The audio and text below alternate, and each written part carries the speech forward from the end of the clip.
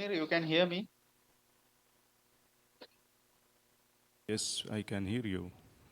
We are almost live. Yeah, almost live. Just let me know when you are going to live, huh? Okay, okay, okay, okay, okay.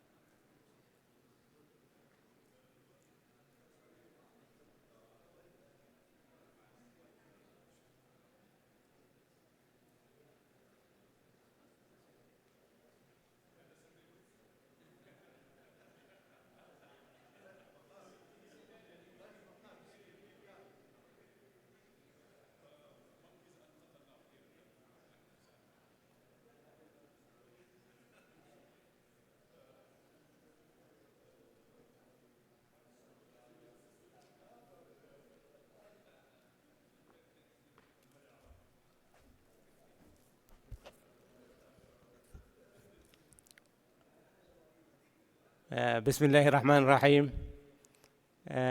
السلام عليكم جميعا. It is great pleasure for us, the GAED, the Gulf Association of Endocrinologists and Diabetes, to hold our first physical meeting here in Riyadh, the capital of the Kingdom of Saudi Arabia. So, on the behalf of the board, I welcome you in the early session, the first session, which is the keynote speech. My name is Ali Al-Ma'mari.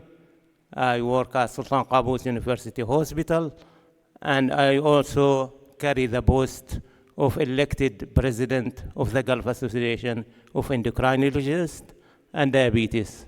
Traditionally, it is the past, immediate past president give this chair the first meeting, but my colleague, Dr. Nasreen Sayed, is sending her regards because social reasons she couldn't attend today. So it is a great pleasure for me to introduce our first speaker, and he is Professor Miles Fisher.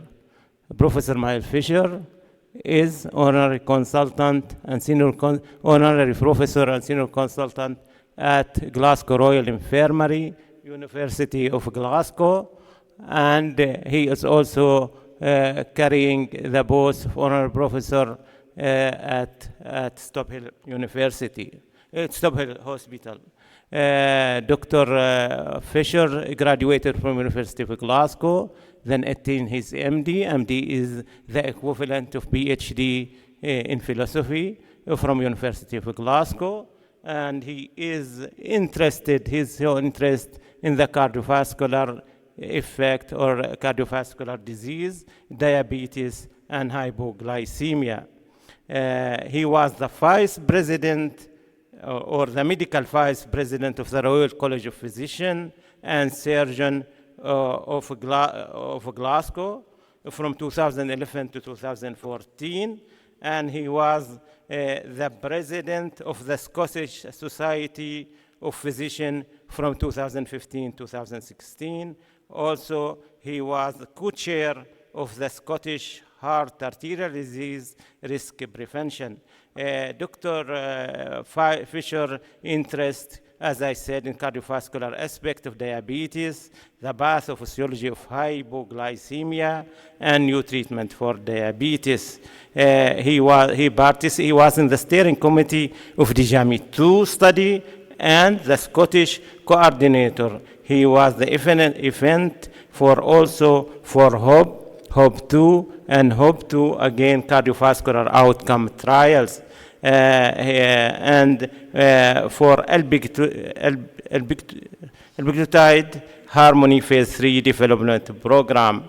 Dr. Fisher involved in the guidelines, and he participated in the Scottish Intercollegiate Guidelines Network, SIGN, which is known in the Britain as equivalent to NICE guidelines. The European Society of Cardiology and the guidelines reviewing SIGN, European Society of Cardiology and European Association for the Study of Diabetes.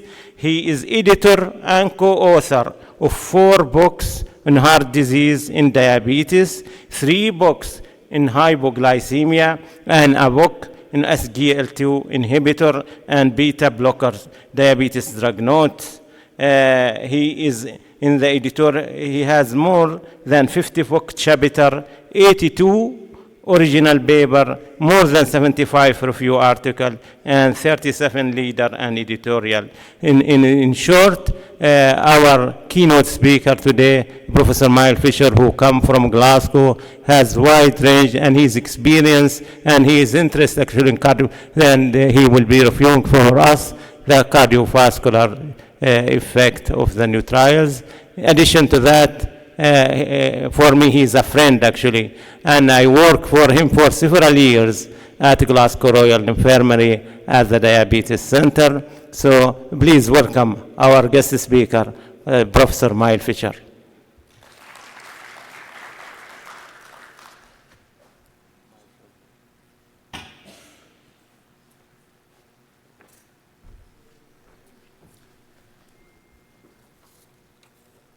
Thank you very much for that kind introduction.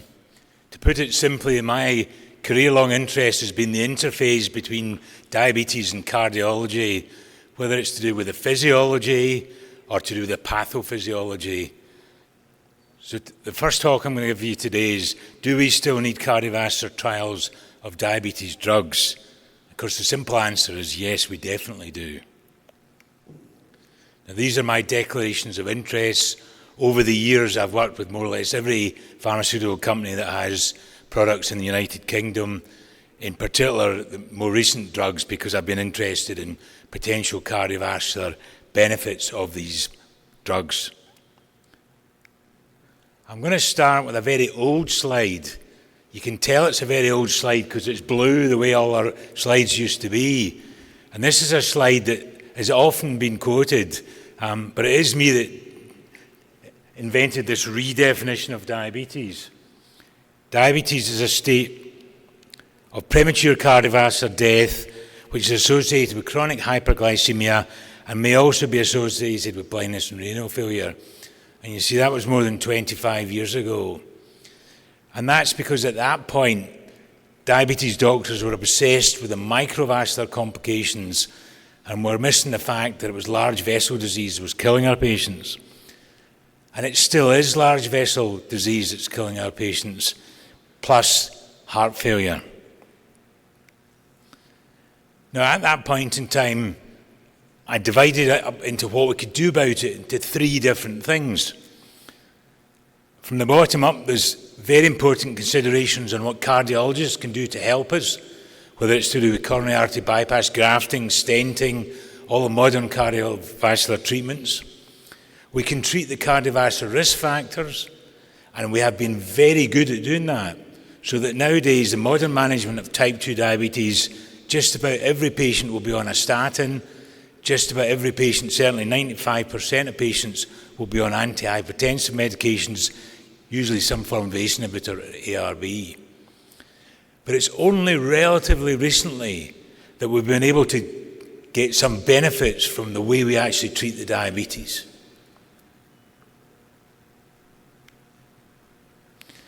Now, this is a hot off-the-press research letter from the journal Circulation. It's data from Canada, and it looks at cohorts, 5-year grouped together for 5 years from 1994 to 2014. So the data goes to 2019.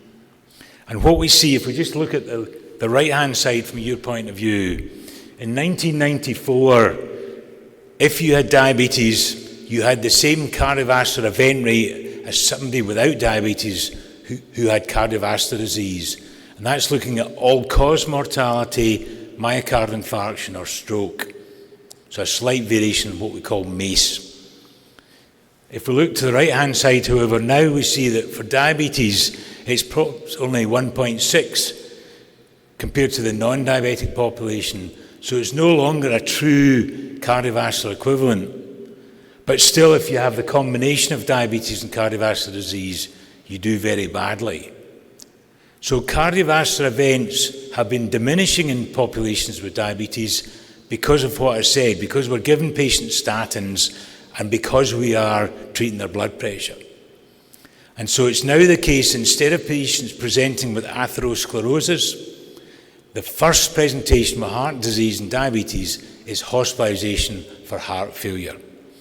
And so we need to be thinking about what particular therapies could benefit for that outcome.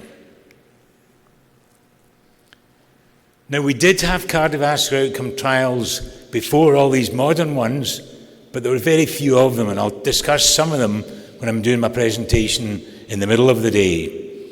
But it was really following the rosiglitazone controversy that things changed. So Steve Nissen, an interventional cardiologist from the Cleveland Clinic in America, identified what he thought was an increase in non-fatal myocardial infarction in the development program for rosiglitazone.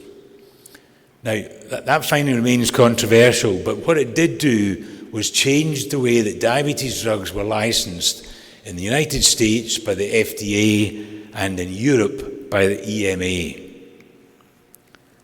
And between the years 2008 and 2020, The FDA required any event would have to be blindly adjudicated, so it had to be recorded and adjudicated. That during the glycemic studies you had to have high-risk subjects, so patients with CKD, existing atherosclerosis or older patients. You need some long-term data. Your first step was to look for cardiovascular safety, and then if possible to see if you could demonstrate superiority. And because the event rates in the phase 3 development program tended to be low, nearly every drug required a dedicated cardiovascular outcome trial. And that's why we've got all these trials that have given us so much useful information. Now, this came out just when COVID hit, and a lot of people haven't realised that things have now changed. So that in 2020, the FDA issued draft guidance. Because it coincided with the COVID epidemic, they got very little feedback, and this is now their guidance, so they've changed it. So they no longer have a requirement for them to license a drug to do a cardiovascular outcome trial. And that's because the pharmaceutical industry really indicated to them that these trials were costing too much money, and that by using databases, they could get similar safety data. And I think by mistake or erroneously, the FDA have accepted that. Now, there is some similarity with what they were doing before. So you need a large database. You want 4,000 patient years in these phase 3 trials.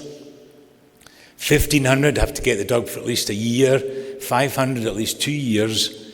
You include patients with CKD, with established atherosclerosis, and older patients. But you'll see the numbers bear no resemblance to the very large outcome trials that I'm going to describe to you in detail. You still have to collect and adjudicate these events. So this will make it much cheaper, probably not faster, but cheaper for pharmaceutical companies to get drugs to market in America and in Europe, because in Europe they've gone down a similar line. But it means that we as clinical scientists will not have the important information which will let us treat our patients to the best of our abilities. Now, you'll have seen several graphs or cartoons of the different trials of cardiovascular outcomes with diabetes drugs. And the important thing is these occurred over a long period of time. So each new trial that we had, we could compare it and contrast it with previous trials. And I'm going to summarise these briefly for each of the important classes that have been studied using these trials which were done to satisfy FDA safety criteria. And I'll see if I can suggest which ones we might have got that data from a database and which ones we definitely would have needed an outcome trial. So first, DPP-4 inhibitors. Now, we're aware of the mechanisms of action of DPP-4 inhibitors. By inhibiting DPP-4, we increase levels of GIP and GLP-1, enhancing the incretin effect, which of course is obtunded in type 2 diabetes. But DPP-4 is also involved in the degradation of various cardiac peptides. So by inhibiting DPP-4, we have indirect effects on some of these cardiac peptides. And I want you to hold that thought, because the very first cardiovascular outcome trial with one of the new anti-diabetes drugs was with saxagliptin. It showed no effect on MACE. Now, MACE is major adverse cardiovascular events, which is a composite of cardiovascular death, non-fatal myocardial infarction, and non-fatal stroke. Now, these are atherosclerotic outcomes, because Steve Nissen thought it was atherosclerotic outcomes that were increased by rosiglitazone. But as was seen in this trial, heart failure is an important outcome, and rather surprisingly, this was increased with saxagliptin. Now, people have kind of forgotten that because of the rush to embrace SGLT2 inhibitors. And part of this increase in heart failure may well be to do with the off-target effects of DPP-4 inhibitors. So in SAVAR-TIMI, for MACE, neutrality, cardiovascular death neutrality, myocardial infarction and stroke neutrality, but for heart failure hospitalization, a significant, statistically significant increase in saxagliptin versus placebo. If we then look at all the 5 trials that have been completed with DPP-4 inhibitors, in Savor-TIMI, increase in heart failure, overall and examine with allogliptin, no increase, but there actually was an increase in a subgroup. TCOS, Carmeline and Caroline, while there might be numerical hints of differences, no statistical differences. Now, DPP-4 inhibitors are widely prescribed. I'm sure in your diabetes clinics you will have hundreds, if not thousands, of patients on DPP-4 inhibitors. Now, these drugs are easy to use, but have no cardiovascular benefits. So in all the trials, there were MACE, non-inferior compared to either the placebo or the active comparator in Carolina. As we see, there was an increase in heart failure with saxagliptin and an increase in a group with allogliptin. So next time you see a patient that's on a DPP-4 inhibitor, I want you to ask yourself, would this patient be much better on a drug that actually gives you some cardiovascular benefits? Now, there was no cardiovascular outcome trial with vildagliptin because they actually had a license in Europe before the new regulations came in, and they decided not to file for a license in America because of the cost of doing that cardiovascular outcome trial. There was another trial that you probably haven't heard of. Once weekly DPP-4s were under development. They are launched in Japan, where the licensing requirements are really to do with short-term glycemic effects. So omaragliptin was a once-weekly DPP-4 inhibitor under investigation and development in Europe and America. It had a cardiovascular outcome trial, and we were actually involved with this trial, but following a business decision, the trial was terminated and the drug was therefore not launched in America or in Europe, and so it was only available in Japan and some other markets. So what have we learned from these outcome trials with DPP-4s? Well, the data showed that they're weight neutral and there's no cardiovascular benefits. And we might just have been able to get that data from a database. Although I'll remind you, in the actual databases when these drugs were filed for, some of them suggested that there might be cardiovascular benefits. And this was hyped up. And it took the definitive outcome trials to show you that there's absolutely zero cardiovascular benefit from DPP-4 inhibitors. And I'll put it to you, there's no way we'd have identified the increase in heart failure if we hadn't done the dedicated trials. The next class of drugs, without doubt, tells us why we need outcome trials, and that's the SGLT2 inhibitors. Now, after a series of negative trials with DPP-4 inhibitors and with lixisenatide, the first positive trial was EMPA-REG outcome with the third-to-market SGLT2 inhibitor, empagliflozin. And this has changed clinical practice for all of you, for all cardiologists and for all renal physicians.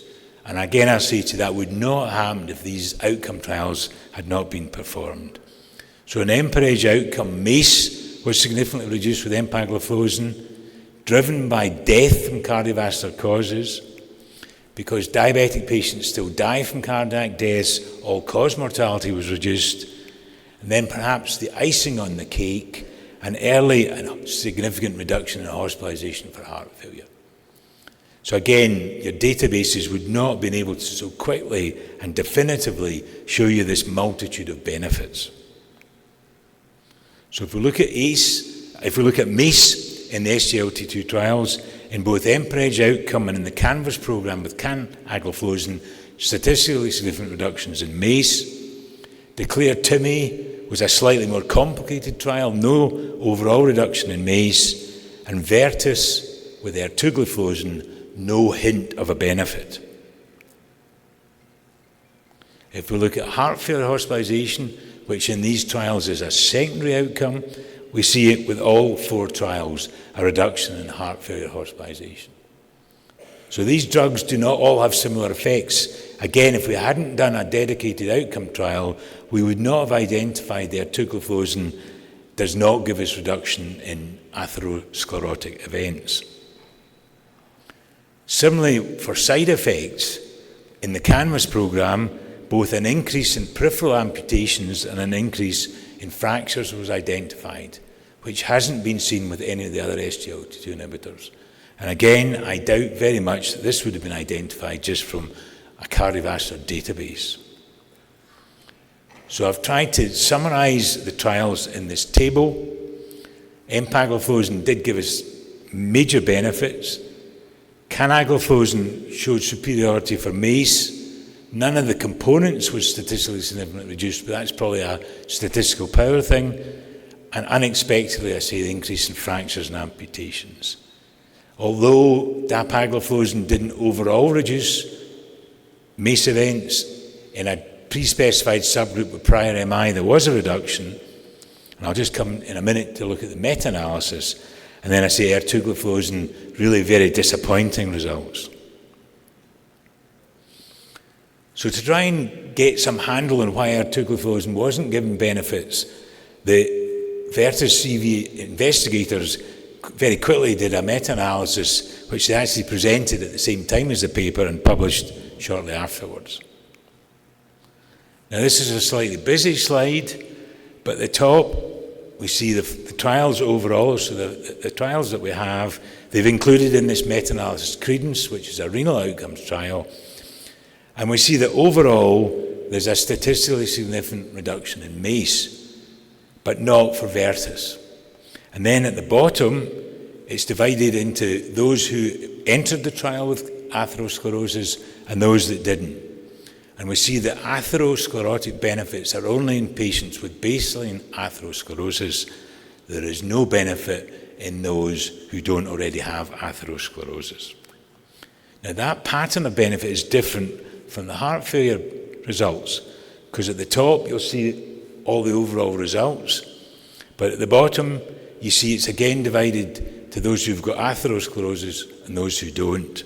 And those who don't, of course, were entered into the trials on the basis of increased cardiovascular risk. And across the board, we see reductions in heart failure. And again, I'd say to you that we'd not have given this degree of specificity if we were just looking at databases, as the FDA now wish to do. Now, on the renal side of things, we had a prior hypothesis from the understanding of how SGLT2 inhibitors worked, that there would be potentially renal benefits. Because, of course, the S in SGLT2 inhibitors is sodium. And so the handling of sodium is changed by SGLT2 inhibitors. More sodium is delivered to the macula densa in the kidney, and that resets the vasculature. So we end up with a normalization of the hyperfiltration which is seen in patients with diabetes. So the hypothesis was that this would reduce events. And so actually, even before the cardiovascular outcome trial with canagliflozin was completed, a renal trial was up and running. Now in EMPEREDGE outcome, we see the pattern that we anticipate with SGLT2 inhibitors. So in the short term, there's a drop in EGFR, which then stabilizes, whereas in the placebo group, you see a continuous drop in EGFR.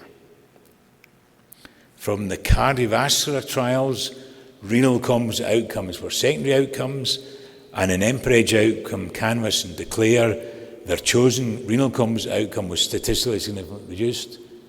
Again, Vertus CV was different. The chosen renal composite outcome was neutral. So again, a pointer that all these drugs are not the same. Now, Credence had a primary composite outcome that was to do with worsening renal function, end-stage renal disease, renal or cardiovascular death, and we see there was a highly statistically significant reduction. So this is another indication for the use of, particularly to start with, canagliflozin in patients with diabetes to delay progression of renal disease to end-stage renal failure. Now, subsequently, other trials have been done that build on the data from Credence. Credence was entirely done in people with diabetes. Subsequently, the DAPA-CKD was done in patients with and without diabetes, and essentially showed very similar benefits, both in those with diabetes and those without. Sotagliflozin was a combined SGLT1 and SGLT2 inhibitor that was under development. Development was halted. A trial called SCORED was a renal outcomes trial with sotagliflozin. It was stopped early, so it didn't run for long. It wasn't actually fully recruited. They changed the outcome to a funny one that's a kind of more a heart failure outcome, but actually it was significantly reduced. And then, very hot off the press, the EMPA kidney trial, the top line for that has been announced, and that is it was stopped early because it's positive. Full results will be presented at the American Heart Association this Saturday, and I'm sure it'll be published simultaneously online. So we'll get the detail of the EMPA kidney trial just in the next couple of days. But having such a set of data, SGLT2 inhibitors, especially now dapagliflozin and empagliflozin, are part of the routine treatment of patients with CKD, whether they've got diabetes or not, to delay progression. Now, the heart failure trials actually started a bit later. Once the cardiologists saw the results of EMPA-EDGE outcome in patients with diabetes, they thought, well, let's try this in patients with heart failure.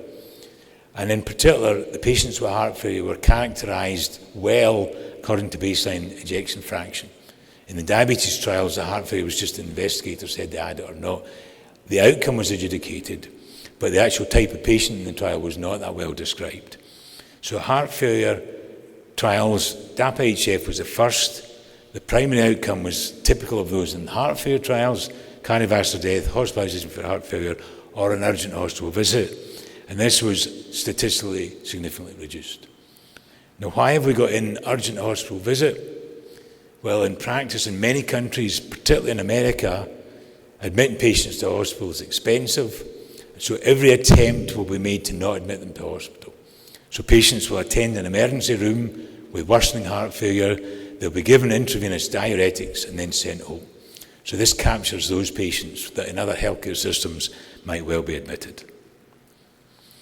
Again, I've tabulated the heart failure trials so that dapagliflozin, whether it's with reduced ejection fraction or preserved ejection fraction, empagliflozin, reduced or preserved ejection fraction, whether you've got diabetes or not, we see highly statistically significant reductions in heart failure events. And again, with sotagliflozin, there was a heart failure trial with that, and it reduced events as well. And similar to the picture in renal, in fact, a wee bit ahead of it, SGLT2 inhibitors are now part of the foundation therapy for patients with heart failure, whether they've got heart failure with reduced or preserved ejection fraction. And cardiologists will be using these drugs as often as you will now as diabetes doctors. So what have we learned from the outcome trials? Well, they lower blood pressure and weight, they're moderately effective at reducing HbA1c, genitourinary side effects, and a slight increase in the risk of ketoacidosis. This we might have got from a database. But the fine granularity of detail from the outcome trials we would not have got. So they reduce atherosclerotic events in people with diabetes who've got existing atherosclerosis. They reduce heart failure in a wider diabetes population and also in patients without diabetes who've got clinical heart failure. And they also reduce renal outcomes in patients with diabetes and in non-diabetic patients with chronic kidney disease. I'm now going to turn to GLP-1 receptor agonists. Now, just to remind you, I'm not going to go into it in detail, but GLP-1 receptor agonists have all got very different molecular structures. Some of them are based on native GLP-1, some of them are based on this extended molecule, the famous Gila monster. So it's not surprising that with the trials, with the cardiovascular outcome trials with GLP-1 receptor agonists, we've seen actually quite a lot of variation in the results. So I've divided them into positive trials and negative trials. 5 of the trials have been positive, those with liraglutide, semaglutide, albiglutide, dulaglutide, and F-peglinitide. But of course, 2 of these drugs, albiglutide and F-peglinitide, aren't available for clinical use. The benefits are more to do with atherosclerotic events, in particular MACE and strokes. Now, there is a trial you've probably not seen the results of because this was published recently. This was a trial with this implantable device called ITCA 650. It's an implantable osmotic pump of exenatide. The trial was actually done several years ago, but only recently published. And these are the results. It was called Freedom Cardiovascular Outcome. If anything, with the ITCA 650, an increase in MACE, no reductions. So ITCA 650 joins 3 other trials that didn't consistently show reductions in events. The trial with lixisenatide, the trial with the once-weekly exenatide, and the trial with oral semaglutide. Now, the twice-daily exenatide, which of course isn't used that often nowadays, it got its license before these trials had to be done, so we don't have that degree of data for the twice-daily formulation of exenatide. So again, similar to the pattern with SGLT2 inhibitors, we've now got a lot of trials that we can perform meta-analysis. This meta-analysis shows results of 8 of the trials, and this is the MACE results. Overall, a statistically significant reduction in MACE, and perhaps one that's worthy of mentioning is the REWIND trial with dual aglutide, because of course the majority of people in that trial had cardiovascular risk and not existing atherosclerosis. So perhaps a slightly different pattern to that was seen a benefit with SGLT2 inhibitors, reductions in MACE in patients who don't clinically yet have established atherosclerosis. If you squeeze the data hard enough, you see a significant reduction in hospitalization for heart failure with GLP-1 receptor agonists in this meta-analysis, but it's driven by data from the albiglutide and the F-peglenetide trials, and as I said, neither of these is available. So that still heart failure reductions are tentative rather than proven with the clinically available GLP-1 receptor agonists. Kidney composites are certainly reduced, and again, if you squeeze the data hard enough, there's a hint of potentially an improvement in worsening kidney function and not just effects on albuminuria.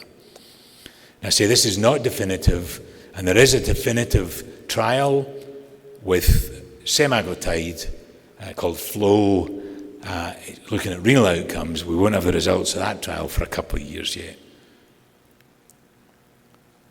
So again, from these outcome trials, they're effective at reducing HbA1c, they lower your blood pressure and weight and GI side effects, which we could have got from a database. But again, we could not have had the granularity that we've had, that some, but not all of them, reduce atherosclerotic events, especially strokes. There's a variable effect on heart failure, moderate effects on albuminuria, and a question about whether there might be effect on renal outcomes. I'm also going to mention 2 trials with insulin. Now, insulin is an area where I don't think you do require dedicated cardiovascular outcome trials. But 2 were done. Now, the Origin trial was not done to satisfy the FDA. This was an investigator-initiated trial. It was taking patients with either early diabetes or IGT, giving them glargine or placebo. Slightly different set of results in terms of the outcomes compared to the MACE, but absolutely no effect of glargine. So really a very neutral trial, and as might be expected, we saw a significant increase in hypoglycemia. So this is a trial I didn't think needed to be done, and I'm sure we could have got these data from a data set. Similarly for the DEVOTE trial, but the trial was done at the request of the FDA. It had an active comparator. The active comparator was glargine, because glargine was deemed from Origin to be neutral, and the comparator was degludec, no increase in cardiovascular events. And again, it gave us some information that we could have got, in fact, we already had from other trials, that degludec was better for nocturnal hypoglycemia, reducing events, than the glargine U100. Now, finally, I'm going to mention just a cardiovascular outcome trial that we are all waiting with interest. Tirzepatide is now clinically available as a dual GLP-1 agonist, and we're going to hear much later about it at this meeting. There is a cardiovascular outcome trial with it, And instead of having a placebo comparison, we are now doing a comparison with an active comparator, and that is dulaglutide. And this is a brave trial to be done because Eli Lilly manufacture both drugs. So they are doing one of their drugs against another of their drugs. And this is information that will be clinically useful. From the efficacy trials, classes of diabetes drugs, they've also dedicated unexpected side effects for some diabetes drugs. And I think it's highly unlikely that these would have been identified in large databases. Now, the current FDA guidance, the revised guidance, doesn't stop pharmaceutical companies from performing cardiovascular outcome trials. But there's certainly already a strong suggestion that the number of trials that will be done is falling as a result of their changed guidance. And I think this is to the detriment of our patients with diabetes. So do we still need cardiovascular outcome trials with diabetes drugs, whether it's to satisfy the FDA or to satisfy clinical investigators to do the best for the patients? The answer is yes. Thank you for your attention.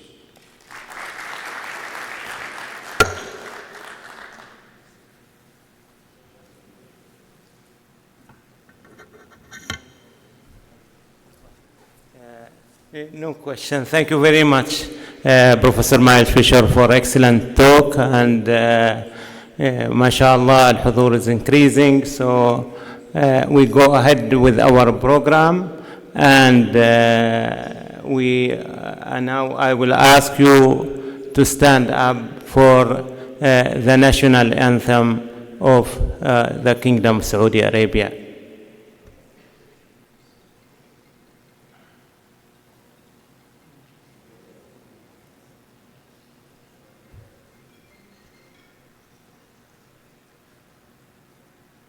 Are we ready?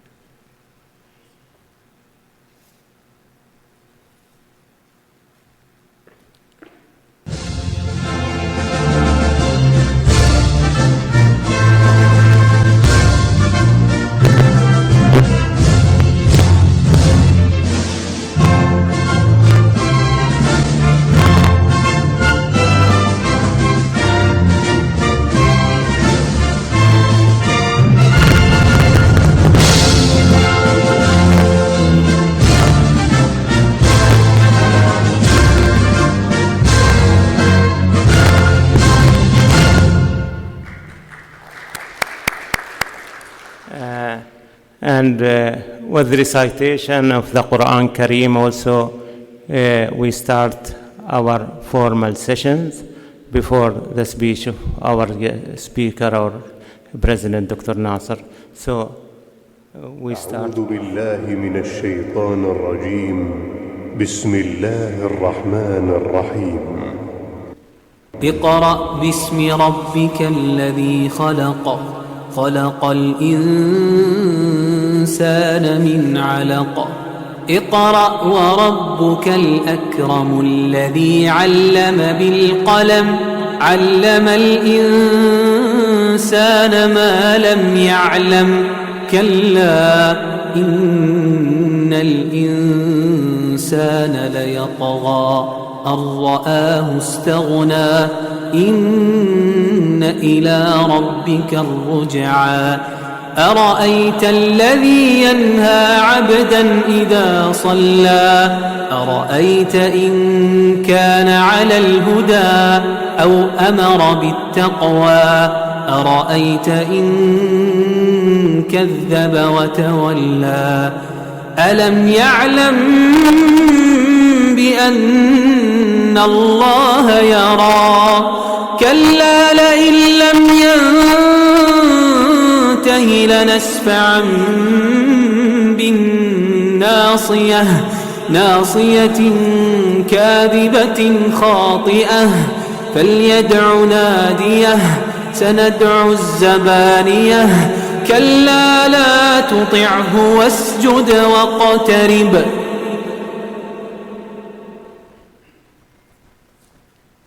صدق الله العظيم.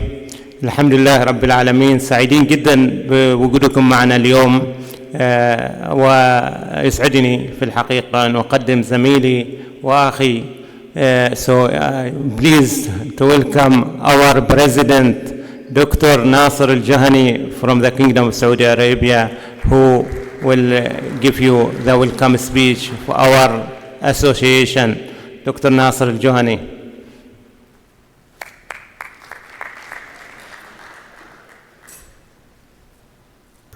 Thank you, Dr. Ali, for this nice introduction.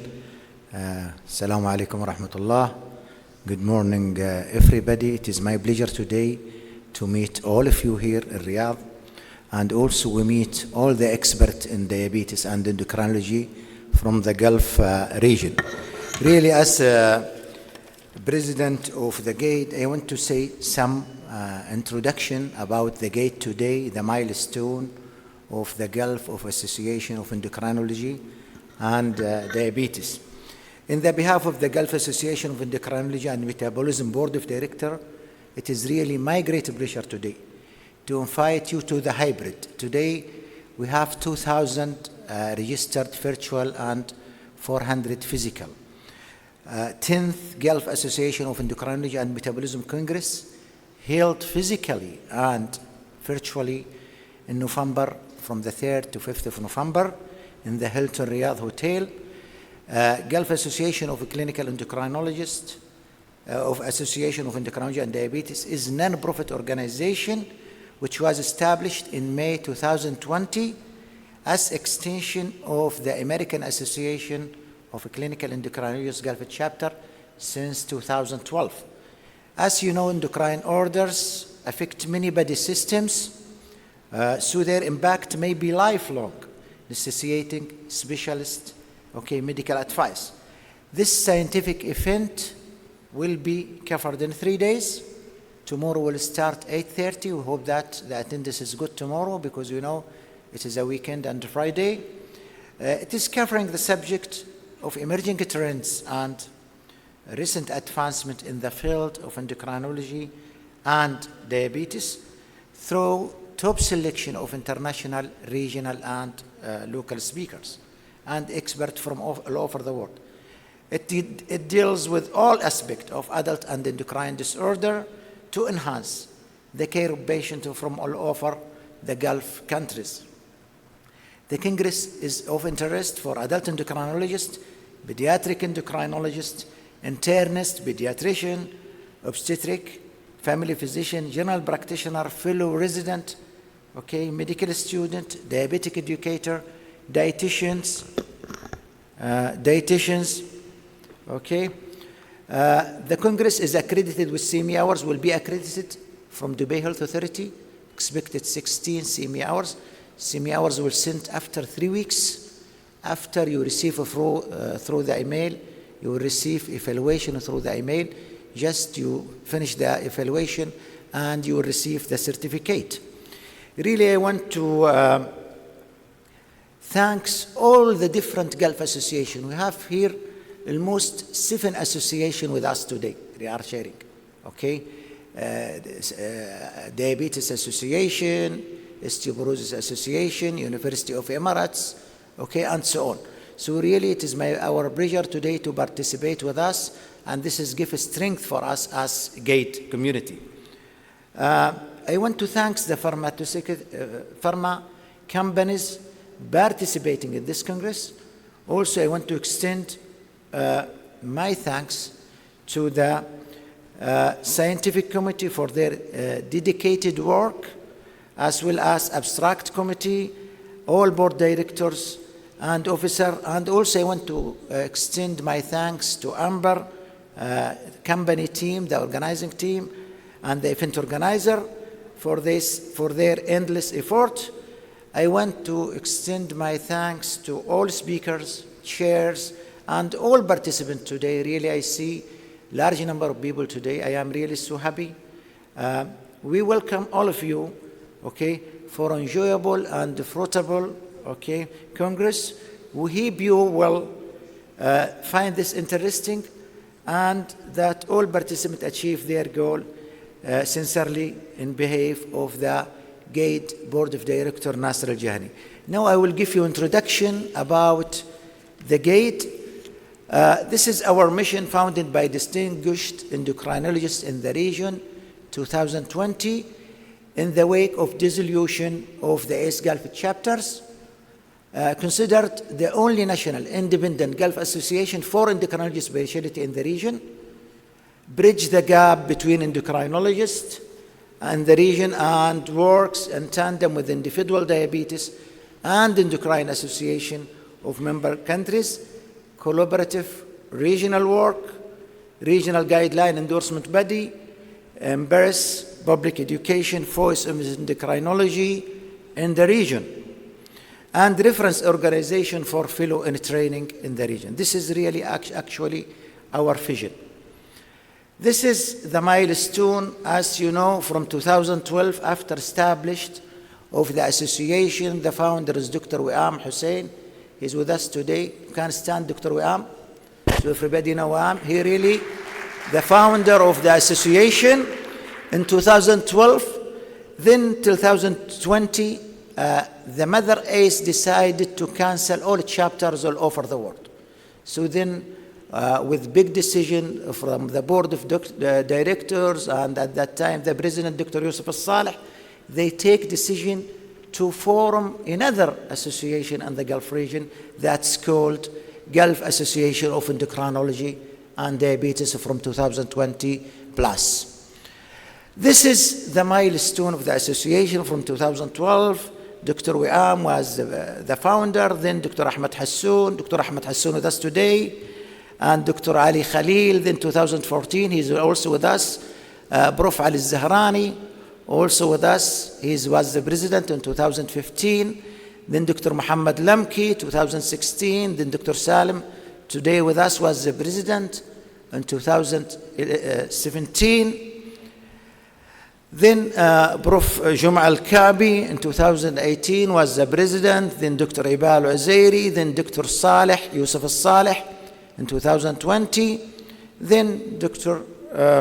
Nasreen Al-Sayed in 2021. She was the president. Current year I am, and the next year our colleague Dr. Ali Al-Ma'mari. Sorry.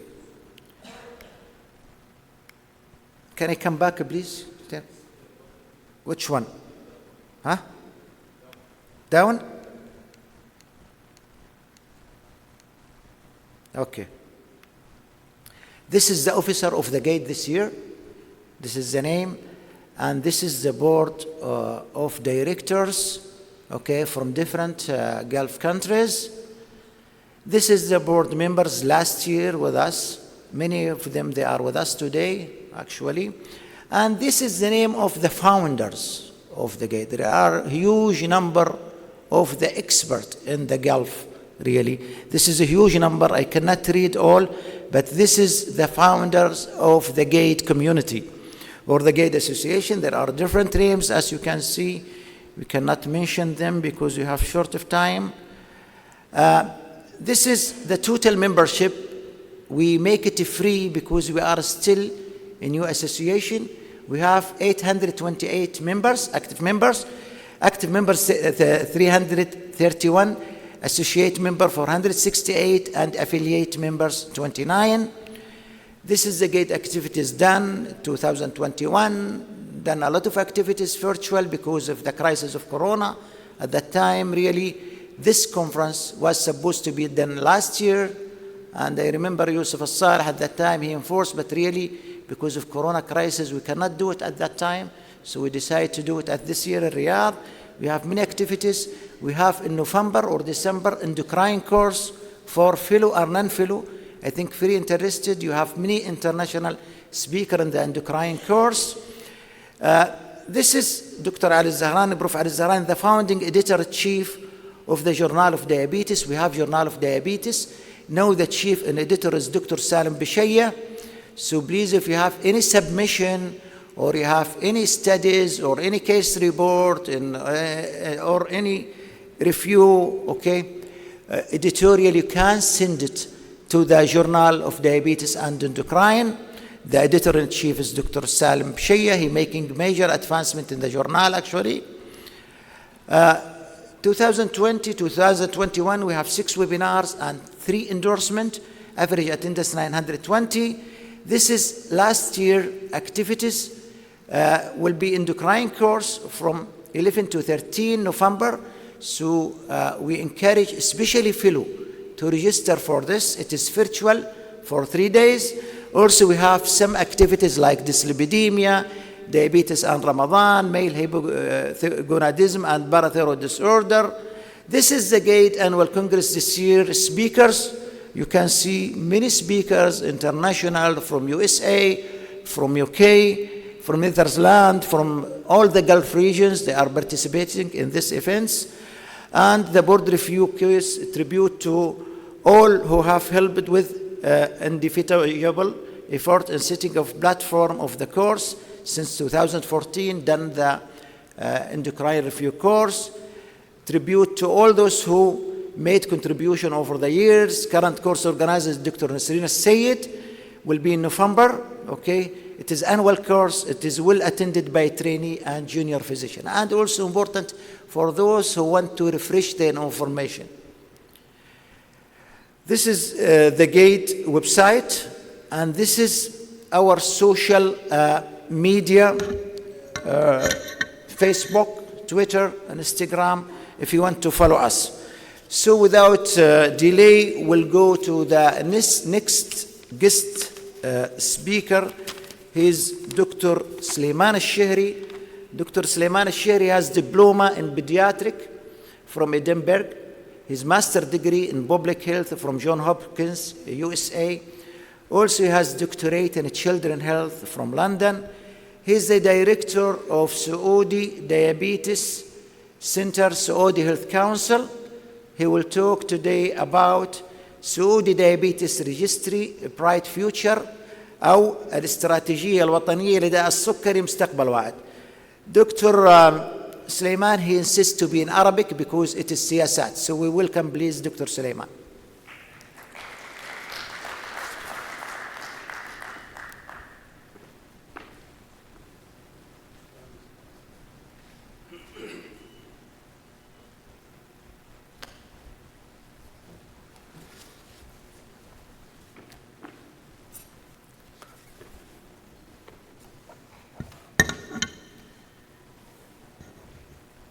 بسم الله الرحمن الرحيم، والصلاة والسلام على أشرف المرسلين سيدنا محمد وعلى آله وصحبه وسلم.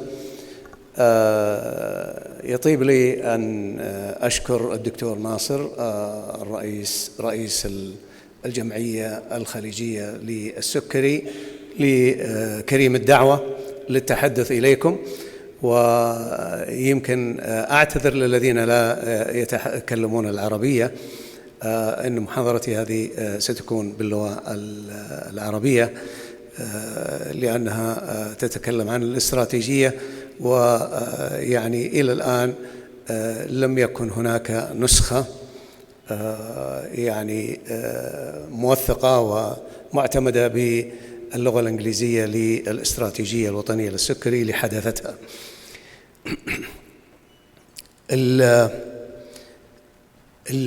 سأتحدث عن مبررات الاستراتيجية الوطنية لداء السكري وخطوات بناء الاستراتيجية الوطنية لداء السكري والقطاعات المشاركة في بناء هذه الاستراتيجية،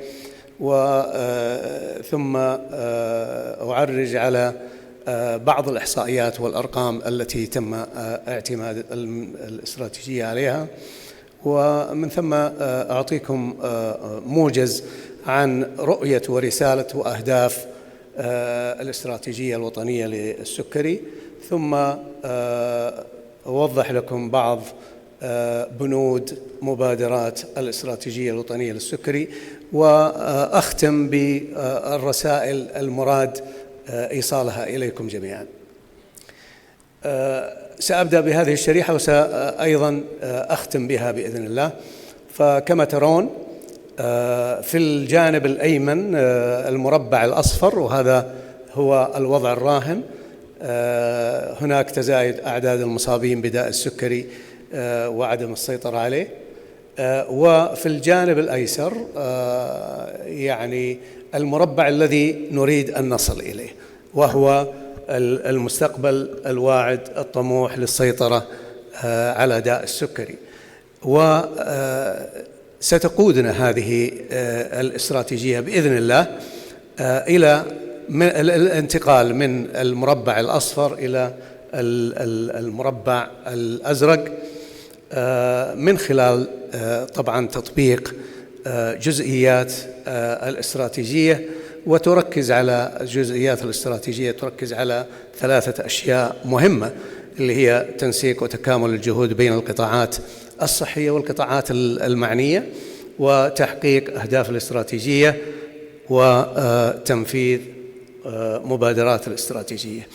لا شك كلنا نعرف أنه كثير من البلدان تواجه تحدي كبير جدا، ويتمثل في ازدياد حالات السكري مع مرور السنين، مما حدا بالمجلس الصحي السعودي، وهو المشرع لقوانين الصحة في البلد والمشرف على القطاعات الصحية، مما حدا به إلى أن ينشئ مركز متخصص للسكري يشرف على خدمات السكري في المملكة، ويحاول أن يصل إلى السيطرة على داء السكري، ومن خلال بعض المهام من ضمنها طبعا وضع استراتيجية وطنية لداء السكري. وهناك عدد من المبررات لوضع هذه الاستراتيجية، فكلنا نعرف أنه الكثير من الجهات تعمل في مجال السكري، وهناك جهود، ولكنها تفتقد إلى التنسيق وتفتقد إلى التكامل.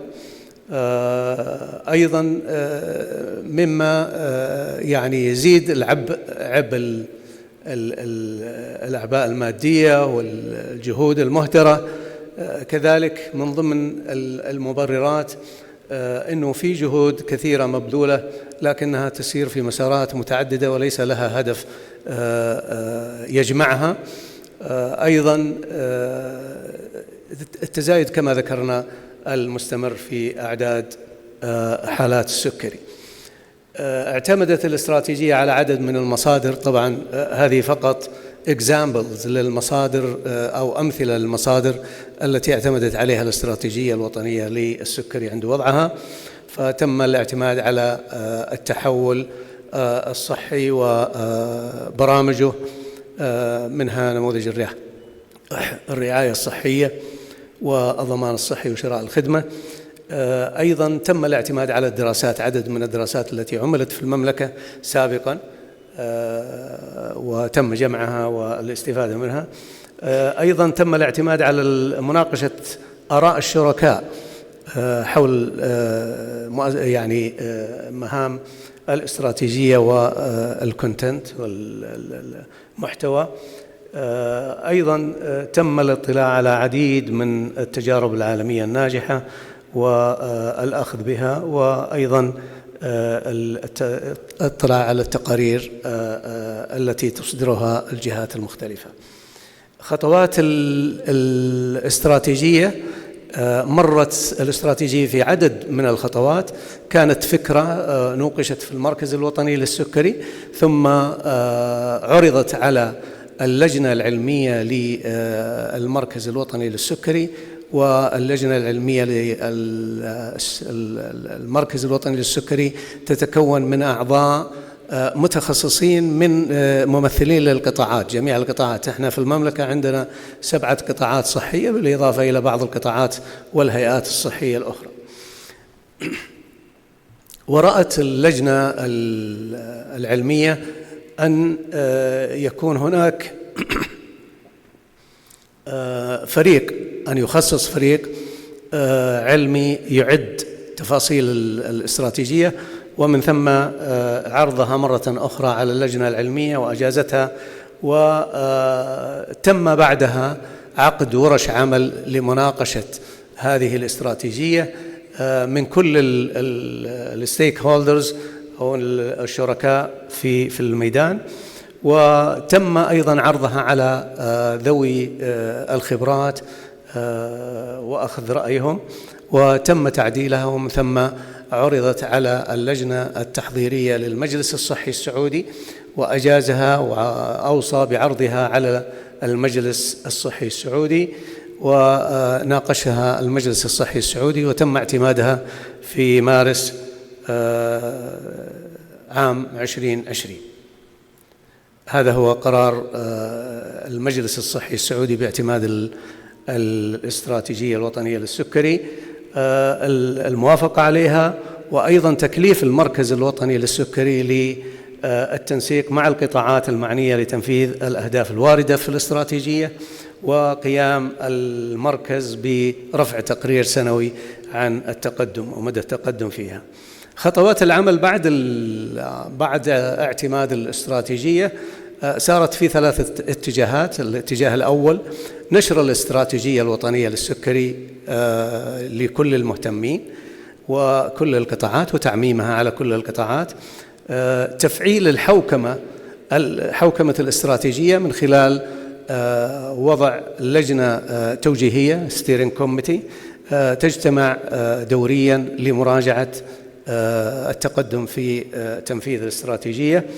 والمسار الثالث كان عقد ورش عمل مع القطاعات المختلفة، كل فيما يخصه من مبادرات الاستراتيجية والاتفاق على آليات يعني تنفيذها في هذه القطاعات. وفي هذا المجال طبعا تم عقد يمكن 3 ورش عمل إلى الآن، ويعني نرتب لعقد ورشة مع جميع القطاعات الصحية لمناقشة هذه الآليات. هذه فقط تعطيكم يعني خلفية عن الشركاء في هذه الاستراتيجية. هؤلاء كلهم شاركوا في بناء الاستراتيجية: وزارة الصحة، الخدمات الطبية في الحرس الوطني، الخدمات الطبية في القوات المسلحة، الخدمات الطبية في قوى الأمن، وزارة التعليم، وزارة المالية، وزارة الشؤون البلدية والقروية، وزارة الموارد البشرية، وزارة الإعلام، وزارة الرياضة، طبعا المجلس الصحي السعودي، هيئة الغذاء والدواء، مستشفى الملك فيصل التخصصي، مجلس الغرف السعودية وهذا يمثل القطاع الصحي الخاص، هيئة الصحة العامة، الهيئة السعودية للتخصصات الصحية، الهيئة العامة للإحصاء، مجلس الضمان الصحي، الهيئة السعودية للبيانات والذكاء الاصطناعي سدايا، وجمع من الجمعيات العلمية والجمعيات الخيرية العاملة في مجال السكري. الآن بس بعطيكم خلفية إيش اللي اعتمدنا عليه من الدراسات. طبعا أنتم تعرفون الدراسات المسحية لعينات ممثلة للسكان فقط هي التي تم الاعتماد عليها في هذه الاستراتيجية. فكانت طبعا بعضها أو كثيرة منها هي قديمة الحقيقة للأسف، لأنه ليس هناك مصادر حالية أو قريبة على يعني على المستوى الوطني وممثلة يعني عينة ممثلة للمجتمع. فكانت إحدى هذه الدراسات هي دراسة الدكتور خالد الربيعان وزملائه، واللي كانت بين عام 2007 إلى 2009 ونشرت في عام 2014. هي من أكبر الدراسات المسحية المعتمدة على المجتمع. كان حجم العينة أكثر من 53,000 شخص. بيّنت بأن نسبة انتشار السكري في جميع الفئات العمرية من الولادة إلى تقريبا 100 سنة حوالي 12%. لكن في الجانب الأيمن ترون البارز اللي هي تعطي التزايد حدوث السكري في الفئات العمرية. كل ما طبعا زادت الفئة العمرية كل ما زاد حدوث حالات السكري، حتى أنه في عمر 15 فما فوق كان 16.7%، وكان في عمر 30 فما فوق حوالي ربع سكان المملكة في ذلك الوقت يعانون من السكري. الدراسة الأخرى اللي اعتمدت عليها الاستراتيجية كانت دراسة أيضا مسحية أحدث من دراسة الدكتور خالد الربيعان. دراسة عملتها وزارة الصحة بالتعاون مع جامعة واشنطن ونشرت عام 2014، ولكن الدراسة عملت 2013. حجم العينة كان أكثر من 10,000 شخص. نسبة الانتشار لمنهم 15 سنة فما فوق كان 13.4%. وأنتم ترون أيضا الاختلاف في يعني النسب، لكن هذه الدراسة أيضا وضحت أنه أيضا الانتشار يزيد مع العمر حتى يصل إلى 51% في عمر 65 فأعلى.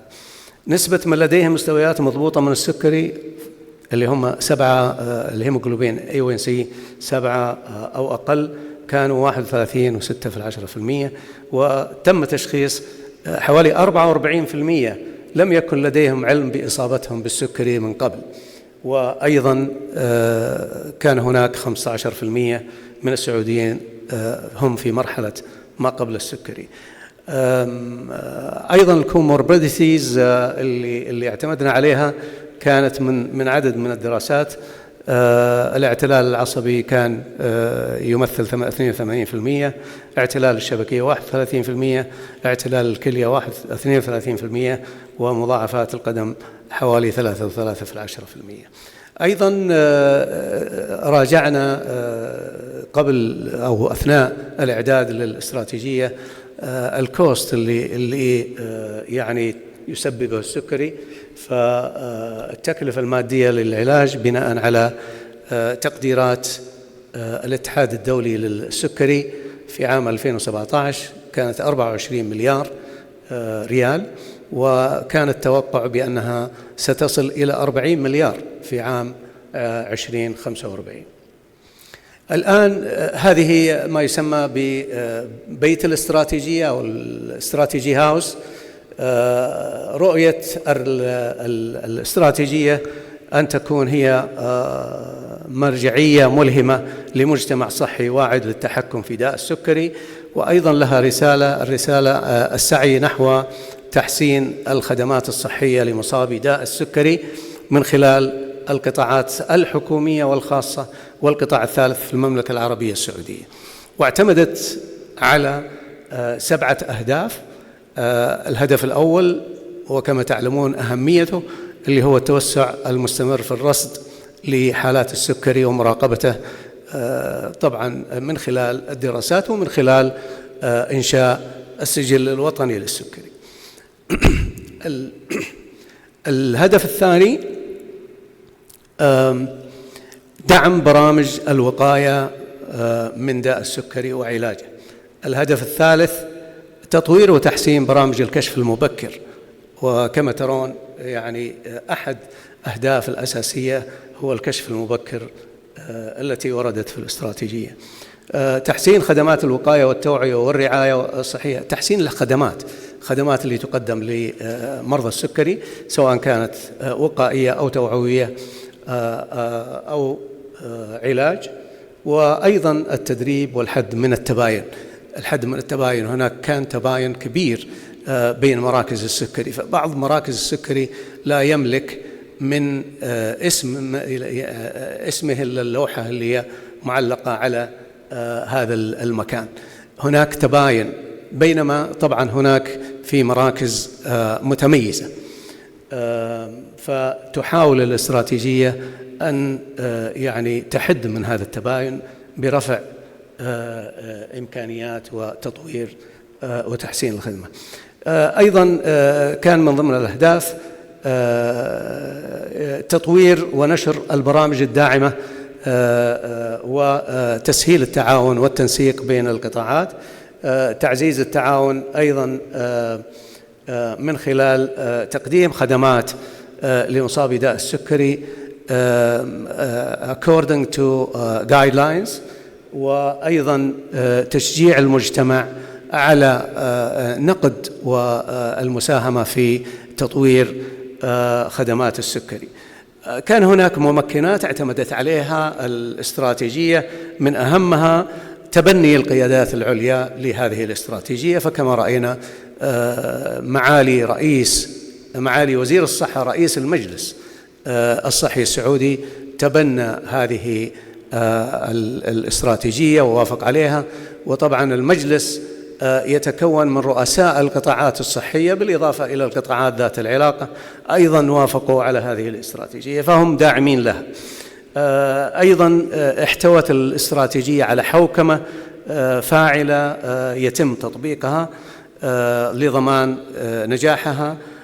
أيضا استخدام التقنية والذكاء الاصطناعي، الشراكات والتعاون سواء كان داخلي أو محلي أو دولي، وكذلك التزام القطاعات بتنفيذ هذه الاستراتيجية.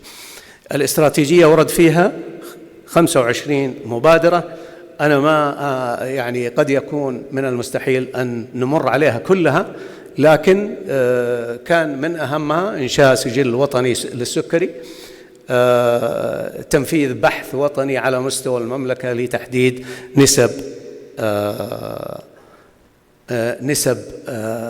يعني الإصابة بداء السكري إلى آخره، وأيضا الوصول إلى تقديرات للتكلفة التي يكلفها النظام الصحي، وضع معايير قياسية وطنية لمراكز ووحدات وعيادات السكري في المملكة.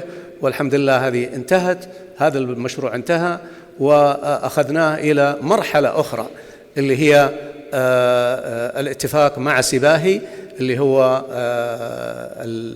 المركز اعتماد المنشآت الصحية، بحيث أنه يعمل ستاندردز، وعملنا احنا وياه لجان مشتركة بحيث أنه وصلنا إلى عمل ستاندردز لتقييم مراكز السكري في المملكة، وسيتم تطبيقها إن شاء الله بداية 2023.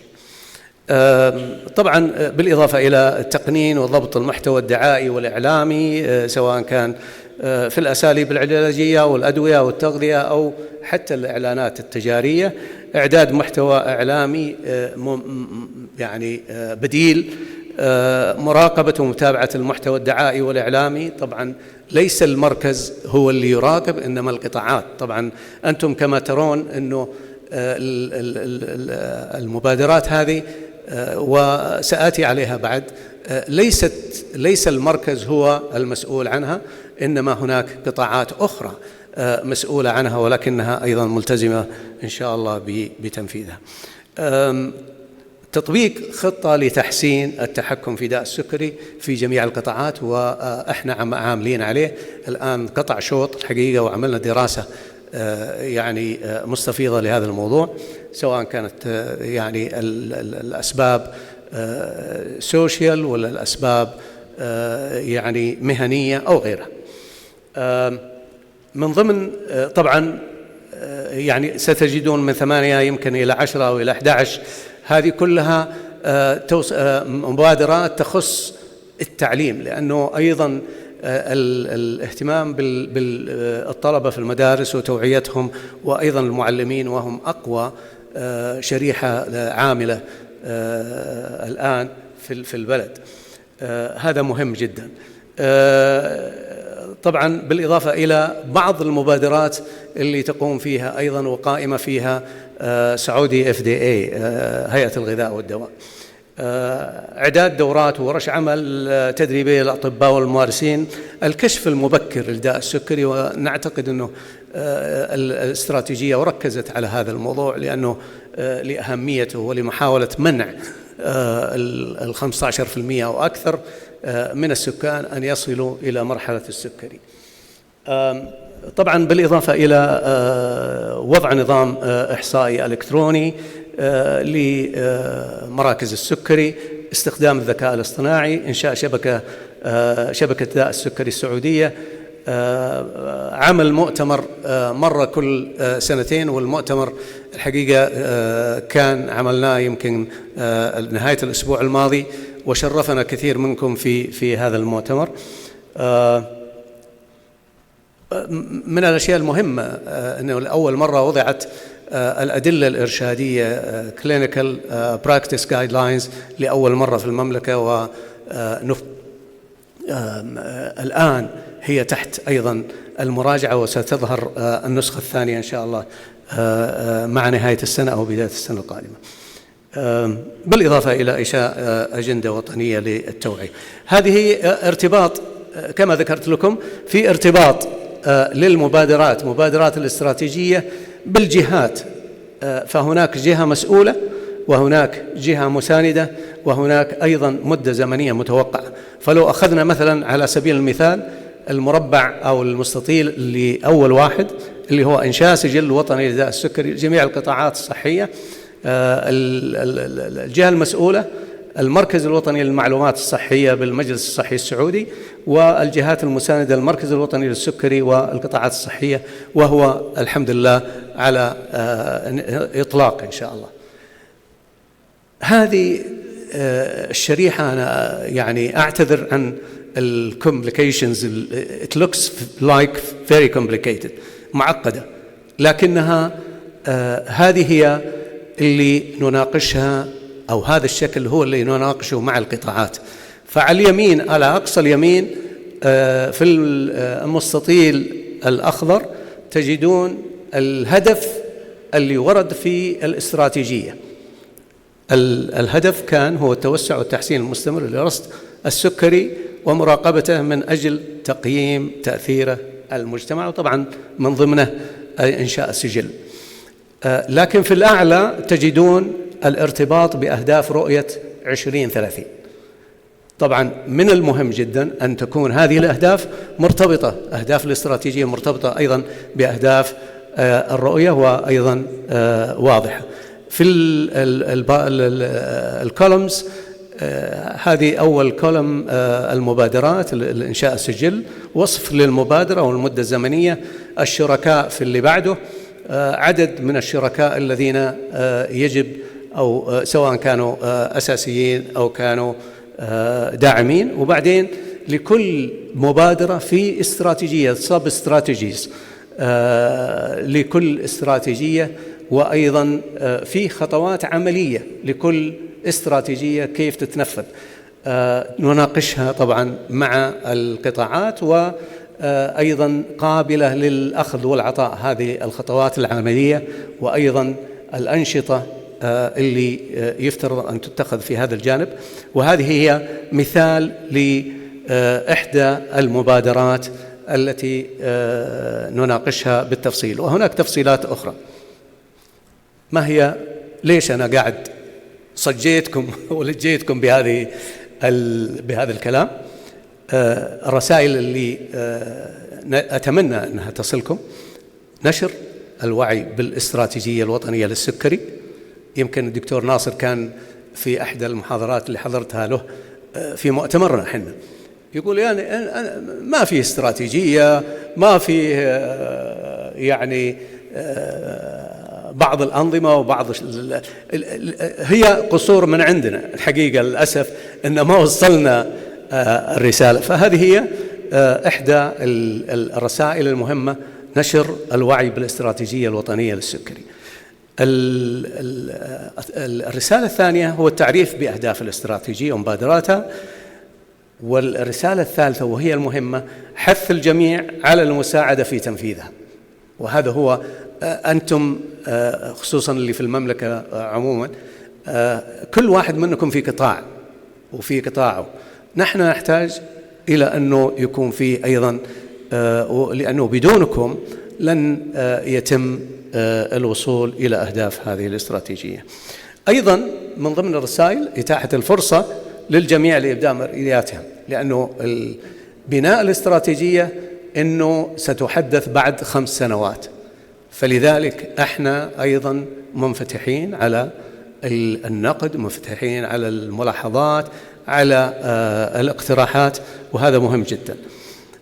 وبذلك نعمل على تحسين وتطوير محتوى الاستراتيجية من خلال آرائكم كمختصين. الرسالة الأخيرة، العمل معا للوصول لتحقيق أهداف هذه الاستراتيجية، وهو السيطرة على داء السكري. أختم بهذه الشريحة هذه مهمة. الوضع الراهن هو الأصفر، الوضع المستقبلي هو الأزرق والسيطرة على داء السكري، ولكن ممكن الوصول له من خلال هذه الاستراتيجية، لأن هذه الاستراتيجية تنسق يعني تحاول توحد الجهود وتحاول أن تبني على التكامل اللي ممكن أنه يصير. شكرا لكم، ولمزيد يعني من الاستفسار بإمكانكم إرساله على هذا الإيميل. شكرا جزيلا.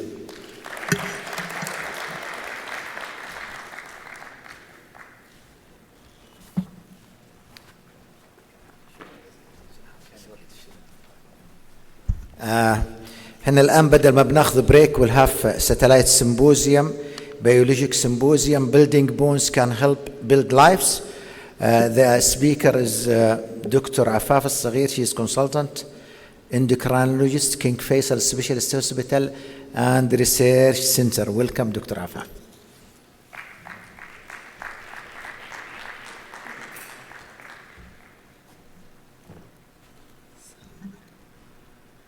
The slide goes.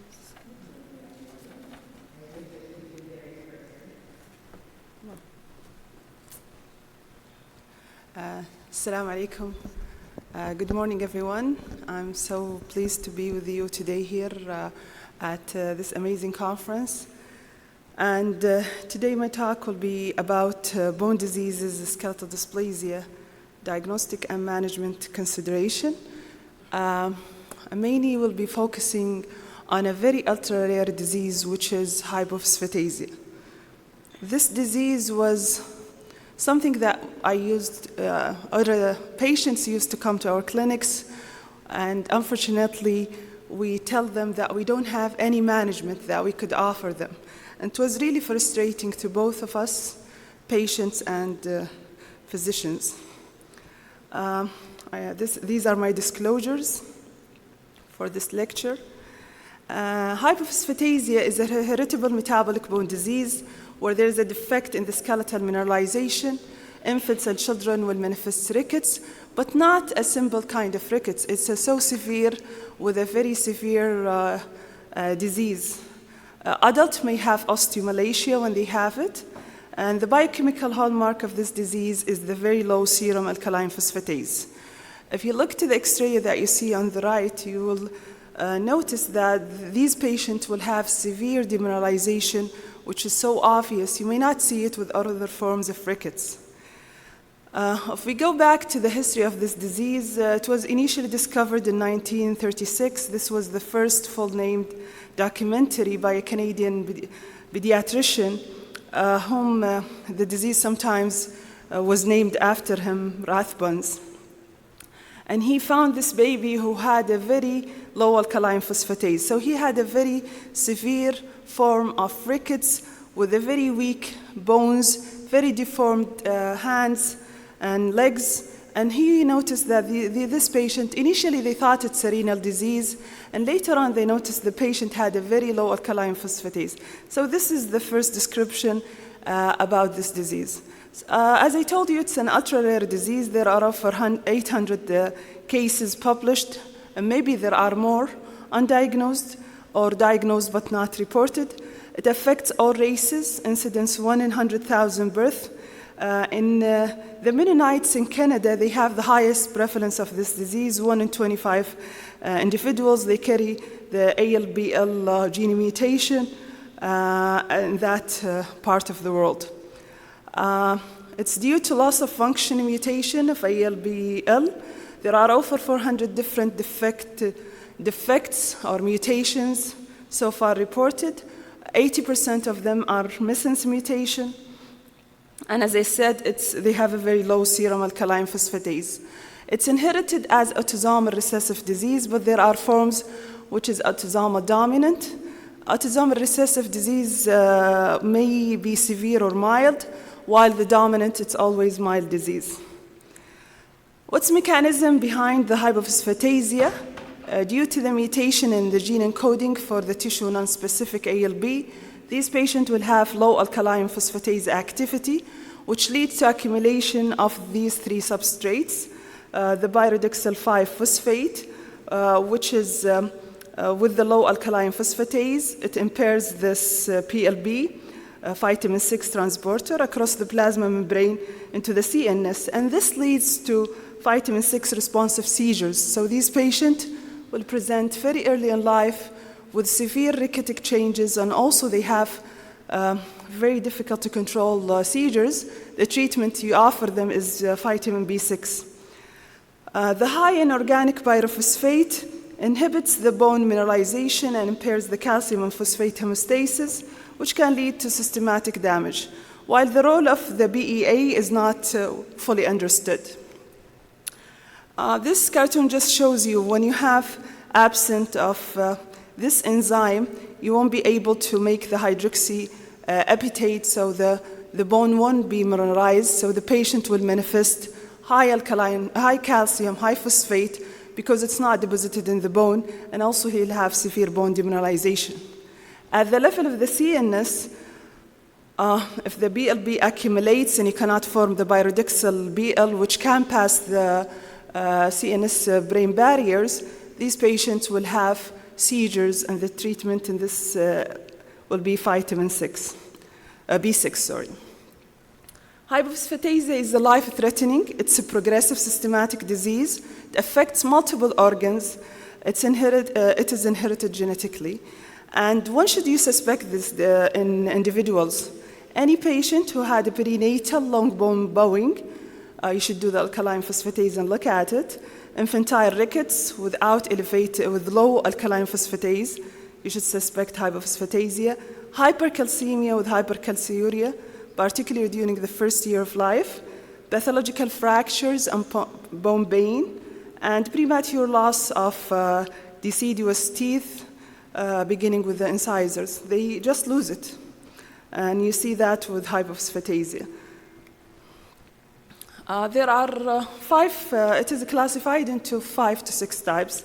The earlier the onset of the disease, the more severe is the disease. It can happen from the intrauterine life. They have severe demineralization, so they present with the perinatal severe form, which is usually lethal. Most of these cases die. Infantile forms, childhood form, and adult form, and then the odontohypophosphatasia. The perinatal is something that we do see here in our country. I've came across more than 3 cases. The 3 had died because of this problem. They presented in utero, were characterized by extreme skeletal abnormality. They have severe respiratory problems. I recall Bender, who was recently with us. He passed away like a year ago. He had at birth severe respiratory distress. He was born in our hospital because of history of metabolic disorder. And he really had a very severe respiratory symptoms. Nobody paid attention to look to the x-rays of this child. One day, at 2 weeks of age, someone noticed the low alkaline phosphatase. At that time, I was consulted, and we diagnosed him with perinatal hypophosphatasia. He continued to be ventilated with severe respiratory distress. He had intractable seizures, which were controlled by vitamin B6, and he passed away at the age of 4 months. Infantile forms, we do see these forms also. I had like 6 cases in the last 15 years. They presented with birth and from birth to 6 months, so they are born normal, and they start showing failure to thrive, poor feeding, inadequate weight gain, hypotonia, developmental delayment, and pseudocraniosynostosis, radiographic finding of osteopenia, rickets and bowing, and respiratory distress, and vitamin B6 responsive seizures. Hypercalcemia, we notice it a lot during the early childhood, with hyperphosphatemia sometimes, and the nephrocalcinosis, which is usually diagnosed very early, and the mortality rate approximates around 50% of the cases. So this is the perinatal form, where you have a very severe demineralization of the bones. You could see the chest, how it has very thin ribs, very demineralized bones, very small rib cage, and you never see this in other form of disease. Sometimes they are People may think of osteogenesis imperfecta, lethal form, they have the same, but they usually have fractures, and you could see in those more deformed bones, but here it's very demineralized bones. Craniosynostosis is a common thing that you see with them, and with the raised intracranial pressure, if you do an X-ray, you will see this copper-beaten appearance of the skull. If you look to the photo on the left, you will see that these patients, they have almost absent bone here, but still they had craniosynostosis with raised intracranial pressure. This paper showed the natural history of the perinatal and infantile form of hypophosphatasia. What is the conclusion from reviewing it? That 58% to 100% mortality happened to those cohorts, and most common cause of death among HHP was respiratory failure with secondary chest deformity and pulmonary hypoplasia. So 64% of that cohort had severe respiratory disease requiring ventilation, and 95% of them passed away. Vitamin 6 responsive seizure has historically been a fatal prognostic indicator. All kids that had it, they passed away. Hypercalciuria leading to nephrocalcinosis or renal damage is noticed. Usually we find very high calcium, sometimes reaching up to 4 millimole or 5 millimoles. And the treatment that we offer them mostly is nowadays starting the medical therapy. Before we used to just put them on a low calcium diet. This is one of my patients. She had the severe infantile form. She presented to me at 18 months of age. She wasn't able to roll over, recurrent chest infection, severe failure to thrive. And looking at her X-ray, she had a very low density. Her calcium was around 3.5, and her phosphate was also high, but the alkaline phosphatase was really very low. It was like 17, 19 international unit per liter. Later on, we were able to get her at age of 2 to 3 years. She was started on aspartate alpha, and we noticed the dramatic improvement on her X-rays, and also we noticed that she did well when it comes to her growth. Still, she did not achieve a normal height because her intervention was really very late. The childhood onset usually starts after 6 months of age. The early tooth loss is common. They have the same rickety changes that you see with other forms of rickets. They are usually weak. They complain of pain, limitation of movement. They cannot do the same activity as other children, like jumping, running, and they have the swaddling gait. The adult form has variable presentation. They could present to you with osteomalacia, pain and weakness due to muscle pain, which can lead to immobility, and some calcifications like pseudogout, and early loss of adult dental teeth. Again, some X-rays showing you how severe this disease may be. So in children, 31% of patients with hypophosphatasia, they experience craniosynostosis, which is something we watch the patient for. If they start to complain of headaches, we do the MRIs and refer them to neurosurgery, where they may need the release of this craniosynostosis. 52% of these patients will have nephrocalcinosis. As we said, they have hypercalcemia. 89% of them, they have developmental motor delayment, and they experience delay walking. Without treatment, this is a very devastating disease, leading to very bad skeletal anomaly. These patients are having bad quality of life and limitation of movement, and they are at risk of multiple system effect. This is one of my patients, whom till age of 14, we did not have treatment for her, and now she's getting aspartate alpha.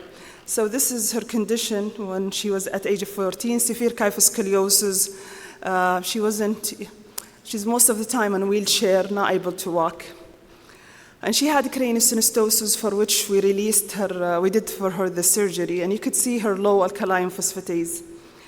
The odontohypophosphatasia is an isolated dental disease, also caused by deficiency in alkaline phosphatase, and it can be diagnosed at any age.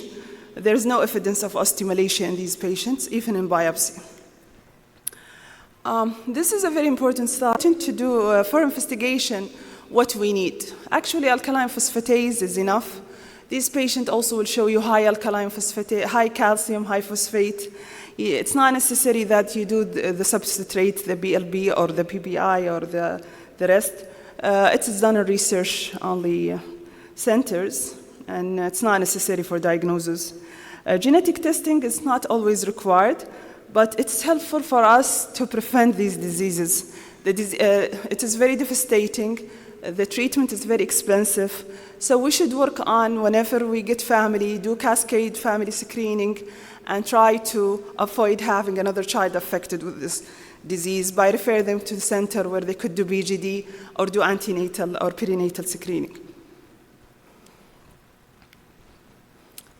What treatment? We used to have only symptomatic treatment, hypercalcemia, restrict diet intake, vitamin B6 for seizures, respiratory support whenever they need it, surgical release of the craniosynostosis, and the fractures may require prolonged casting or stabilization, and dental hygiene. Some people may ask, in hypercalcemia, we usually use different modalities, and one of them is bisphosphonate to lower the calcium.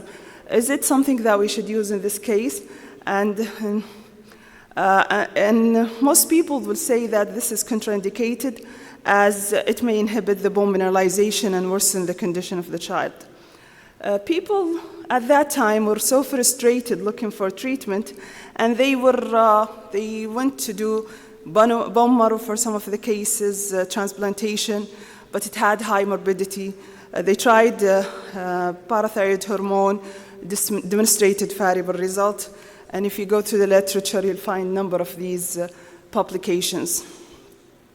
Till the FDA approval in 2015 came for the asfotase alpha for the treatment of hypophosphatasia, and it showed really good effect on these patients. Dramatic improvement were noticed, and I'll show you in a moment this one of the patient who received it, and you could see how the mineralization improved after 1 year of therapy. So we have. We can start these patients on 6 milligram per kg body weight per week as either 1 milligram per kg 6 times or 2 milligram per kg 3 times per week. For optimal dosing, patient weight need to be, and you need to adjust the dose based on the weight. And if there is lack of efficacy in the perinatal and infantile form, the dose may increase, and you could adjust it. Actually, Bender, we did start him, and we were escalating the dose, and he had a perinatal. Unfortunately, he did not respond. But if you go to the literature, you may see some successful stories in using asfotase alpha also in perinatal cases. So asfotase alpha, this was published in 2019, 7-year follow-up for these patients with perinatal and infantile form. They had sustained improvement in their skeletal mineralization, respiratory function, growth, cognitive. I wish I showed you one of the videos for one of our patients, but I wasn't able to upload it, showing how good he did and how he improved dramatically. The side effects from the studies were really very minimum, mainly local side effect, erythema or induration at the areas. The others were mostly not related to the disease. It's part of the disease. So I'll conclude with that. In these patients, they have low ALB activity, defect bone mineralization. They may experience a variety of signs and symptoms throughout life: dental, premature loss of teeth, abnormal dentation, neurological, vitamin B6 responsive seizures, and a neurological consequence of craniosynostosis, respiratory, pulmonary hypoplasia, and respiratory insufficiency, and renal nephrocalcinosis, progressive damage to the kidney, and may they end with renal failure. And the skeletal manifestations we showed earlier, plus the muscle weakness that they will complain of. So hypophosphatasia has the greatest range of severity of all skeletal diseases. It was the last to have medical therapy. Those who have suspected cases, Biological's diagnostic program will offer you doing genetic testing for free. You could communicate with them through this email. Thank you.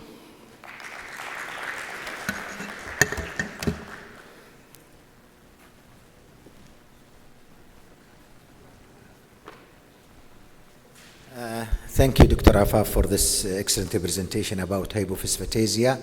Now we'll have the satellized symposia. We'll have 3 halls, A and B and C. The A hall is this. This is for diabetes. B hall, you can go. It is just to the side. You can go there. B for thyroid.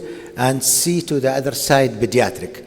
So you can have a break, 5 minutes. A break is opened all the time. You can enjoy your coffee.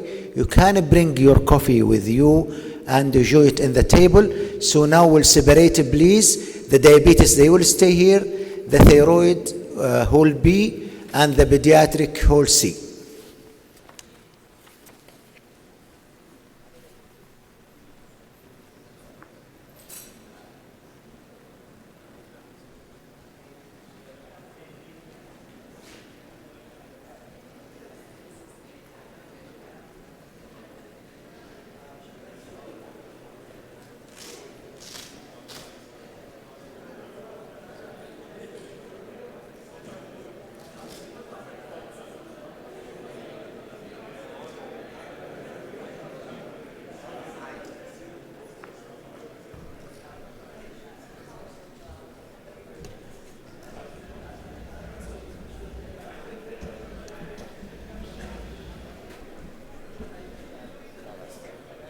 كويس؟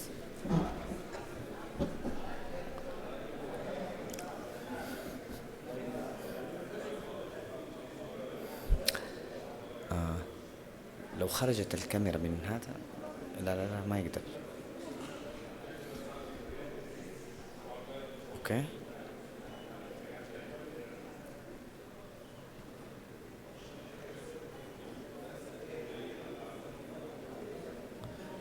كويسة.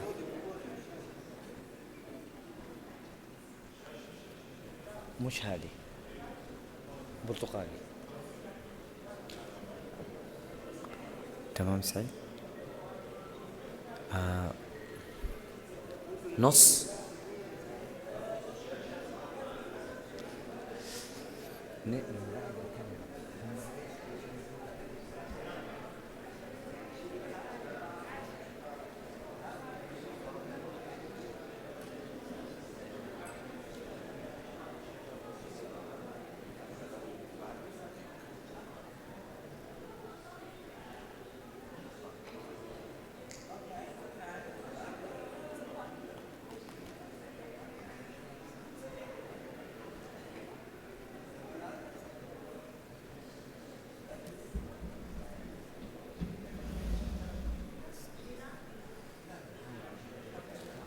اجيبها كده. شوف منير، انا خليتها هنا شويه عشان نبغى الباك جراوند ما ينقص معانا. زي ما تحب يا حبيبي. تمام. شوف اوزن معايا. وصلت؟ ماشي.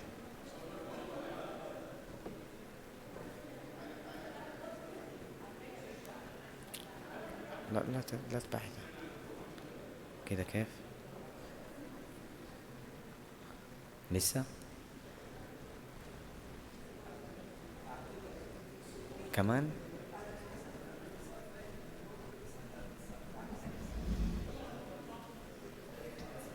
كده. تمام اوكي.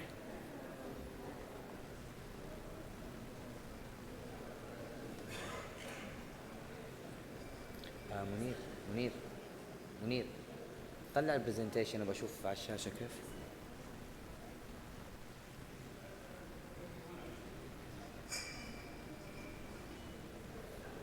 كيف كده.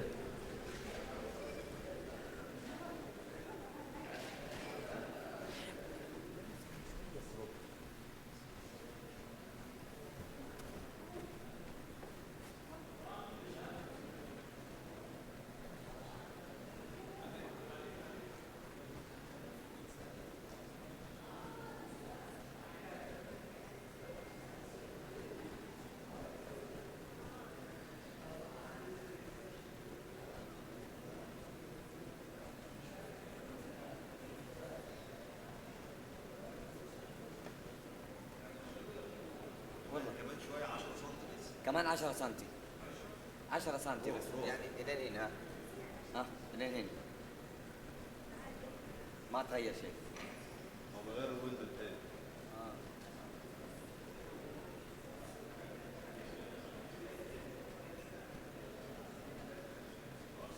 اخرك بس يلا مش مشكلة.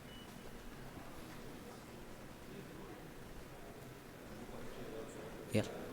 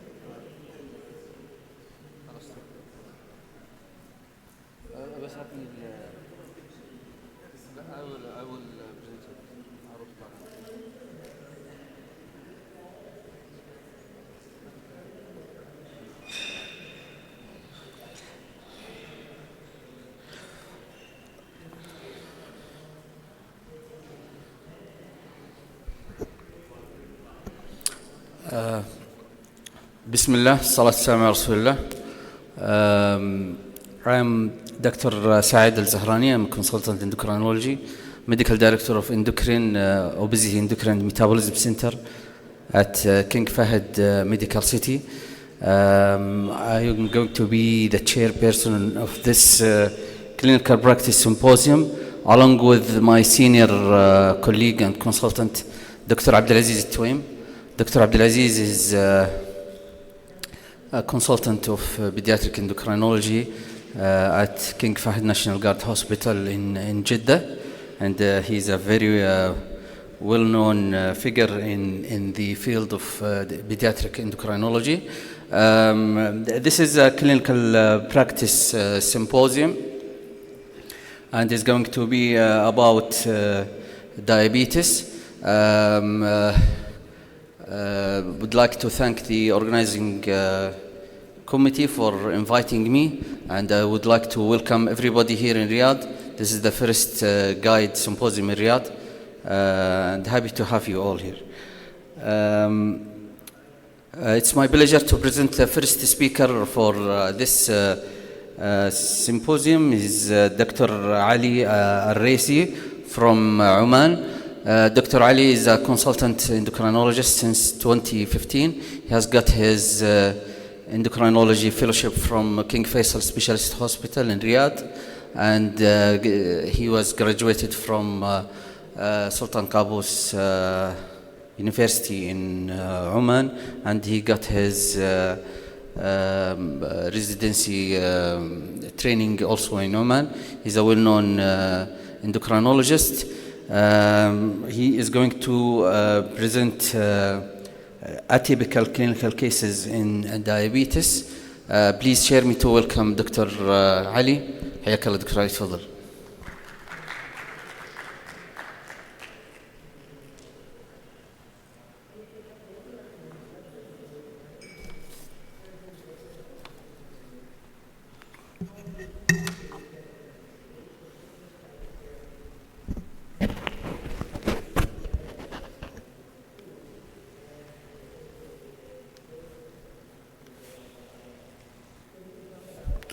Assalamu alaikum wa rahmatullahi wa barakatuh. Thank you, Dr. Saad, for a very nice introduction. Today, my talk will be about atypical clinical cases in diabetes. In daily basis, usually we have typical or straightforward cases of diabetes. Patient, for example, young, will presented with DKA, and then we diagnose them as type 1 diabetes.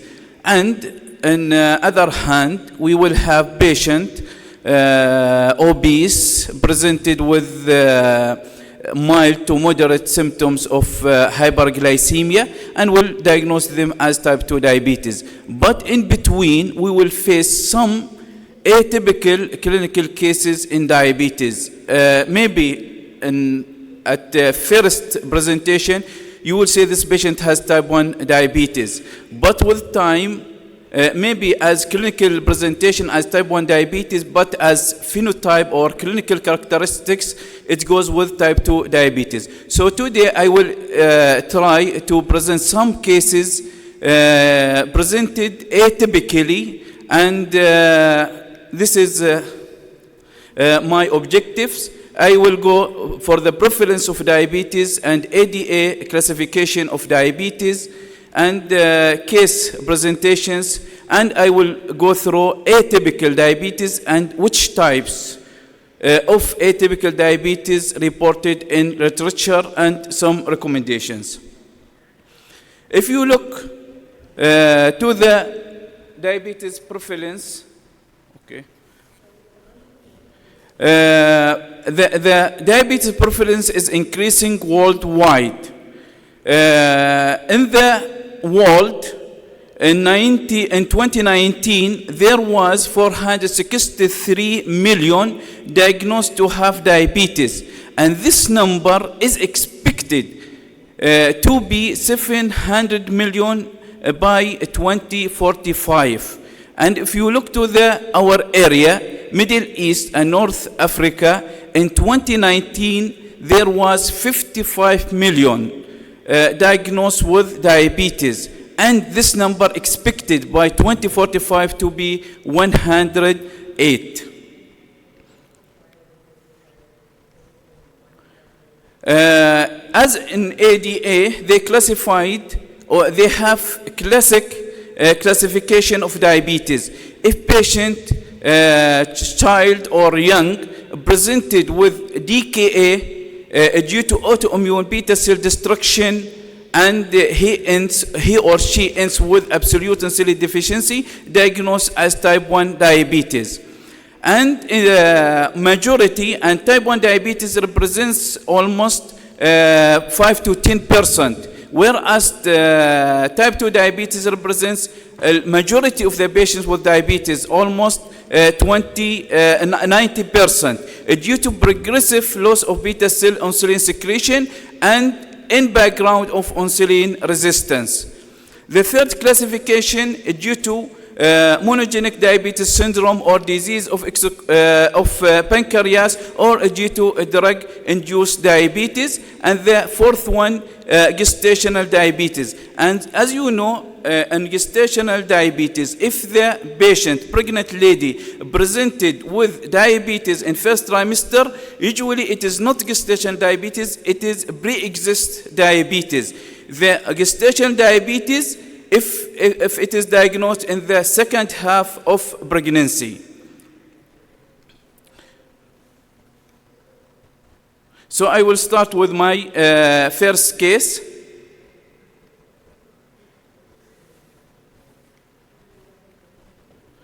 We had a 15-year-old female presented with typical DKA symptoms, nausea, vomiting, and abdominal pain.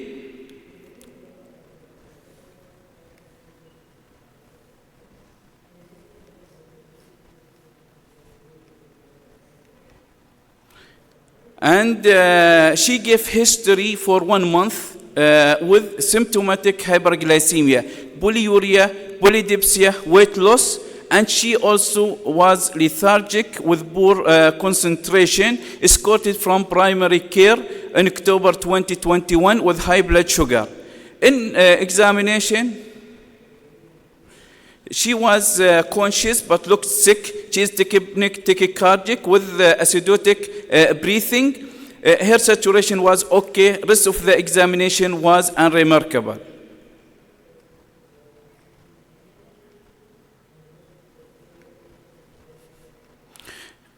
Her investigation showed severe DKA. She presented with high blood sugar, 21. Her pH was 6.9, picar 5.5, with strongly positive ketones in her urine. RFT almost normal. Her hemoglobin A1C 13.9, TFT was normal. This patient treated with DKA protocol as local protocol in our hospital, and she was out of DKA by third day. She received full diabetic education and dietary advice and discharged on insulin glargine 20 and insulin R 6 unit TID with correction doses. In summary, this patient, 15-year-old female, admitted with severe DKA and her hemoglobin A1C 13.9, diagnosed with a new onset diabetes with unprovoked DKA.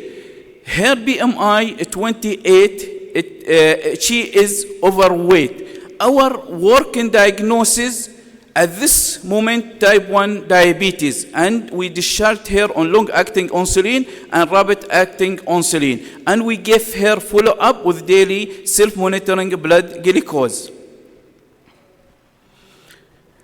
After 2 weeks, this her results. She had very low C-peptide, 62 bmol, and our target in our lab from 159 to 1672. And she had negative autoantibodies, anti-GAD negative, anti-islet cells negative. During the follow-up, after 2 months, patient has significant improvement. Yes, we discharged her on MDI as type 1 diabetes, but after 2 months, her hemoglobin A1C was 13.9. After 2 months, came to 6.2. I repeated for her C-peptide. It showed significant improvement of the beta cell function reserve. Was 62 and now 746. Okay, with the follow-up, we started to taper on her insulin therapy, and we observed her hemoglobin A1C and self-monitoring blood glucose. With time, we started to taper on her insulin. We kept her on basal insulin and metformin. I didn't be in hurry to stop insulin completely because this patient presented with severe DKA. So I kept her on basal insulin and metformin, and with time also I checked her C-peptide was with good beta cell function reserve, and I stopped the basal insulin, and I kept her only on metformin 500 milligram TID.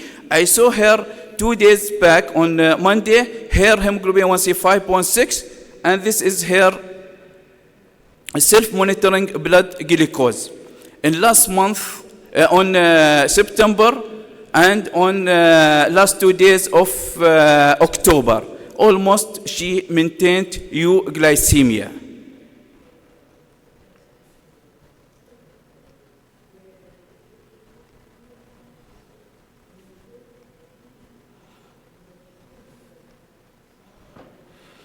In summary, this patient, she is young, 15 years, presented with severe decay as initial presentation and provoked.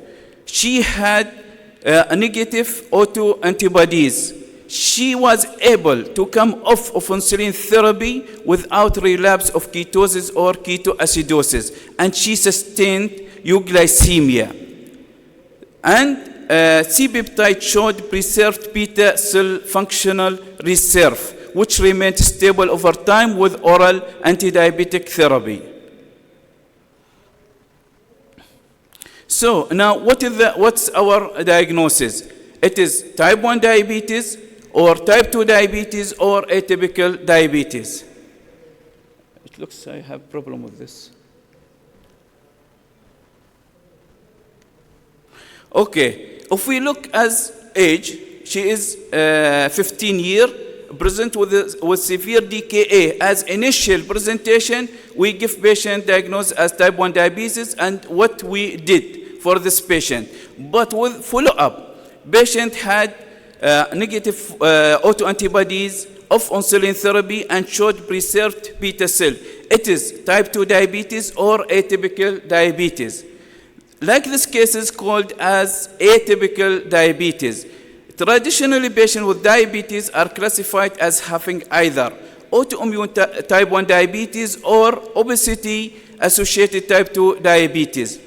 Diabetes that's not easily classified as either type 1 or type 2 is increasing worldwide. As the prevalence is increasing, the atypical forms of diabetes will increase. Classical type 1 and type 2 account for approximately 90% of individuals with diabetes. Atypical forms represent up to 10% of cases. The form of atypical that patient may present with could be as ketosis-prone diabetes, latent autoimmune diabetes of the adult, maturity onset diabetes of young, or secondary diabetes. The most common in our practice, patient will present with either KBD or as LADA. So if you look to the different types of atypical diabetes. Some forms will masquerade as type 1 diabetes, like KBD and MODY. KBD, as I mentioned, prevent ketose-prone diabetes will present with episodes of ketoacidosis with possible remission after months or years. And LADA, latent autoimmune diabetes in adult, will present or will masquerade as type 2 diabetes, will present as phenotype, clinical characteristics as type 2 diabetes, and then you will discover a patient has uncontrolled diabetes or will present after a few months or few years with DKA, and you will send for autoantibodies and you will discover this patient has autoimmune diabetes. It's not typical type 2 diabetes. If you look to the clinical comparison between typical diabetes and atypical diabetes, the age of diagnosis for type 1 from neonate till 25, and for the LADA from 35 to 50. For type 2 diabetes and KBD, almost from 12 and above. And autoantibodies will be positive for type 1 and LADA and will be negative for type 2 diabetes, and KBD depends on the subtype, and I will explain the classification of the KBD soon. Time to insulin. Type 1 will start immediately with insulin and will continue as lifelong. For the LADA, usually at the initial diagnosis, most of the patient will be on oral hypoglycemic agent for months, for years. So usually you will start insulin after 6 months. For type 2 diabetes, usually will start with oral hypo, and insulin may required later. For ketosis-prone diabetes, immediately insulin will be required because the majority of patients will present with ketosis or with diabetic ketoacidosis. And to release the effect of glucose toxicity, patient will require insulin at the presentation. And subsequently, we will stop insulin according to the patient progress. This slide showed the C-peptide. The C-peptide will be normal in case of the MODY, will be undetectable for type 1 diabetes. For the type 2 diabetes will be high, but with time will be low. For the ketosis-prone diabetes, initially will be low or undetected, but subsequently will be normal after release of glucose toxicity. So this is a summary of our case, and we consider her as atypical diabetes. So what do you think about our case? Which form of atypical? Is it MODY, LADA, KBD, or secondary? Our case, we give her as ketosis-prone diabetes. So what is the ketosis-prone diabetes? Is the emergent heterogeneous syndrome characterized by presence of DKA in patients who lack the typical clinical phenotype of autoimmune type 1 diabetes, characterized by severe beta cell dysfunction at presentation, and with time patient will improve and will give variable clinical course, depends on subtype of KBD. In the past, KBD called as atypical diabetes, flatbush diabetes, diabetes type 1B, or ketosis-prone type 2 diabetes. So this table showed some clinical concentration for the KBD. Patients usually present as initial presentation of diabetes with unprovoked ketoacidosis. Usually patient at the diagnosis will require insulin, but subsequently we will stop or will discontinue the insulin. Usually patient present with phenotype of type 2 diabetes. Majority will be overweight or obese. And we will see the fluctuating of hemoglobin A1C, and this consisting with beta cell failure and recovery. So in like these cases, we have to send two things very important to send C-peptide and autoantibodies, anti-JAT, anti-ALS, or when we have other autoimmune. So this is very important for to give classification of the KBD, and also to decide which patient will require temporary insulin therapy or lifelong insulin therapy. So the goal and aim of new classification of the ketosis-prone diabetes to enable clinicians to predict which patient with diabetic ketoacidosis will require temporary insulin treatment versus lifelong insulin therapy. And we have 4 different classification system for KBD. This is the ADA system. If the patient has positive autoantibodies with poor beta cell function, they consider patient as have type 1A. If the patient has a negative autoantibodies and preserved beta cell function and clinical characteristics of type 2 diabetes, consider as type AB. This is the modified ADA system. Modified will classify it as type 1A, same characteristics in previous classification, but the second we will call patient to have KBD, ketosis-prone diabetes, if the patient has negative autoantibodies. And based on long-term exogenous insulin requirement, they will subdivide patient as KBD ID insulin dependent or KBD NID non-insulin dependent. If the patient has poor beta cell function and clinical characteristics of type 1 diabetes, considered as KBD ID, insulin dependent, or if the patient has clinical characteristics of type 2 diabetes and preserved beta cell function, called KBD NID, non-insulin dependent. This is the BMI system. Depends on BMI. Less than 28, considered as lean, and more than 28 or more considered as obese. And this is the most accurate classification system, AB. Depends on the presence and absence of the autoantibodies, and also depends on presence and absence of beta cell function reserve. And the most common one, the last one, most of the KBD cases will present with negative autoantibodies and preserved beta cell function reserve. So it depends on autoantibodies and beta cell. To call it, if the patient has positive, we'll call it A positive. If a patient has positive autoantibodies, and we'll look to the poor oral, we'll look to the beta cell function. If there is preserved, we'll give as positive beta cell. If it is negative, we'll call it as negative. So, in summary, our cases we diagnose as ketosis-prone diabetes. As the new classification, we give our patient A negative, B positive KBD.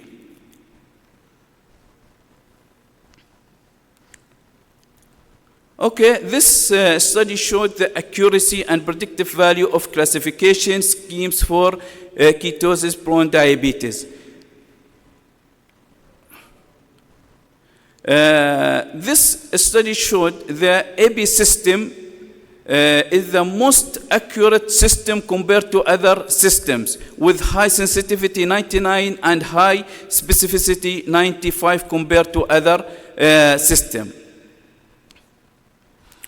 In brief, the second case, 15-year-old male presented with left little finger abscess and mild DKA on October 2018.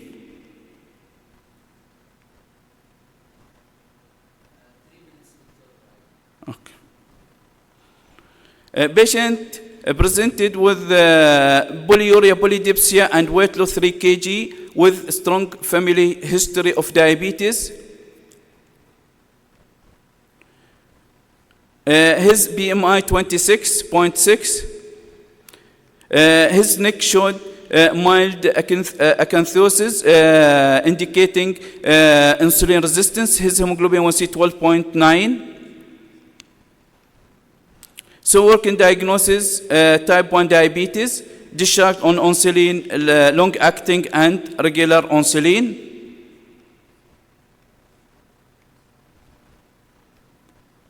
So this patient has low C-peptide with negative autoantibodies. When we look to the progress of this patient, he was discharged on MDI, then patient kept on metformin, as patient showed a great improvement and significant improvement of hemoglobin A1C and also C-peptide. But patient before Ramadan, he got, or during the Ramadan, because patient stopped lifestyle and stopped his oral medication, he got relapse of hyperglycemia, and I started him on basal insulin and I add sitagliptin. With time, I stopped as patient started to have normal self-monitoring blood glucose, and I saw patient last month, his hemoglobin A1C 6.1, his C-peptide is improving 806, and patient on metformin and sitagliptin. So how to manage ketosis-prone diabetes? I have problem with this.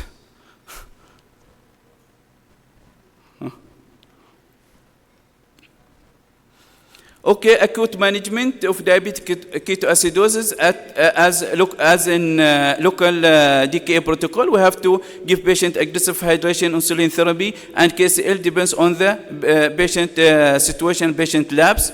And for after that, what is our okay? How to manage patient after initial presentation? In first 3 months. First, we diagnose patient as ketosis-prone diabetes. All patients must be on insulin therapy, basal and bolus insulin.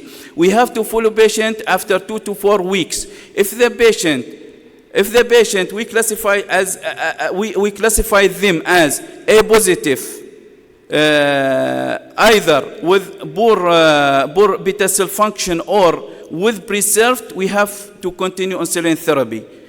If patient has A negative but poor beta cell function, we have to continue insulin therapy. If the patient has, in like our 2 cases, if the patient has A negative and B positive, first patient will be on insulin, MDI, on basal and bolus. Then we have to follow C-peptide and self-monitoring blood glucose and titrate insulin accordingly. Then we'll put patient on oral hypoglycemic agent if the patient maintained euglycemia. If the patient has relapse, hyperglycemia with ketosis, we have to go back to the insulin therapy. If the patient has hyperglycemia without ketosis, we can add more oral hypoglycemic agent, or sometimes patient may need insulin therapy.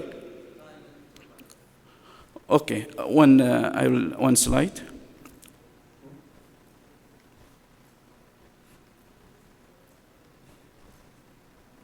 Okay, how to follow beta cell function reserve?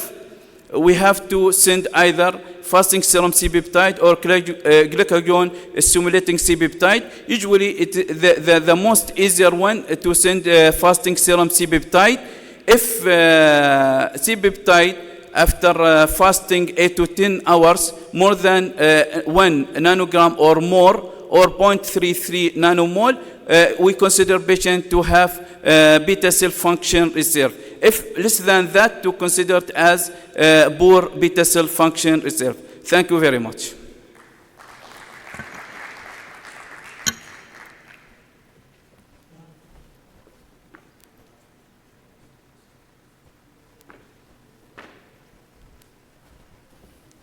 Thank you, Dr. Ali, for this interesting and presentation of cases which we see recently more and more in the diabetic population.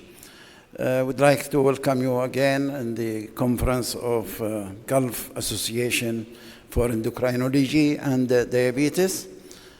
Would like actually to move now to the second speaker, Dr. Amna Shaghuli.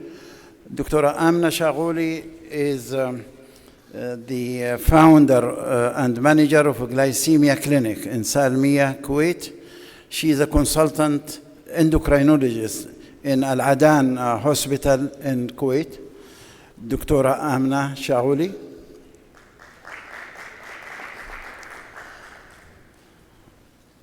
And we try to stick to the time, Dr. Amna, 25 minutes. Probably will proceed. Thank you.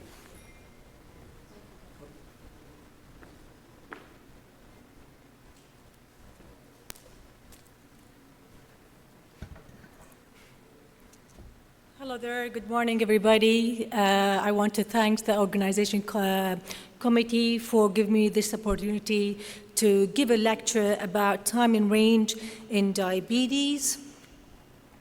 So the overview, we're going to be talking about the barriers to optimal glycemic control by using HbA1c, and then we're going to move to current recommendation for sensor-based glucose monitoring. Then we're going to validate of the time and range in a clinical practice. Where's the evidence?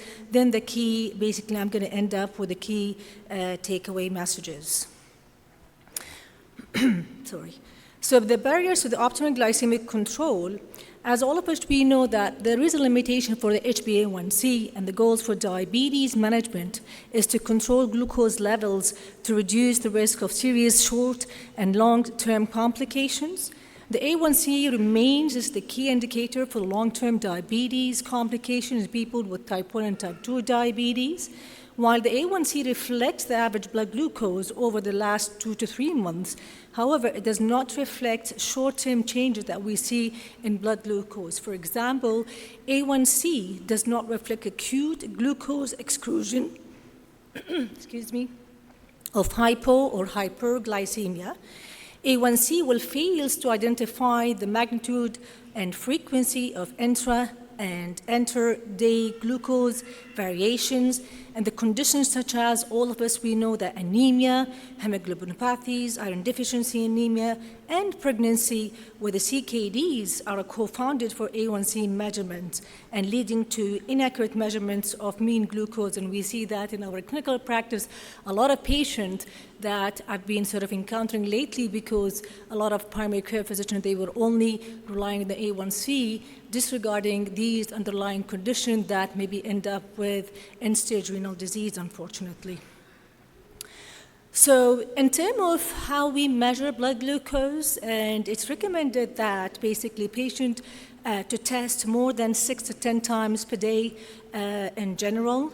But what's happening in real life, patient tests only less than 4 times tests per day. So that basically will show you that only a third of the patient would adhere to blood glucose monitoring as recommended by their healthcare professionals, and 2/3 of these patients will report skipping of their monitoring for blood glucose.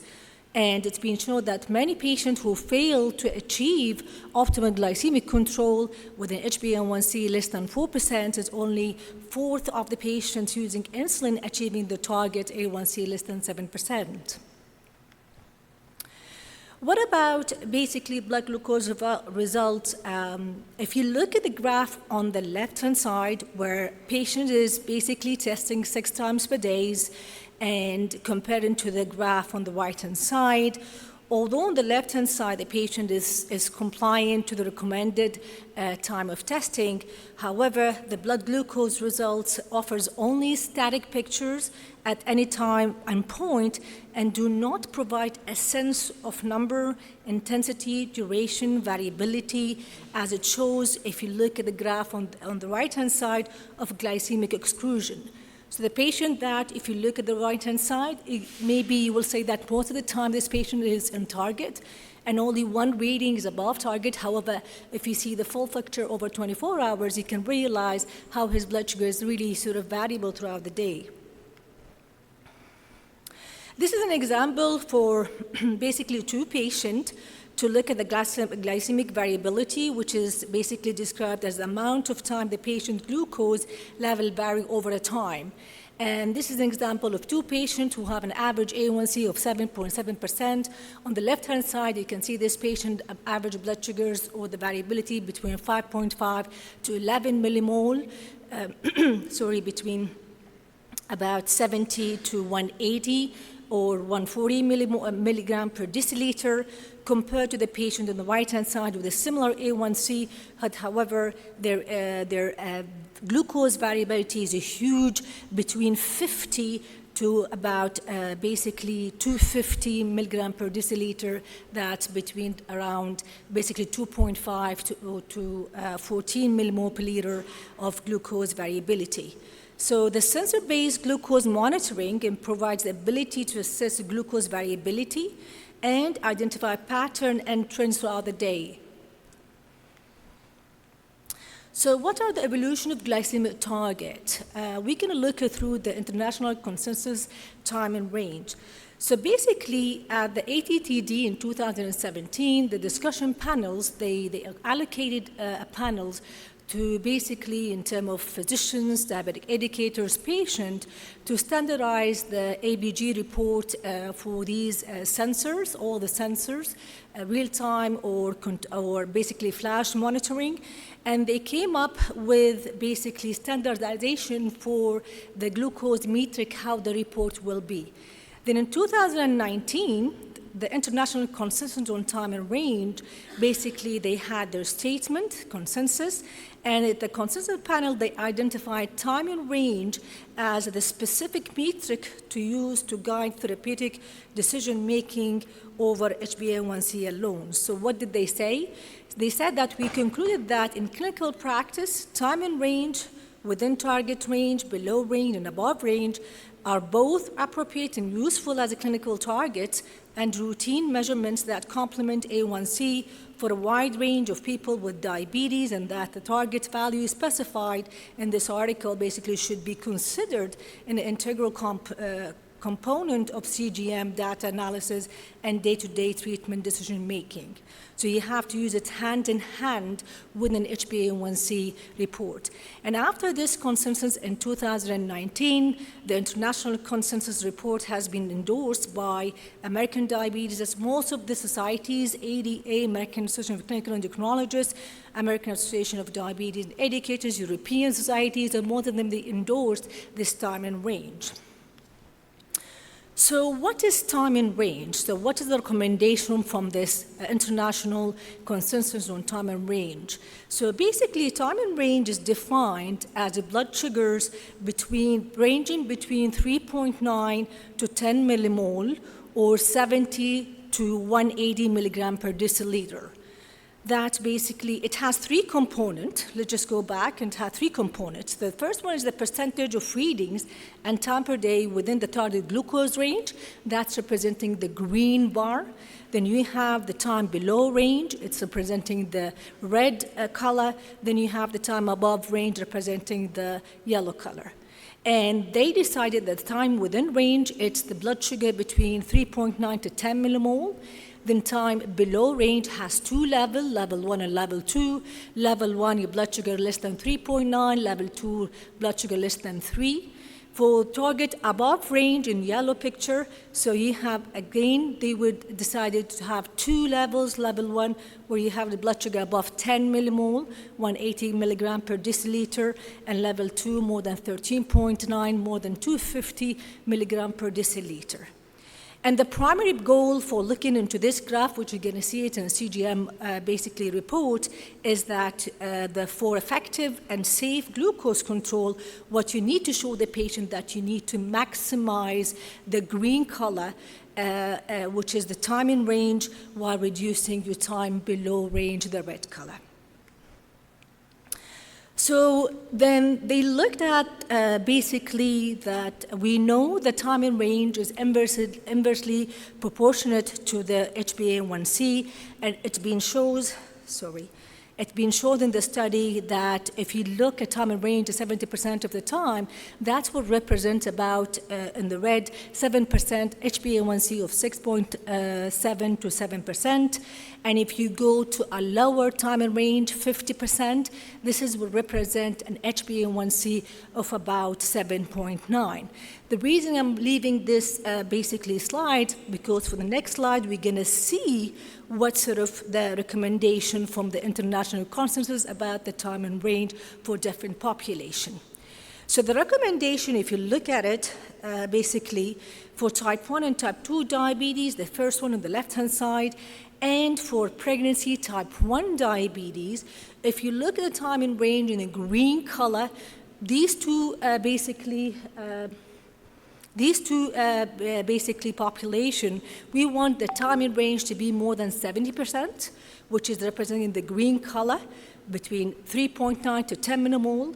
The time below range should be less than 4% level 1, and less than 1% level 2 hypoglycemia, and time above range should be less than 25 in level 1 and less than basically 5% in level 2 for type 1 and type 2 diabetes. Obviously, we know that from elderly people, people with the comorbidities and high risk, we know that we target A1C, a lower A1C, and at those specific population, if you see in the middle that the target in range is, the recommended is less, about 50%, time in range, that's representing an A1C of around 8%, and time below range is the most important. These populations should be less than 1%. That's only level 1. They shouldn't have any level 2 severe hypoglycemia, these population. And then you will accept more time, these population to be time above range, but they should be less than 50% above 180 milligram or above basically 10 millimole per liter. In pregnancy and gestational diabetes type 2, these populations, it's recommended, and I'm going to show you why in the next slides in the evidence base. We need these patients to have a larger proportion of a green, more than 90% should be in time and range, representing the last graph there, with a lower portion of time below range and time above range. So basically, Bick, he did a retrospective analysis for 18 articles with a paired A1C and time and range matrix. He included more than 2,570 patients in type 1 and type 2 diabetic. What he found actually was very interesting. For every 10% increase in time and range, there was a reduction of A1C by 0.8%. And we know that a reduction of A1C of 0.8%, what does that mean in terms of diabetic complications? So it's quite significant, you know, the time in range compared to the A1C reduction. Right. Looking at the DCCT trial, Mr. Bick, he wanted to validate the time in range as an outcome measure for diabetes in clinical trials. So they reanalyzed, they did a post-hoc analysis of the database of the DCCT study, looking at the time in range for these patients. We know at the DCCT, the patient have to have a 7-point finger bricks for diabetes monitoring each day before and after meal at bedtime for about 3 months. And the overall mean time in range Bick he found in these population was about 1,400 participants was 41%. What was interesting actually, the time in range was higher in the intensively treated group compared to the conventional treated group, 52% compared to 31% favoring intensively treated groups. But what did that represent? This minimal change of about 10 to 12% on time in range, which has happened in the intensively treated groups, end up for showing that for each 10% decrease in time in range, the hazard ratio for the retinopathy was increased by 64%, and for microalbuminuria was increased by 40%. So this study followed by a commentary from the Hirsch et al., which is very interesting in 2019. He drawn the attention, as I mentioned, the time in range for the intensive groups was only 52%, and that's represents about an A1C of 8%, if you remember the correlation between A1C and the time in range, versus 31% in the conventional group. The difference in TIR between the two groups was very minimal. Retinopathy was 10%, and the microalbuminuria is only 10% as well, 10 to 12%. So if you convey that a time in range higher in the intensively group, that represents about 2.5 hours, 2.5 hours extra per day to be in a good time in range, which is actually emphasized the critical role of time in range measurement, and it's actually it's strongly associated time in range with a risk for microvascular complication, and therefore could be used as another input for clinical investigations.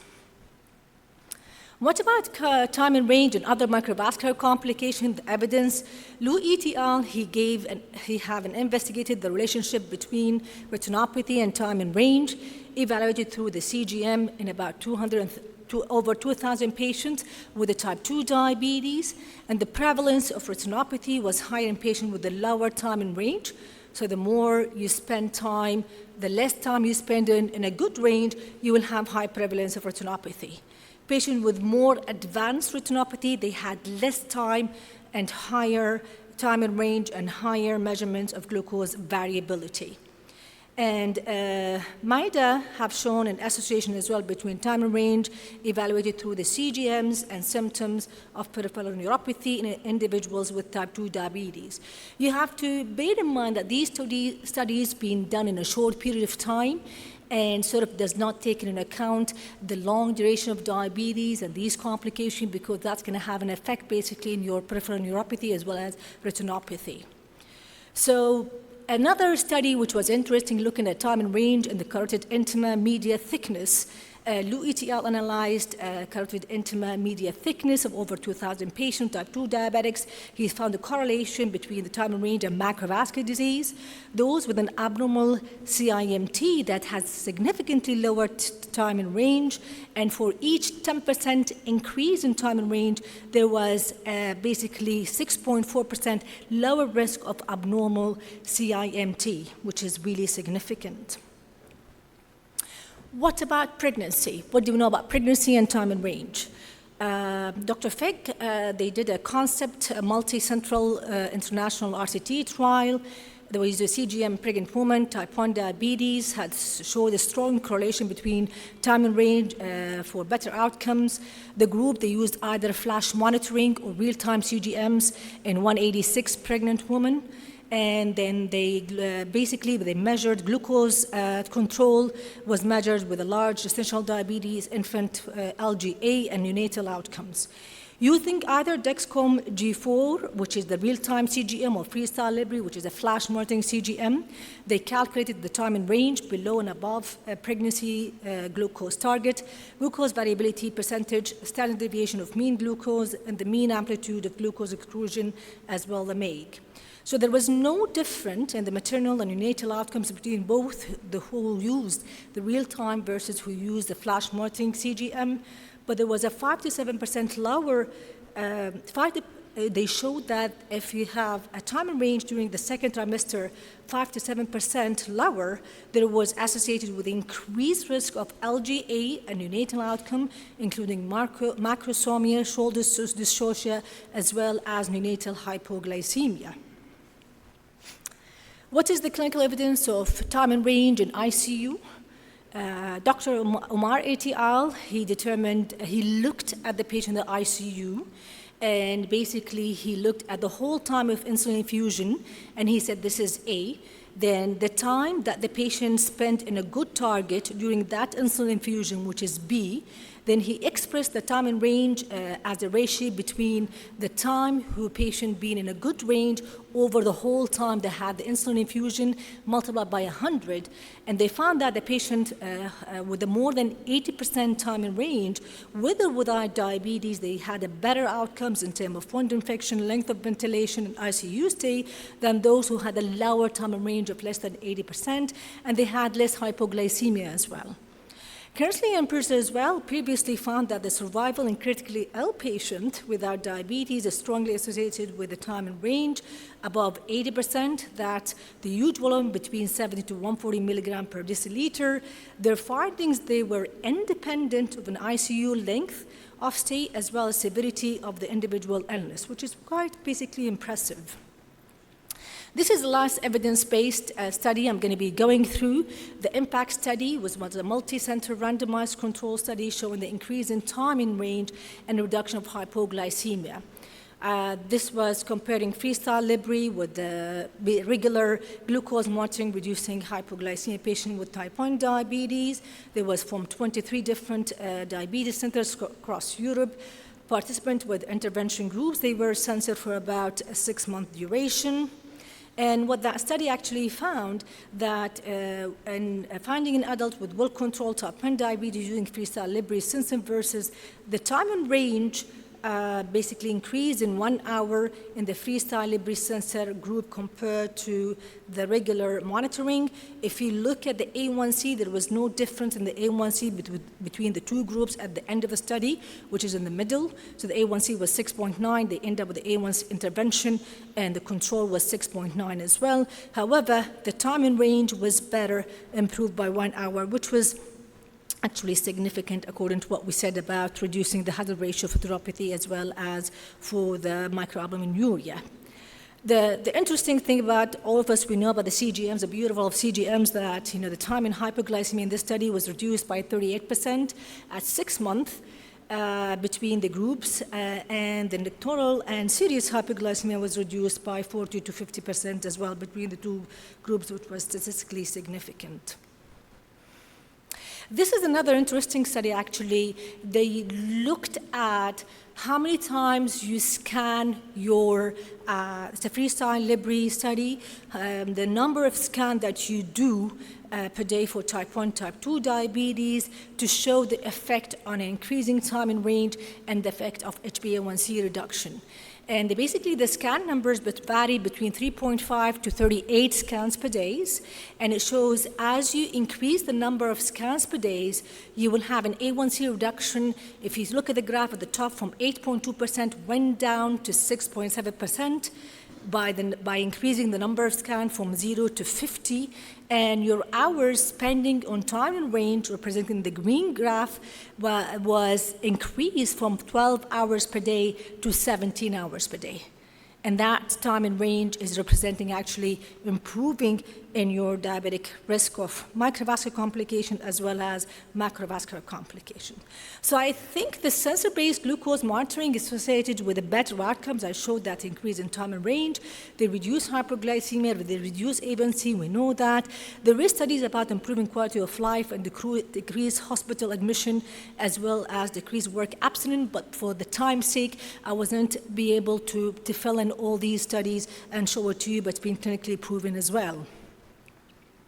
So the ADA recommended the use of a standardized report with a time and range, and the AGP report can support personalization of the therapy through use as a shared decision-making tools between the healthcare professional as well as people with diabetes.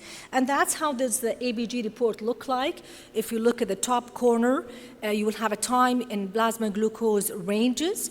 Then you have at the middle, you will have the AGP visualization, what patient's been doing, glucose pattern from the report period. Then you have a daily glucose profile for the project period, and then each day will be 14 days report period is recommended with the data from at least 70% of the time to generate an AGB report. So people, you have to look into the how often they've been scanning, how often is the sensor is active. It should be more than 70% to rely and can interpret these ABG reports.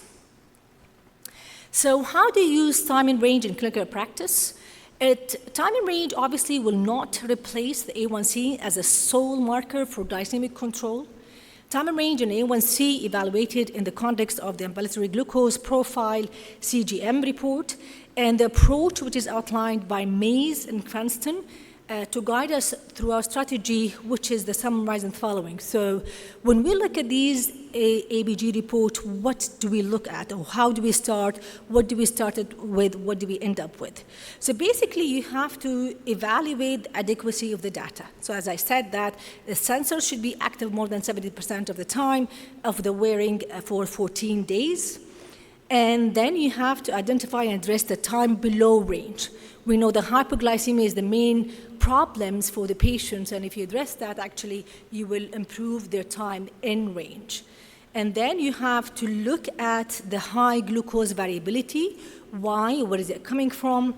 Looking, number 4, at the time above range, and all of that will end up, after that, with improving your time in range or within range.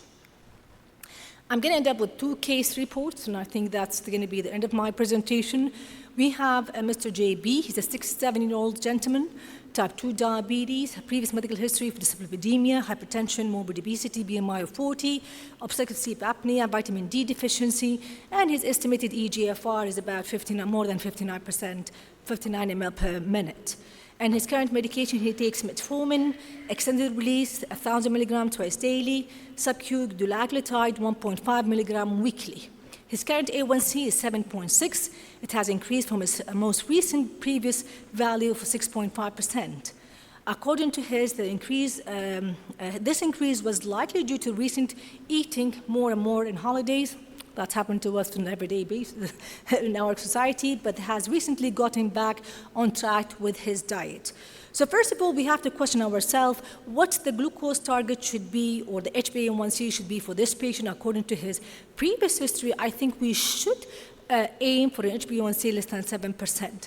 I'm not quite sure if the ABG report is quite clear, but it says here on the left top corner, you can see that he wore his device for 15 days, and it was active, 14 days, and he was active more than 100%, so adequate data to be analyzed.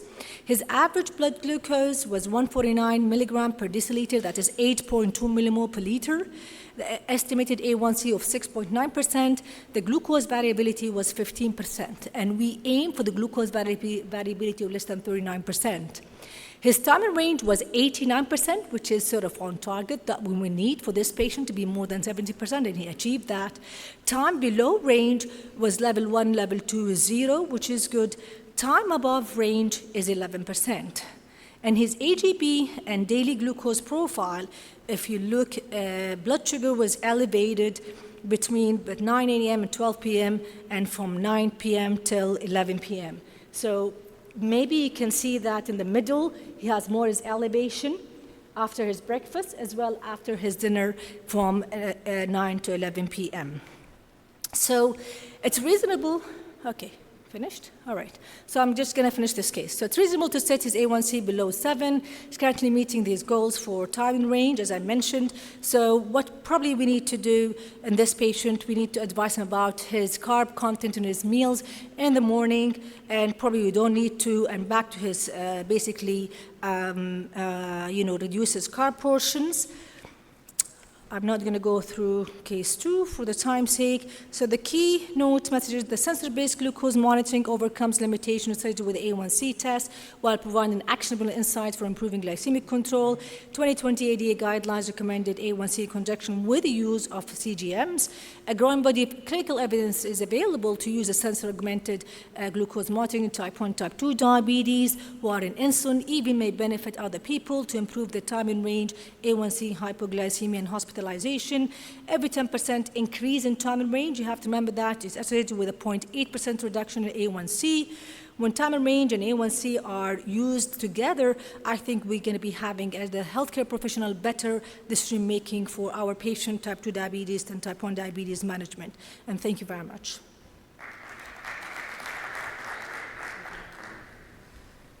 Thank you very much, Dr. Amna, for this enlightening presentation. I think now we'll move to the next speaker. Dr. Juan is around? Haven't seen? So, he's virtual. Okay, sorry. So it's my pleasure to present our next speaker. Is Dr. Juan Pablo Farias. He's the medical director and principal investigator of Velocity Clinical Research in Los Angeles, California. He is a very well-known in the field of diabetes and atherosclerotic disease, and has massive publications in the literature. He is going to speak about the high-dose selective GLP-1 receptor agonists. So please share me to welcome Professor Khan.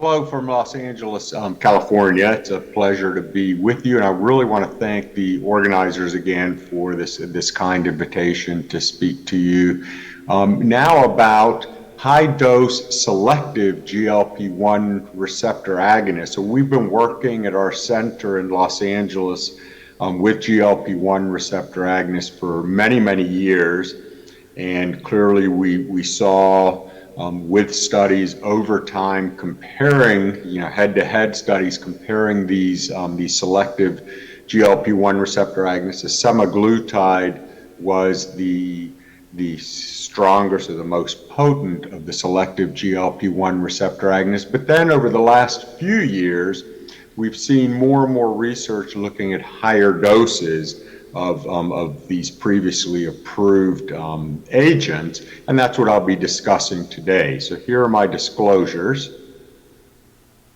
And we'll get right into it. As you know, the GLP-1 receptor agonists have multifactorial effects, so they act to improve glucose and diabetes by enhancing the incretin effect, so glucose-stimulated insulin secretion. They have positive effects on beta cell function. There's a reduction at the level of the alpha cell and glucagon secretion.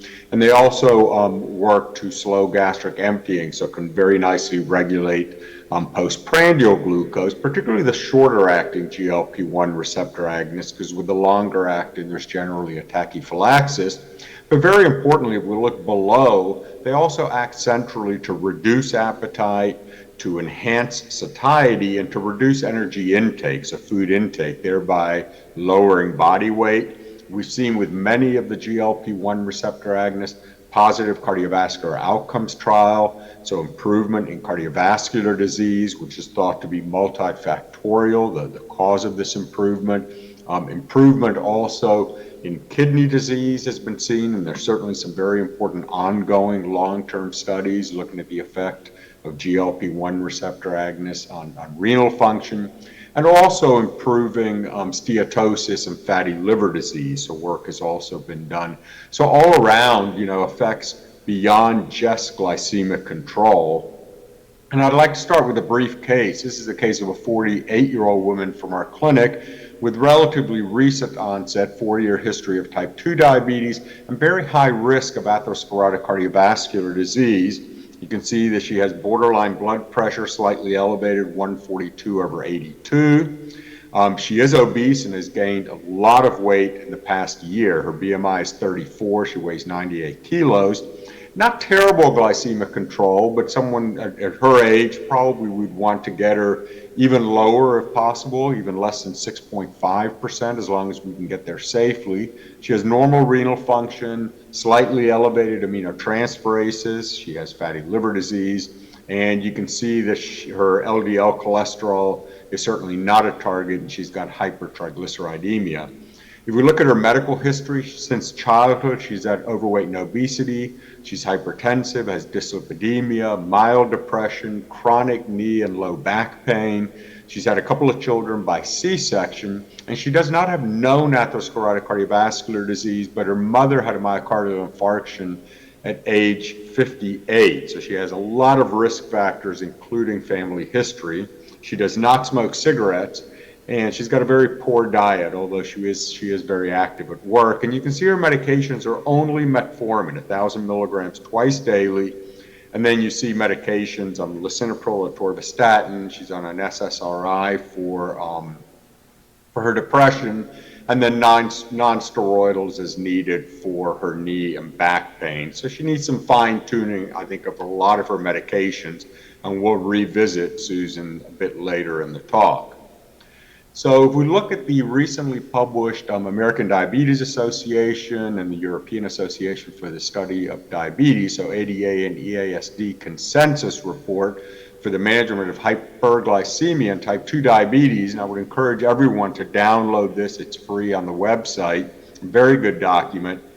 What it would tell us is that in addition to healthy lifestyle behaviors, patient education, taking into consideration so-called social determinants of health, this is critical, and ongoing evaluation of patients and intensification of therapy, so avoiding therapeutic inertia, in patients like Susan with either very high risk of atherosclerosis or who have pre-existing atherosclerotic cardiovascular disease or renal disease, we should consider a GLP-1 receptor agonist with proven cardiovascular benefit or an SGLT2 inhibitor.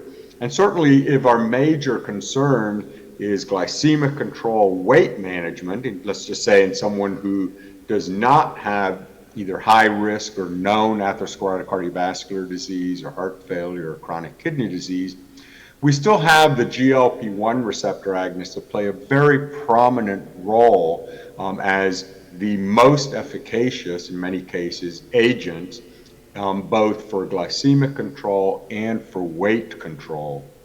And if we look at the SUSTAIN 7 trial, this was the head-to-head study that looked at semaglutide versus dulaglutide. You know, clearly the two leading GLP-1 receptor agonists with the most data. And this was a head-to-head study looking at the previously highest doses. So 1 milligram of semaglutide versus 1.5 milligrams of dulaglutide. And what it showed was that there was a greater reduction in A1C at 40 weeks with semaglutide 1 milligram.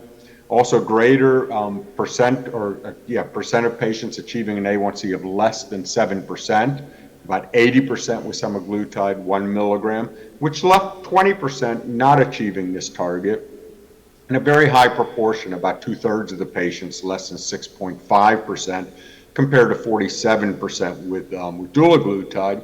And if we look at body weight, there was also a greater reduction in body weight. You can see 6.5 kilograms with semaglutide at 40 weeks compared to 3 kilograms with dulaglutide, and also a significantly greater proportion of patients achieving critically important weight loss targets, so greater than or equal to 5% and greater than or equal to 10%. But still, this left with these previously highest doses some patients who were not achieving A1C and or not achieving weight loss targets. So this led us to the Award 11 study. So we published this last year actually in Diabetes Care, which looked at higher doses of dulaglutide compared to the 1.5 milligram dose. And now looking at 3 and 4.5 milligrams. And this is the study design. These were patients with type 2 diabetes, very poorly controlled. The A1C at baseline had to be 7.5 to 11%. They were all metformin using patients, BMI over 25. And you can see the 3 arms of the study, 1.5 milligrams, 3 milligrams, and 4.5 milligrams of dulaglutide. And the primary endpoint was at 36 weeks, but the study was extended to 52 weeks. And there you could see also the dose escalation scheme that was used. So if we look at the baseline characteristics of these patients, they had a mean A1C, there we go, of 8.6%, so very poorly controlled. That was given the eligibility criteria. And they were obese with a mean BMI of 34. Mean age was about 58 years old or so, but well balanced between the 3 groups. And this looks at the primary endpoint. So this is dulaglutide, change in A1C over the 36 weeks. Again, from 8.6%, there was a 1.5% reduction with the 1.5 milligram dose, and greater reductions in A1C with both the 3 and the 4.5 milligram dose, with a 1.9% reduction over the 36 weeks with the highest dose, 4.5 milligrams. There were also greater proportion of patients achieving an A1C of less than 7%, up to 71% of the patients with the 4.5 milligram dose, and greater reductions in fasting glucose with the highest dose.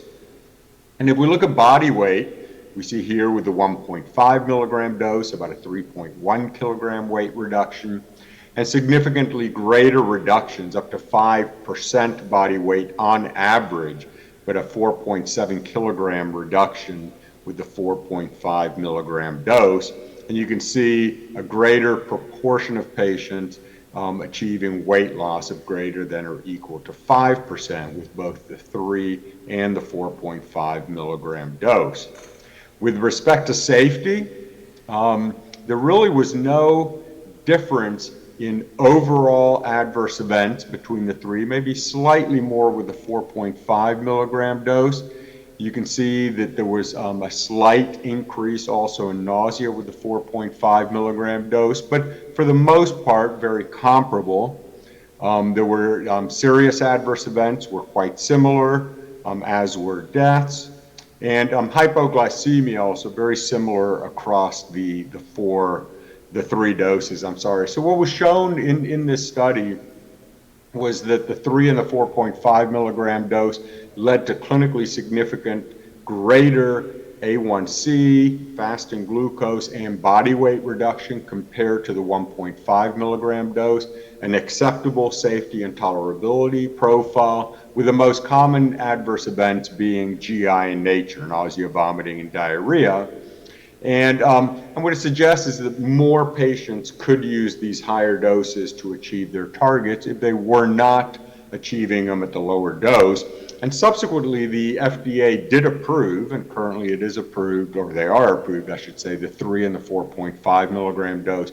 And as with high-dose semaglutide, very useful in the clinic if we have a patient that's maxed out at 1.5, that we can keep them on the same pen device, the same medication, and keep it very simple for them and escalate their dose, particularly if they're not achieving their targets at the lower dose.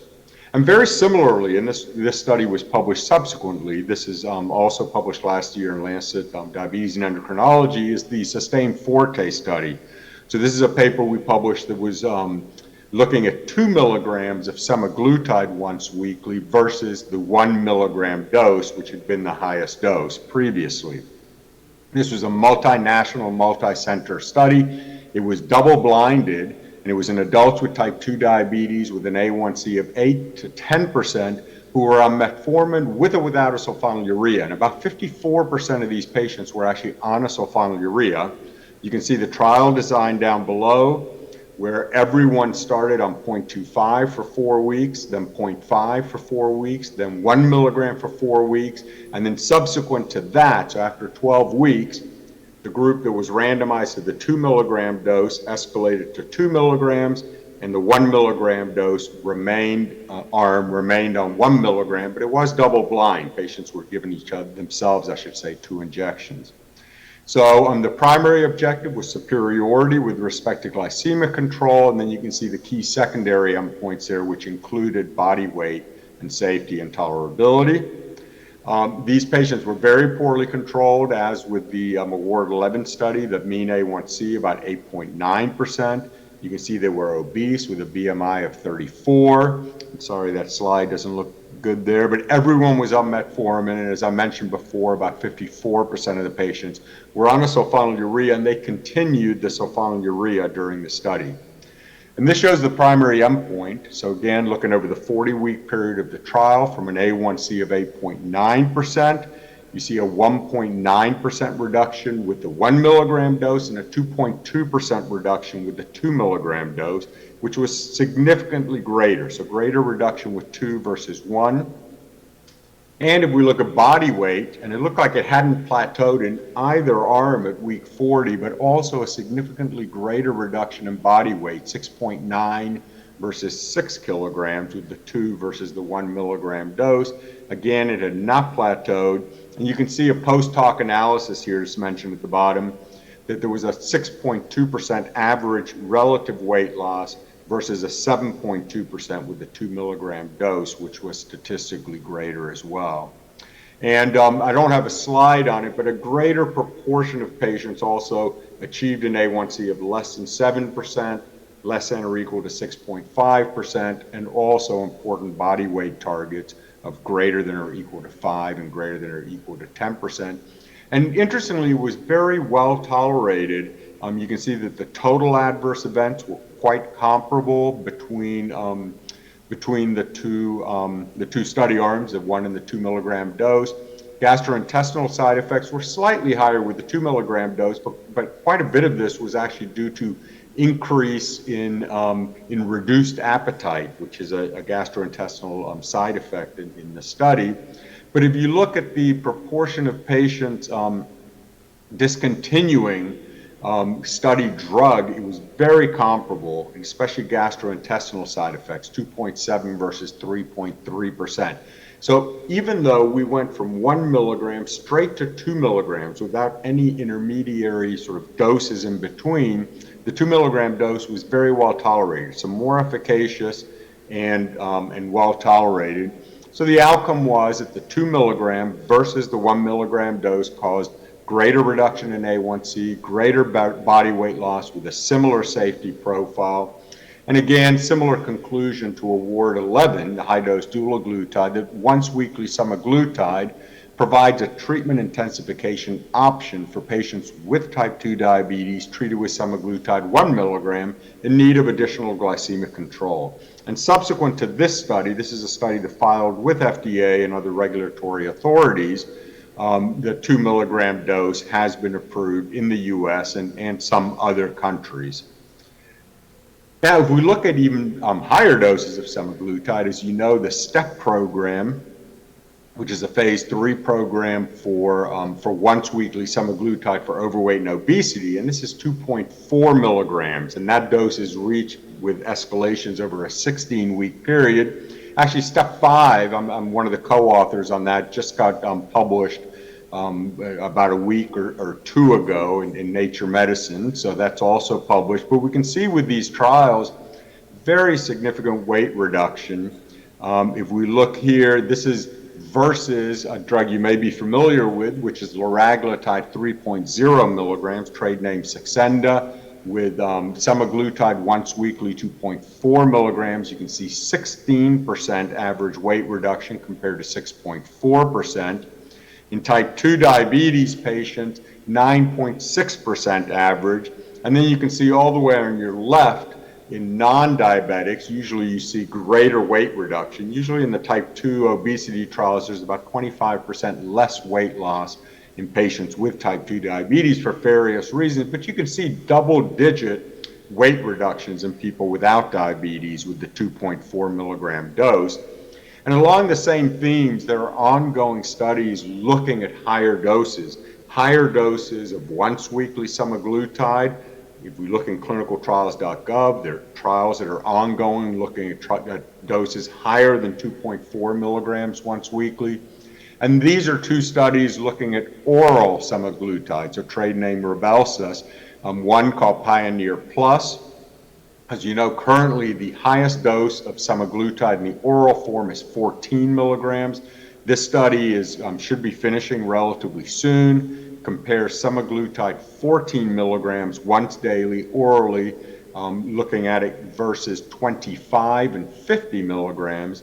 And then on the left, a study called Oasis 1, which is also ongoing now. It's a 68-week study in patients who are overweight or obese, looking at placebo versus oral semaglutide, 50 milligrams, 50 milligrams.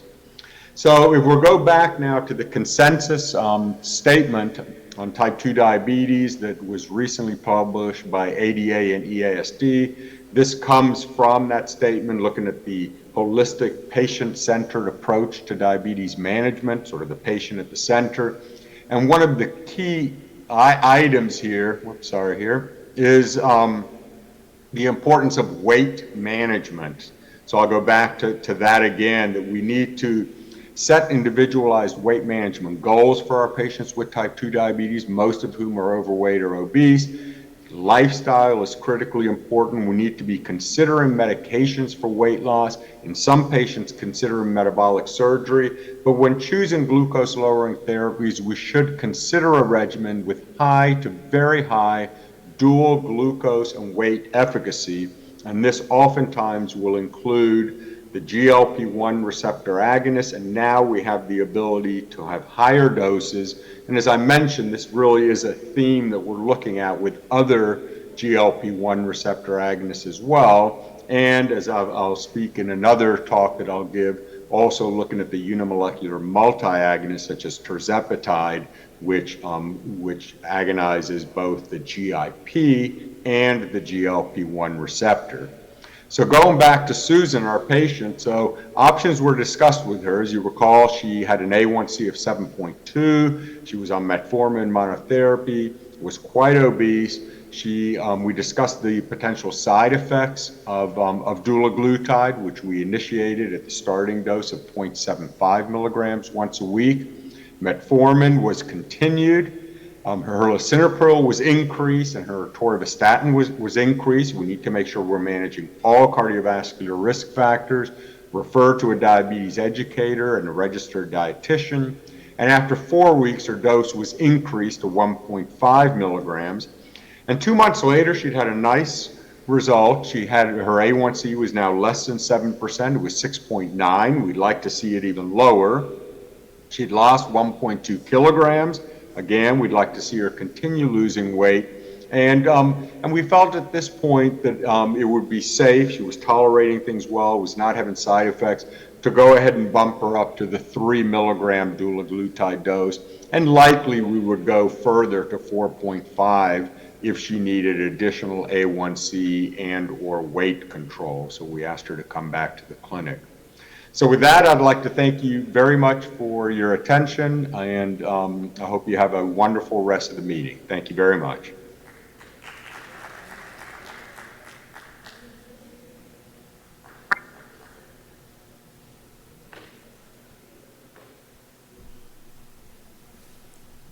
Thank you very much. Now we'll move to the last presentation in this session by Professor Miles Fisher. Professor Miles Fisher is a honorary professor in the University of Glasgow in the UK. He is a consultant diabetologist and endocrinologist in the Royal Infantry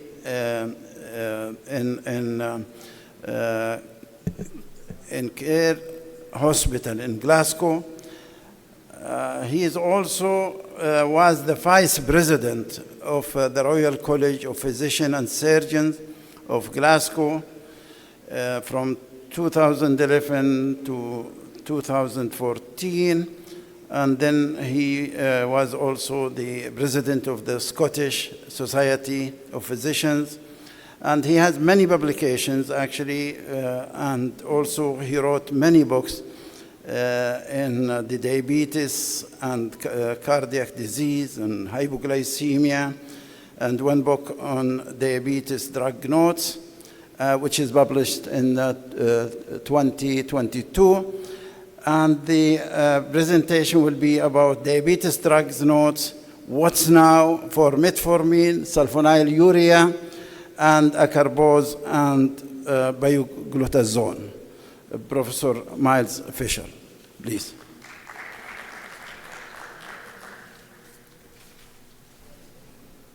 Thank you. I'm very aware that I stand between you and lunch, so I'll keep this very top level and snappy. Many of you will have been working clinically during a lockdown in the COVID pandemic. I wasn't. I was co-editing and writing several chapters in this book called Diabetes Drug Notes, which was 2 years late in coming out. It was written by various members of the department. I used to work in Glasgow Royal Infirmary, and it came out published by Wiley in July. So I'm going to just take some extractions from that for some of the things we've said about metformin, sulfonylureas, acarbose, and pioglitazone. This is really the sort of shorter other half of the detailed presentation I gave you this morning on DPP4s, SGLT2s and GLP-1 receptor agonists. And it also leads into my final presentation today, which is on guidelines, because they'll make comments on both old and new drugs. So my declaration of interest, the same as before, but I say I'm a co-editor and author of several of the chapters in this Diabetes Drug Notes book. So I'm going to be talking just about older drugs. The newer drugs I talked about extensively this morning, and I also did mention a wee bit about insulin, and insulin will be visited again, I'm sure, in the meeting in the next 2 days. So metformin, SUs, acarbose, and pioglitazone. Metformin is a fascinating drug. Metformin is as old as I am. So it's been in clinical use for as long as I've been on this earth, and we still don't fully understand how it works. So this is the diagram, a figure from the book. It has effects on GLUT and glucose uptake. It clearly has effects on mitochondrial functioning. More and more we're understanding it has effects on the intestine, and particularly on the intestinal flora, and indirectly effects on GLP. But we don't actually understand how it works. So key points in our book: metformin provides benefits in reducing HbA1c of approximately 1%. So nothing like the blockbuster that the previous speaker was able to talk about with GLP-1s. Major side effect is lactic acidosis, but it's rare, and dose reduction is required in renal impairment to reduce the chance of it happening. It was shown to have cardiovascular benefits in a sub-study of the United Kingdom prospective diabetes study. Now this is the data from the UK PDS. I'm going to remind you that this was based on 342 subjects allocated to metformin. This was an open label study. There's no way the UK PDS would satisfy modern standards for a cardiovascular outcome trial. The star is any significant reductions, and in this small subgroup we saw reductions in any endpoint: diabetes-related death, all-cause mortality, and myocardial infarction.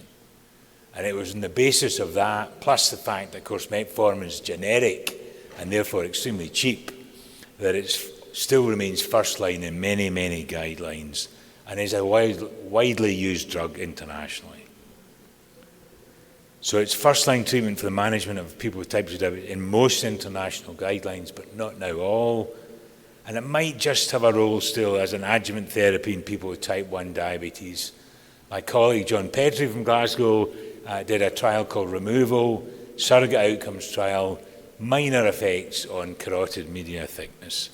But still, it may be able to reduce the doses of insulin in some of the more overweight patients we have with type 1 diabetes. Sulfonylureas, we have a much clearer idea about how they work. They affect potassium channels on the pancreas, where they release stored insulin. However, these potassium channels are also found on the myocardium, and that's always been the worry about sulfonylureas, is could the sulfonylureas stimulate potassium channels in the myocardium and cause adverse cardiovascular effects? And of course, there has been some data to that effect. So they are among the most commonly prescribed drugs for type 2 diabetes. At least in the short term, slightly more potent than metformin, reductions of 1 to 2%. But of course, the famous Nike tick phenomenon occurs, so that quite quickly the effects wear off. And the major effects, side effects or adverse effects, are hypoglycemia and weight gain. Sulfonylureas were included in the intensive treatment arm of UK PDS, which was the main trial, and reduced microvascular complications, but not macro. And then the Carolina trial, which was a safety trial for linagliptin, had glimepiride as a comparator and showed that neither seemed to be associated with excess adverse cardiovascular outcomes. So this is the UK PDS trial overall. Intensive was either sulfonylurea, and various different ones were used, or insulin. Significant reduction in any diabetes-related endpoint. But during the active trial, no reductions in diabetes-related death, all-cause mortality, or myocardial infarction. although there were numerical reductions, they did not reach statistical significance. And in Carolina, you see very similar rates of MACE, CV death, MI, stroke, or heart failure hospitalizations comparing glimepiride with saxagliptin. A slight increase, but numerically, of strokes with glimepiride. No doubt that was people who were having hypoglycemic episodes that were misdiagnosed as stroke. Now, acarbose is a drug which we rarely use in the United Kingdom, but it is extensively used in parts of the world where they tend to have a single meal in a day with a very high carbohydrate content. So it's widely used in China and the Far East, and also widely used in India. So acarbose and other alpha-glucosidase inhibitors inhibit the degradation and the absorption of glucose in the small intestine. And what happens, of course, is glucose then goes into the large intestine, where it affects gut flora, and that might be part of the beneficial effects, but it also causes severe gastrointestinal side effects. So alpha-glucoside inhibitors, and we mentioned acarbose, voglibose, and miglitol, has been moderately effective, so they're not particularly potent at reducing HbA1c in people with type 2 diabetes. And certainly in many parts of the world, the use in diabetes is limited by the gastrointestinal side effects. Meta-analysis of 3 large trials in people with impaired glucose tolerance demonstrated no reduction in cardiovascular outcomes, and they are not indicated for cardiovascular protection. There is no evidence of cardiovascular protection with this class of drugs. But certainly while you're still taking them, they may delay the progression to diabetes in patients with impaired glucose tolerance. And I was involved with the ACE trial. So the ACE trial was a trial performed in China. It was in patients with impaired glucose tolerance and cardiovascular disease. No effect on cardiovascular outcomes, so entirely negative. But a secondary outcome was the progression from IGT to diabetes. And this was significantly reduced. And I was an events adjudicator for that part of the trial. Glitazones we've had and still occasionally use.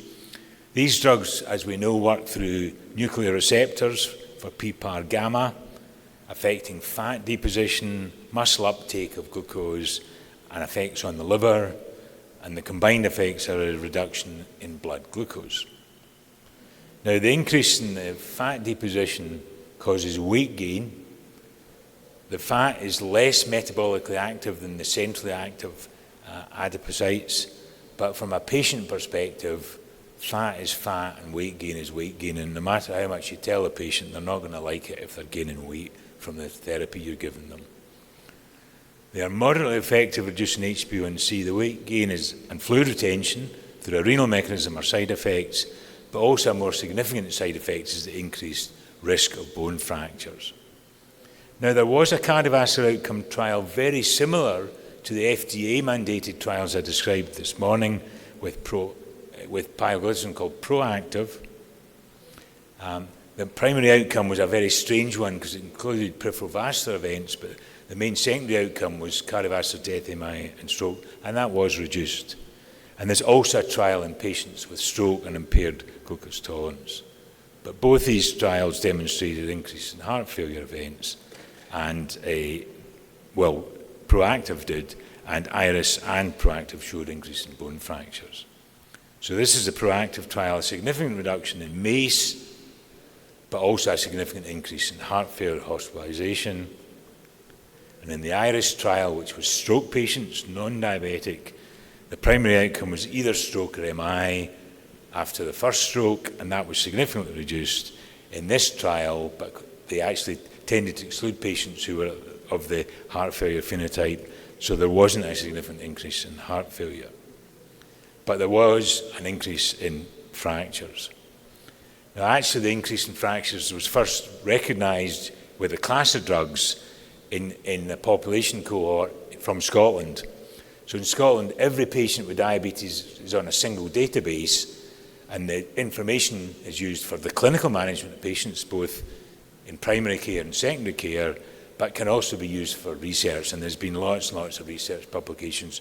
So this one looked at patients who'd been exposed for a period of time to rosiglitazone or pioglitazone compared to other drugs, and showed a significant increase in hip fractures. And that added to the information we had at that time, because at that point it was thought to be only small bones that were affected, and it was thought to only be women, but this showed it was in men.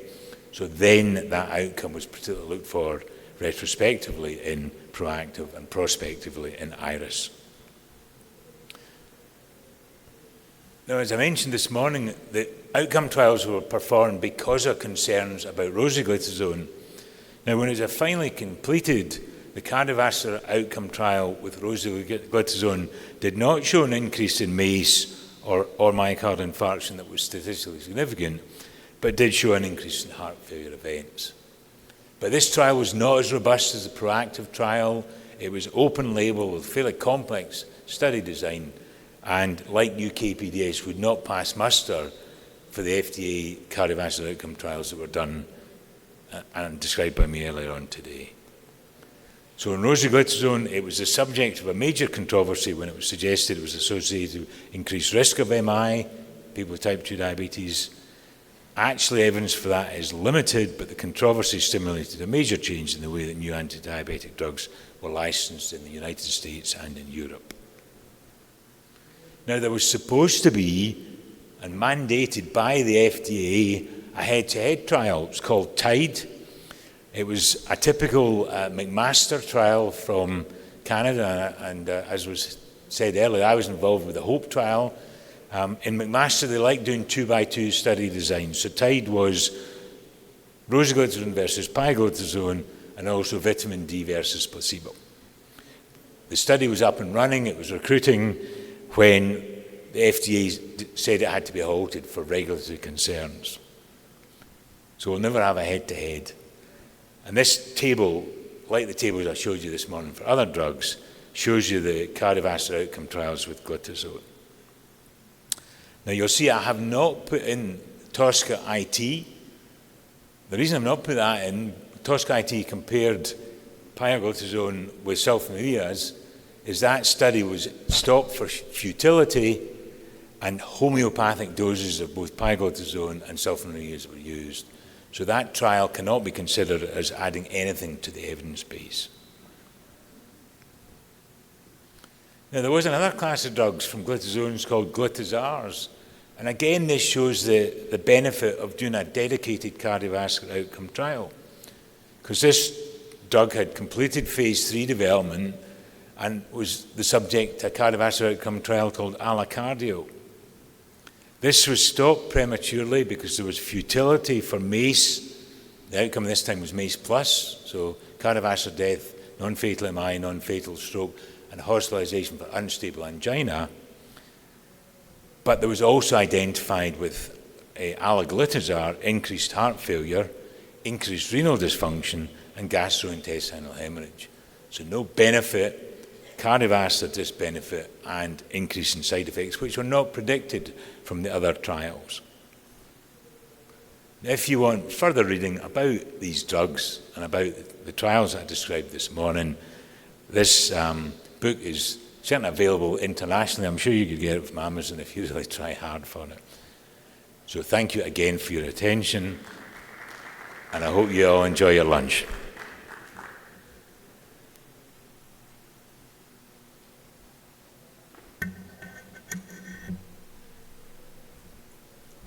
Thank you, Professor Miles Fisher, for this presentation. And I think because of time, we will come to the end of this session.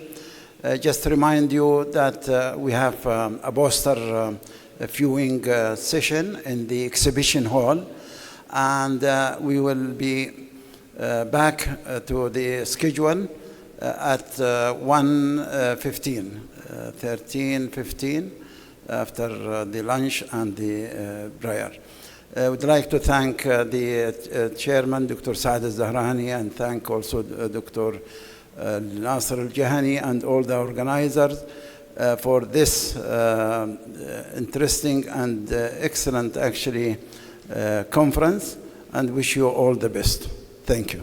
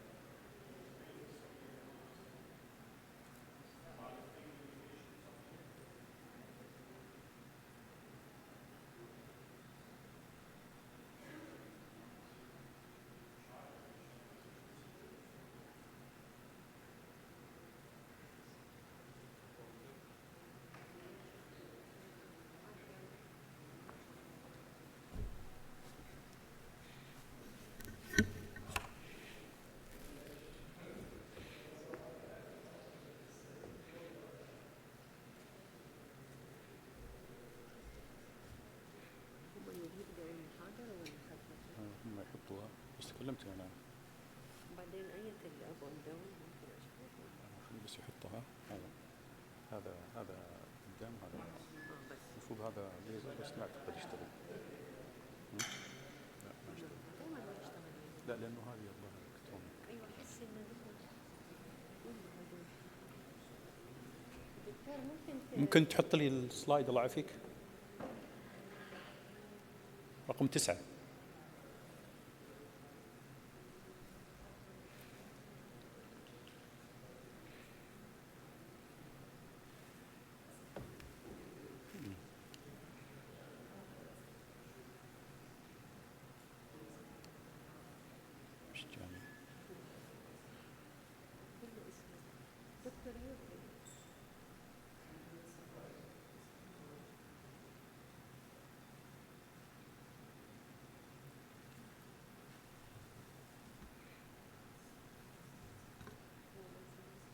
مش عارف لو سمحت يا حبيبي محطوط فيديو.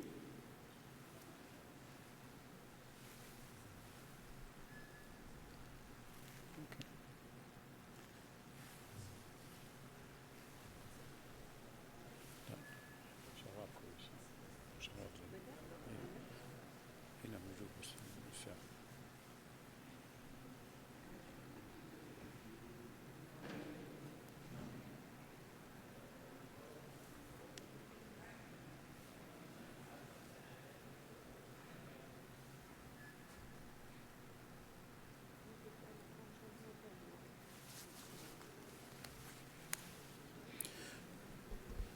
ممكن نبدأ لو سمحت.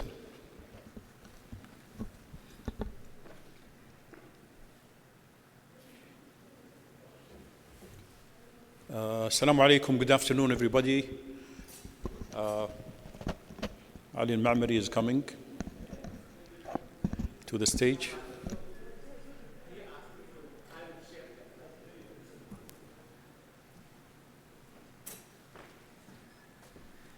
Assalamu alaikum.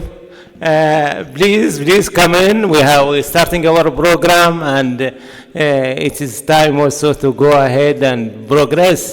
The next speaker is Dr. Yusuf Al-Salah, and Professor Yusuf Al-Salah is our colleague, and he is also a founder actually of ACE Gulf, and in addition, he is the president during the disintegration of the ACE Gulf, becoming gaed. So he worked a lot actually to do that.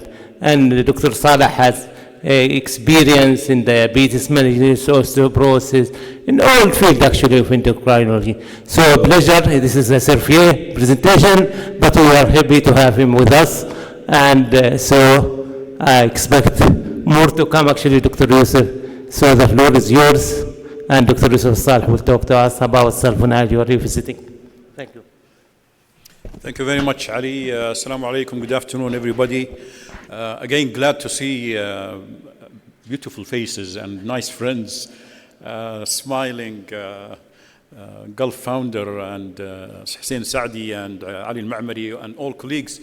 Nice to be here, and I'm going to talk about a consensus report on sulfonylureas that we published with in an example. This is my disclosures, and this is trying to reach a consensus on the use of sulfonylureas in the GCC countries. There have been a lot of controversy about sulfonylureas, and in this presentation I would like to present some data, and then maybe if there is time to hear your views on this.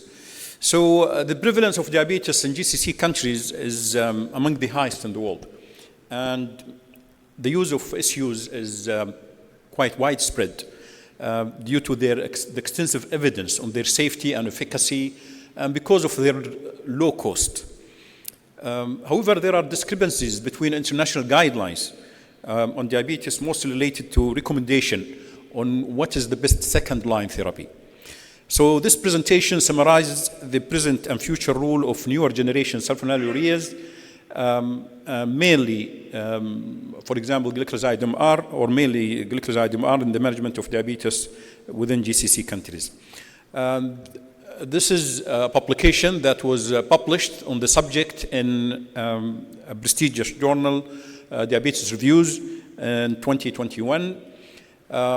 So we had this question in mind, and hence we gathered a group of experts from all GCC countries. So 3 colleagues from Saudi Arabia, Ibtisam Ba'isa, Saud al-Sifri, and Nasr al-Daghri, and Sean Sabiko as a medical writer.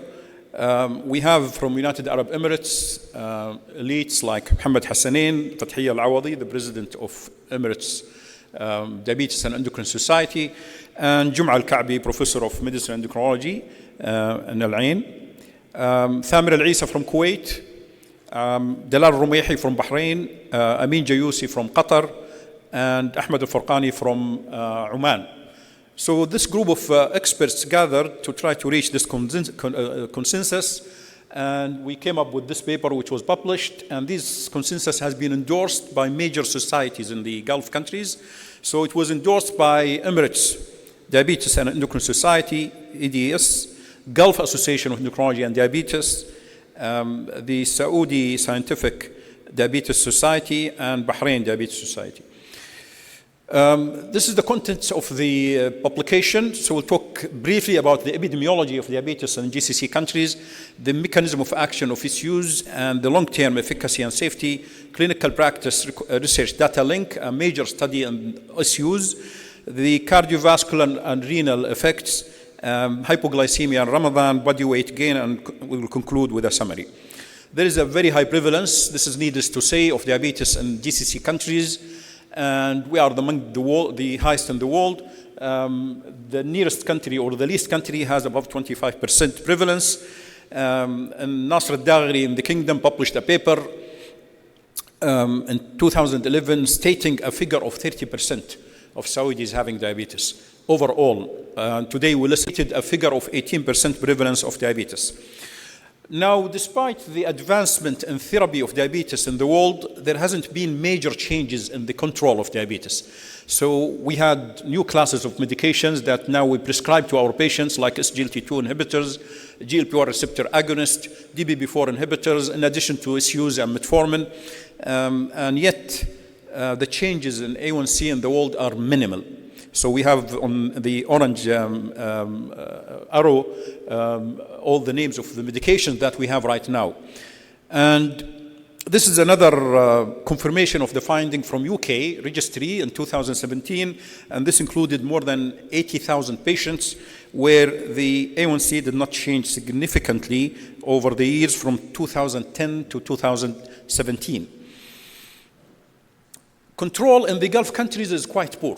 And this is a slide showing the percentage of patients with A1C less than 7% in GCC countries. And look at Oman, case A, 3 studies, and in Kuwait, UAE, Oman, another case A study, UAE, Bahrain, and roughly 30% have an A1C less than 7%.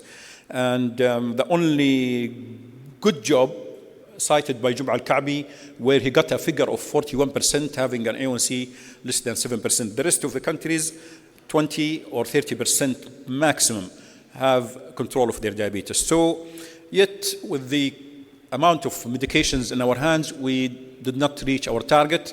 In the kingdom, we have a registry in National Guard, unpublished data on 3,000 patients, and the average A1C around 9%. We also published an earlier paper some years ago in 1,800 patients from internal medicine clinics, and again, the average A1C is 9%. This is a slide which is showing the mechanism of action of SUs.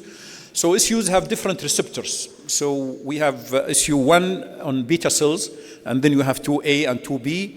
And the mechanism of action is depicted here, where the medication binds to the receptor, closes potassium channels, and this is causes depolarization of the membrane, opening of calcium channels where they attach to the insulin vesicles and release insulin by exocytosis from beta cells.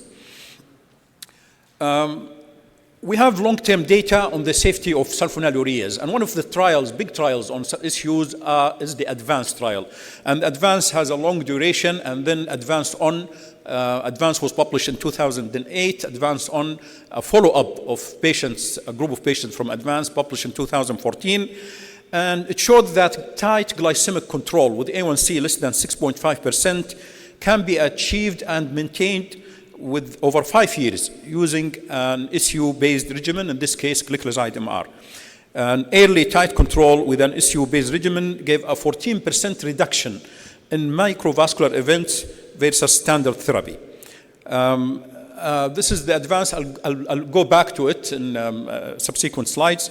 But I want to alert you to this big study. It's called the Clinical Practice Research Data Link, CPRD study. And in this study, the aim was to compare the safety and efficacy of gliclazide MR versus sitagliptin. So a head-to-head comparison as add-on to metformin monotherapy in type 2 patients. It was a retrospective analysis, observational data that makes it not the best study, but it shows some evidence. It included 1,982 patients, type 2, treated for up to 9 years. And what it found that the use of SU on top of metformin resulted in 35% better chance of achieving A1C control less than 7%. So 35% better or more likely that patients will have A1C less than 7%. In ADVANCE, we got the outcome, the new onset microalbuminuria as a marker of microvascular improvement, 9%. New onset macroalbuminuria, 30% reduction. And gliclazide MR-based therapy resulted in 65% less risk of progression to end-stage renal disease. So mainly the effect on microvascular outcome was driven by reduction in renal complications. Now, the use of SUs in renal impairment, probably the best is to use the new generation like gliclazide MR and glimepiride, where you can use them up to a GFR or creatinine clearance of 30. So below 30, you have to be cautious, no data available. But look at glibenclamide and glyburide, contraindicated at creatinine clearance of 60 or less. And many of our patients, they have creatinine clearance below that. Glimepiride, between 30 and 60, you have to be cautious, reduce the dose. So the only issue that you can use safely in a creatinine clearance less than 30 is gliclazide MR. Now, the cardiac safety, and this was a major talk in the literature or between experts, that issues cause decongestioning of the cardiac muscle post insults, and that will make the prognosis worse. So people are hesitant to use sulfonylureas because of their cardiovascular safety. And in ADVANCE, the cardiovascular safety was demonstrated. There was no increased risk of macrovascular outcome using gliclazide MR. Look at the hazard ratios and the p-value, not significant, whether in ADVANCE or ADVANCE ON, which is the follow-up study of the ADVANCE. Another major study that showed safety of issues is Carolina.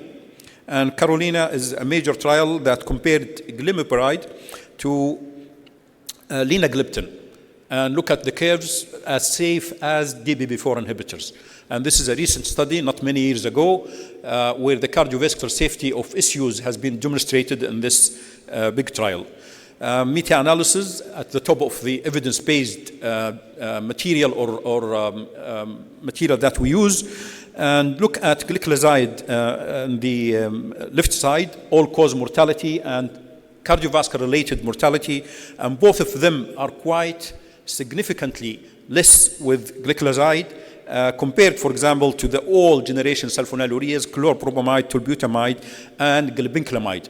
So mainly the cardiovascular question and safety question about issues was related to the old generation sulfonylureas, while newer generation sulfonylureas like gliclazide MR are quite safe and effective. Now, notice that all the new studies, the cardiovascular outcome studies, that this morning our guest speaker talked about were done with sulfonylureas on top of the test medication. So if you look at the ELIXA trial with lixisenatide, 37% had issues at baseline. LEADER trial with liraglutide, 51% were in issues. They did not stop these medications while testing the new medication safety. EXCEL, Harmony with albiglutide, Rewind with dulaglutide, 46% were on issues, 32% of the patient in Pioneer 6 with semaglutide. Empagliflozin, 43%. Now SGLT2 inhibitors, also trials, all of them used issues on, or the new medication on top of issues. And actually in some of the analysis of the SGLT2 inhibitors, the effect on cardiovascular outcome was only significant in patients who were on issues at baseline. Now, we fear about hypoglycemia, and one of the months that we get really worried about hypoglycemia and the use of issues is the holy month of Ramadan.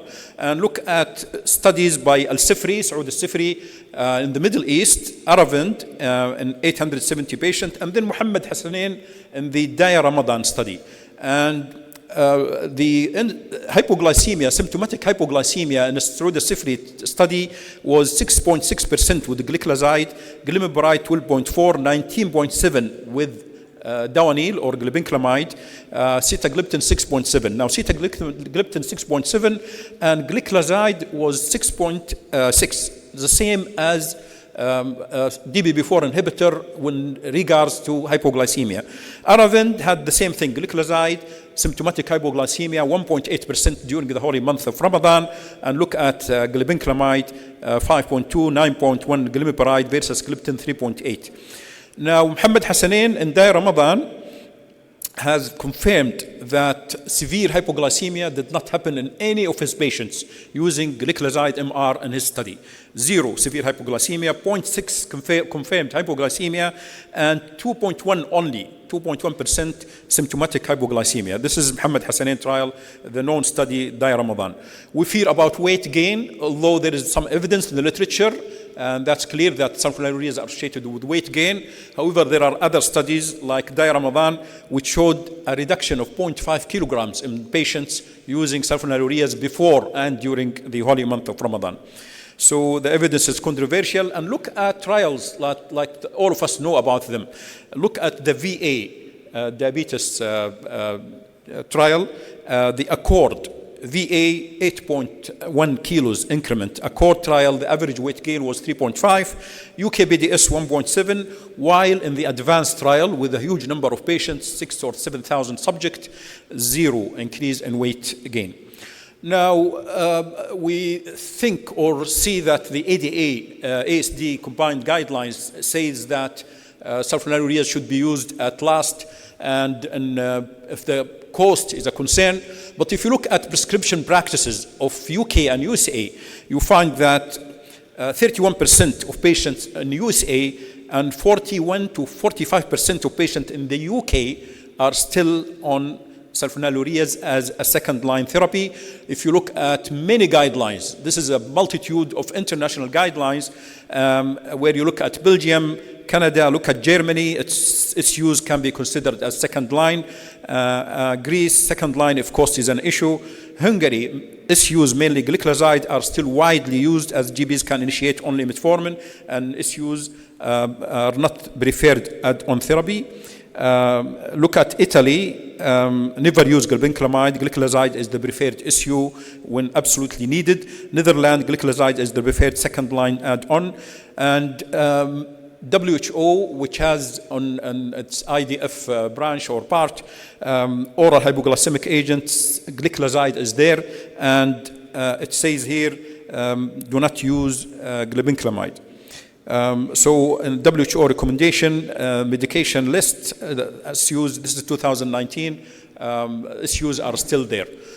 The costs are tremendous with health, with diabetes care. Billions of reals or dollars are spent trying to prevent diabetes and its complications. And if you look at the cost of issues, the average yearly cost using euros 59 per year. While if you look at DPP-4 inhibitors, 498, GLP-1 receptor agonist 1,257 euros, and SGLT2 inhibitors 609. So comparing the cost, there is no comparison whatsoever. So here you can use a medication which is safe as much as I presented on the cardiovascular system, and good reduction in renal outcomes, and the cost is marginal. So in conclusion, and by the way, I'm saying this statement, most endocrinologists in the region, including the experts in this therapeutic area who were involved in the present consensus, are fully aware that not all issues drugs are the same and continue to prescribe issues. This statement is based on a questionnaire that we used or sent to practitioners across the GCC countries, and we got the responses of them, the percentage of them using issues, and a good percentage, actually the majority, are still using issues as second-line treatment. So I will stop at this point, and I do thank you for your attention.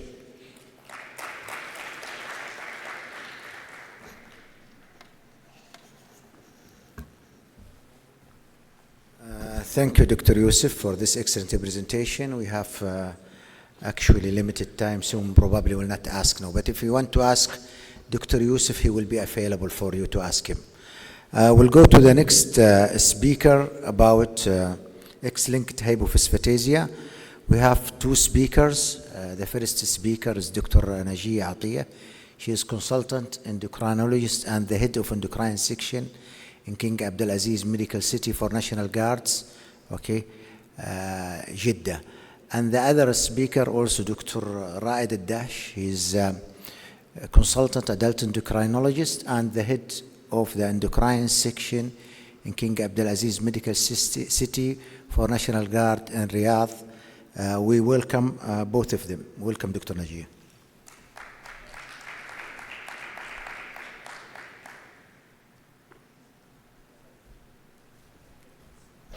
Good afternoon. Thank you, Dr. Nasser, for a nice introduction. It is my pleasure to be with you today. And this is my disclosure. And I'm talking about XLH, which it is the most common hereditary form of hypophosphatemia, and it occurs in about 1 to 20 to 25,000 subjects. And actually, it is equally in severity for both boys and girls. And it is inherited because of the VIX gene. VIX gene, a mutation which is present in X chromosomes. And the mode of inheritance, it is autosomal dominant. And when we mean by dominant, it is not a hidden disease. So the subject either a disease or healthy. So the father actually is going to transmit the disease to all his daughters, but none of his sons. But for the affected woman or mom will affect every child will have a chance 50% to be affected or a disease with XLH. And also there is a spontaneous mutation for XLH, as you know. Why the patient is become hypophosphatemia. And this is actually because, as we mentioned, there is a fixed gene mutation. And this is lead to increase the GF23, which has two mechanisms. The first one, it will increase or inhibit the sodium phosphate transfer. So it will inhibit the phosphate to be transferred from the kidney to the blood. And this will lead to loss of the phosphate in the urine and lead to hypophosphatemia. The second mechanism that it will inhibit the synthesis of 1,25 dihydroxyvitamin D through the inhibition of 1-alpha hydroxylase. And this is lead to decrease the absorption of the phosphate from the gut and lead to hypophosphatemia. And this is a mechanism in XLH. And when we go about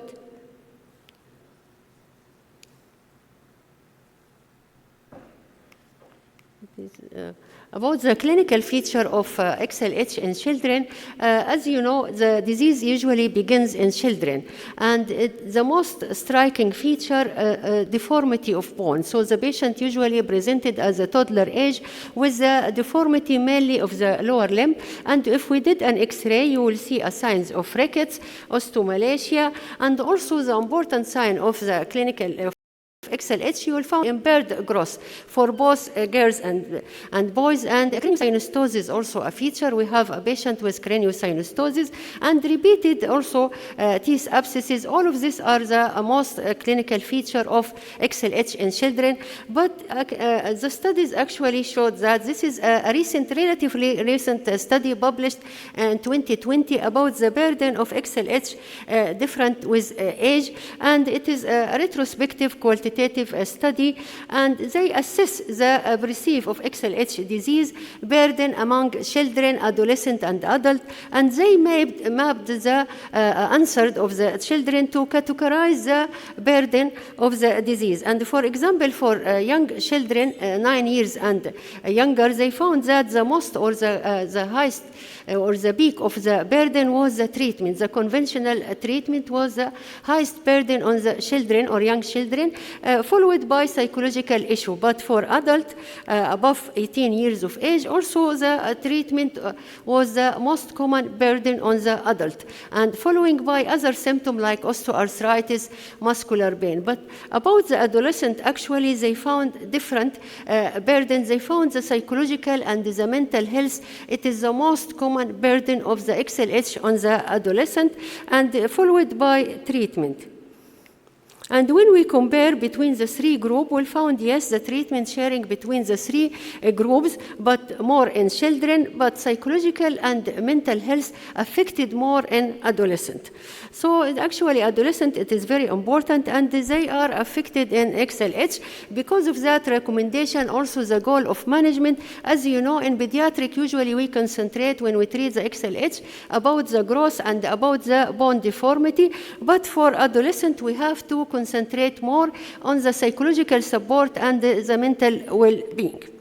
So this is XLH. It is a lifelong disease, begins in children and continue into adulthood. But unfortunately, there is a missing developmental systemic review of 43 studies of patients with chronic disease, and they found that structured healthcare transition, it results in adherence to the care and use of ambulatory care in the adult setting.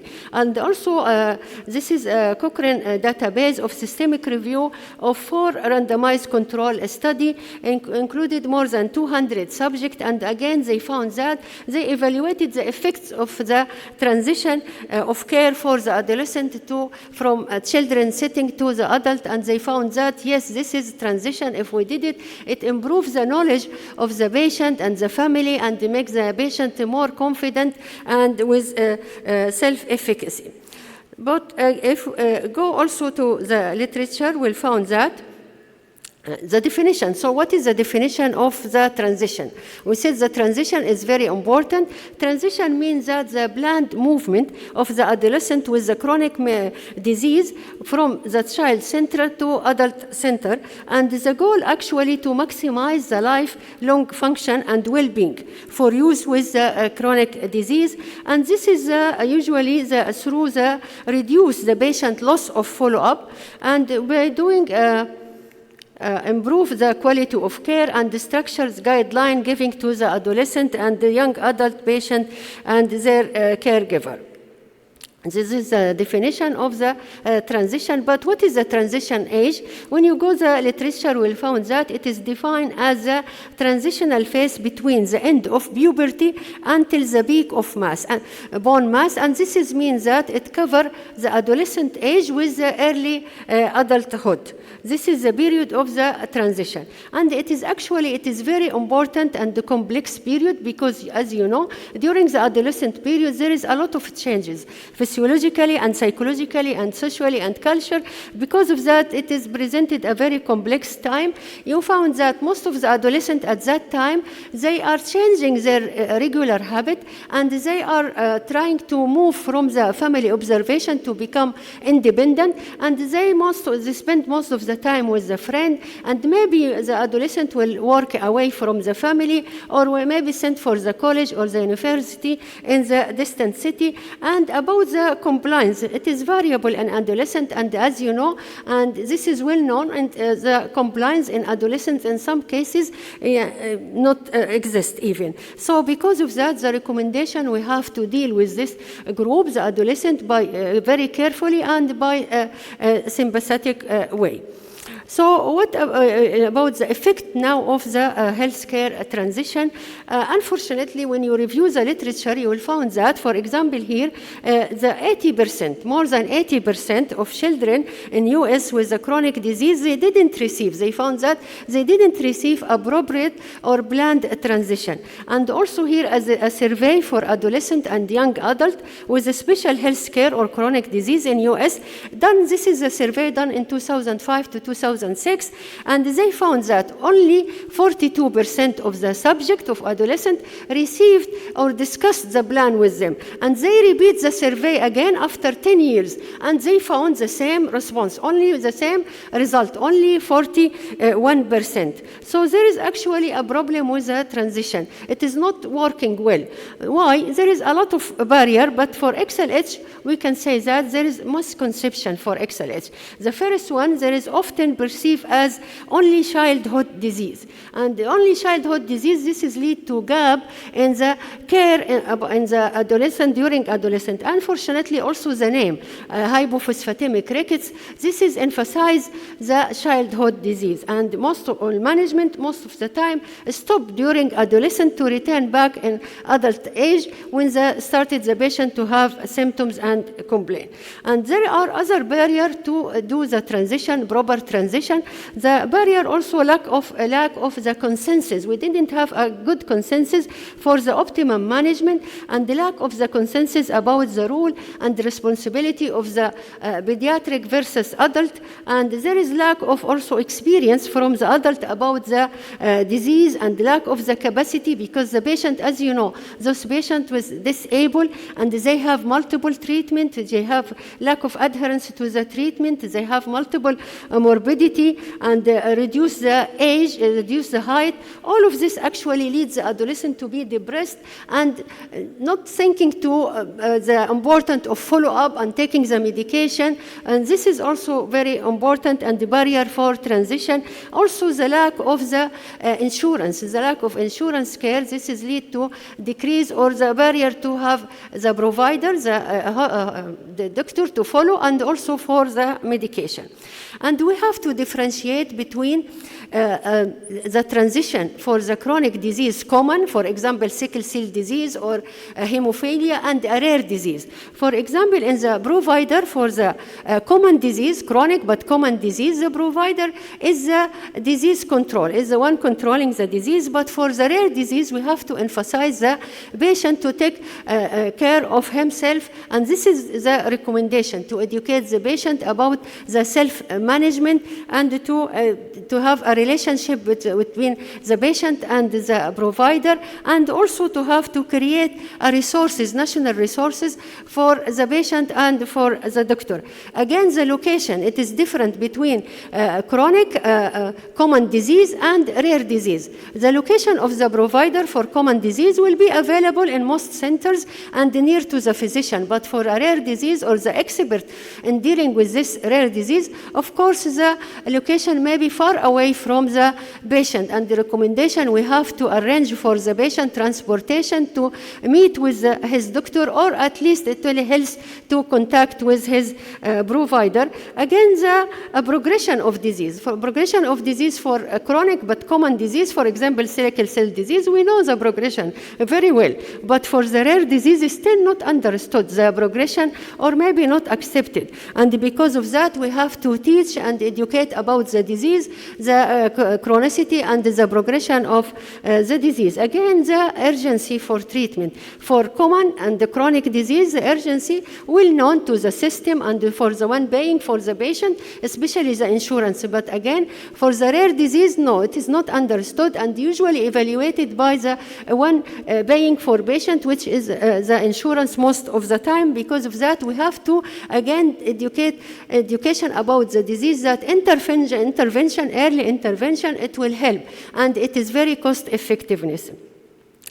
So we can say the healthcare transition, it goes actually through 3 stages, setting the stage which it is main, the initiation and preparation for transition readiness, and moving forward the provision of the transition system and what we need for transition, and then reaching the goal which transfers the adolescent from a pediatric setting to the adult setting.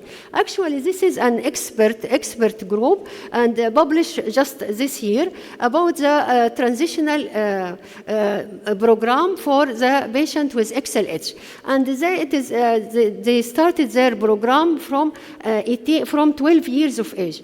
And this 12 years of age, it is called the transition and readiness for and tracking of the patient. Starting at 12 years of age by processing, to start your process of initiation of transition. And this is actually the process, maybe you have to document it, and if there is any signature, maybe you need it if an institution need a signature. Then after that, you have to educate the patient to be educated about the patient, about his disease, and to be more confident about the disease and sharing in the decision and self-management, and also educate the parents and guidance them to empower their children to be responsible about their disease with the age. And then at 14 years of age, beginning of regular assessment of transition readiness. And this is occur by first assessment.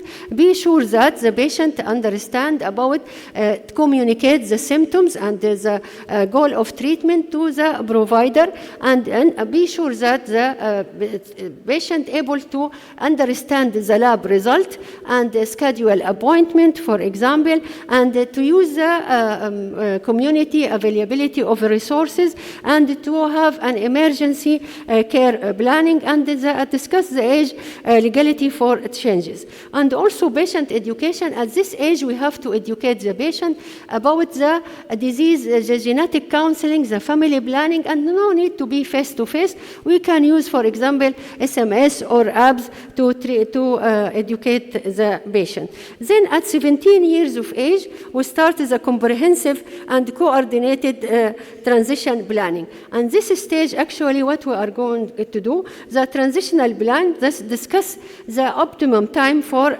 transition, and also the checklist for the medical, for the management, for the image, all this package which is going to be transferred to the adult provider, and discuss also the potential changing of the dose from pediatric to the adult dose, and also identify the provider who is going to follow your patient. You have to identify him or her, and consider the location also of your patient, and connect with your patient with the XLH group, for example, the network or Facebook, and plan for regular evaluation and updating. Then assessment. We have to do this assessment yearly from 13 to 17 years of age.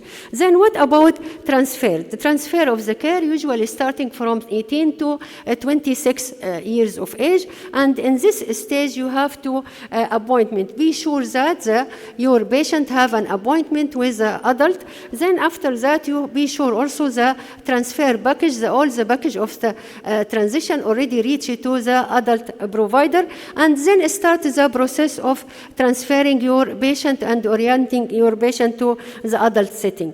About 3 to 6 months after transfer, be also sure from the follow-up that your patient already have reached to the adult and seen by them, and also don't forget to be collaborating and communicating with the adult doctor. And the recommendation also in this program also to educate the adult, to teach the provider or talk to him about the disease, the genetic, and the progression of the disease. So this is actually how to do the transition for the XLH done by expert and published this year in the XLH disease. So the key messages here about the transition for adolescent, that XLH, it is lifelong disease, despite being labeled as a childhood disease. And transition showed to us that it improves actually the care if we have it and if we plan it well.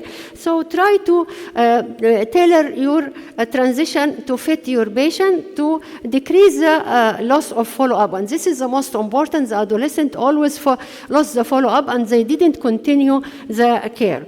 Then, and about this is the guidelines which we just discussed it from the expert in XLH. It is focused on the knowledge for patient and for the family and for information transfer, timelines and supportive behavior to drive just the engagement of the patient or adolescent and not to lose the follow-up. Now then, I think Dr. Raed will continue. Thank you.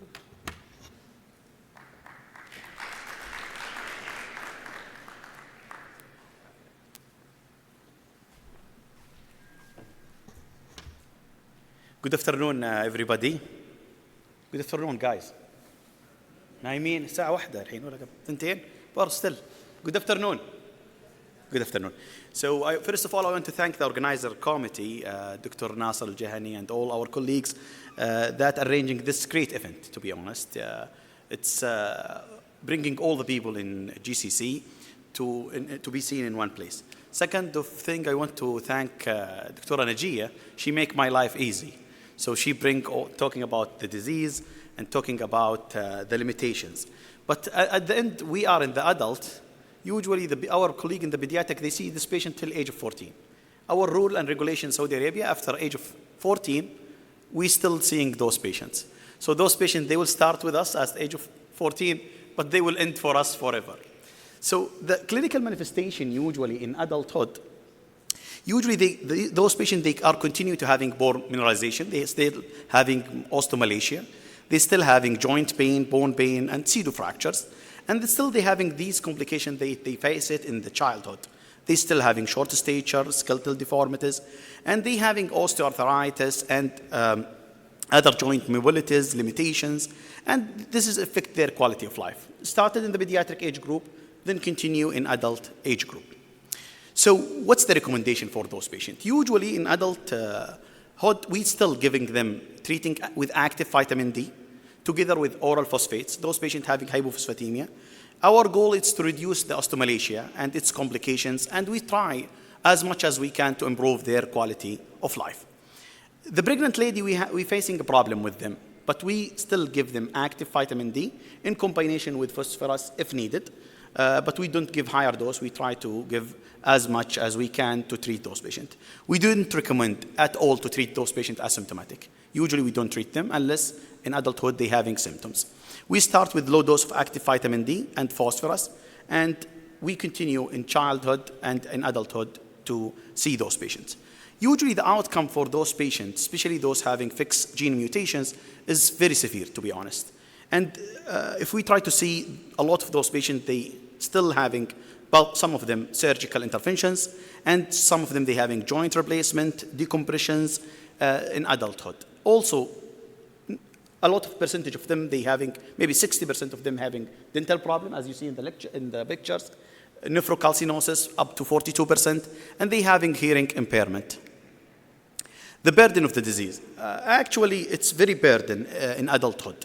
And those patients still having frequent abscesses in dental, still having hearing loss, and they having osteophytes and nephrocalcinosis. Some of them, they having spinal stenosis and having osteoarthritis, bone pain, joint stiffness, muscle weakness in adulthood. So still the burden of the disease, the quality of life, it will be affected for those patients. The only treatment approved for these cases after active vitamin D and phosphorus is aprozumab. As you know, this kind of medications, it will inhibit the serum FGF23, and it will lead to increased active form vitamin D. It will increase the phosphorus absorption in the intestine, and it will decrease the phosphorus excretion in the kidney. Then it will lead to increase the phosphate in the serum. The first question that's come to us in each lecture when we talk about this medication, is it approved or not approved? This medication is approved for adult X-link and pediatric from age of 1 year and above in Saudi Arabia. Also, it's having approved in FDA in adult and pediatric in 6 months of age and older. And it's just maybe 2 weeks back, it's having approval for those patients with tumor-induced osteomalacia. Before that, it was not approved for them. Also, EMA approving the X-link treatment for those children from 1 year and above with radiological manifestation, and also approved in adult. This is just show you how much these medications will affect the adult patients and how the patient is improved on these kind of medication. The blue color here is those patients in prozomab. The red color is those patients in placebo. It's increasing the serum phosphate, as you see here. It's increasing the functioning. It's improving the healing and quality of life and decreasing the stiffness. What's the protocol usually we start with? The recommendation, we start with 0.8 milligram per kilogram for body weight in children, and we start in upper extra dose 1 milligram per kilogram for adult, and it's reaching about 10 milligram every 2 weeks for children and every 4 weeks in adult. We still give oral phosphate and vitamin D analog, and we stop it 1 week before initiating the treatment. We still also doing the fasting serum phosphate, should be below the reference range for age prior to initiating the treatment, and the serum phosphate, it will be checked every 2 weeks in the first month of the treatment, then after that every 4 weeks for 2 months, then after that after 3 months as appropriate.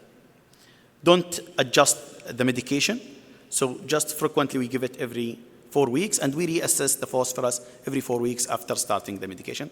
This label, just if you have any questions or any concerns, you can contact these numbers to having more information, and this is the label in Saudi Arabia. Now, what's the goal of therapy? Dr. Najia talking about pediatrics and adolescents. In adults, still we having our goals. We try to resolve the pseudofractures. We try to prevent the fractures.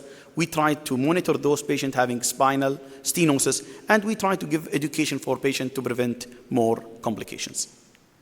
So if we summarize what we said today, X-linked hypophosphatemia is not a pediatric disease, is also seen in adult, and it's lifelong disease. Should be managed as a multidisciplinary team. Dental, those inpatient should be seen by nephrologists, endocrinologists, orthopedics, and other colleagues in all hospitals. It's long-term management, including early transition care to be permanent in adult. Thank you so much.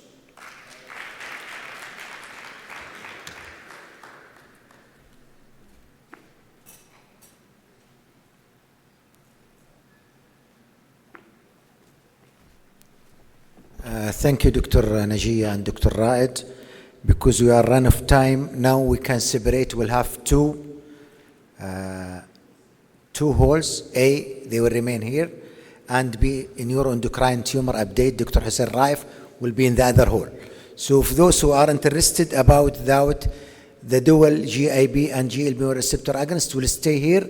Those interested about neuroendocrine tumors will go to hall B. So the hall B is the other side. Thank you very much.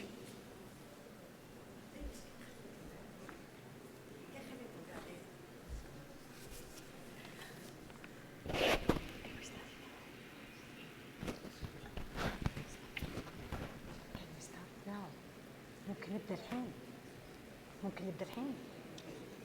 ها؟ ايه. نبدأ الحين. بس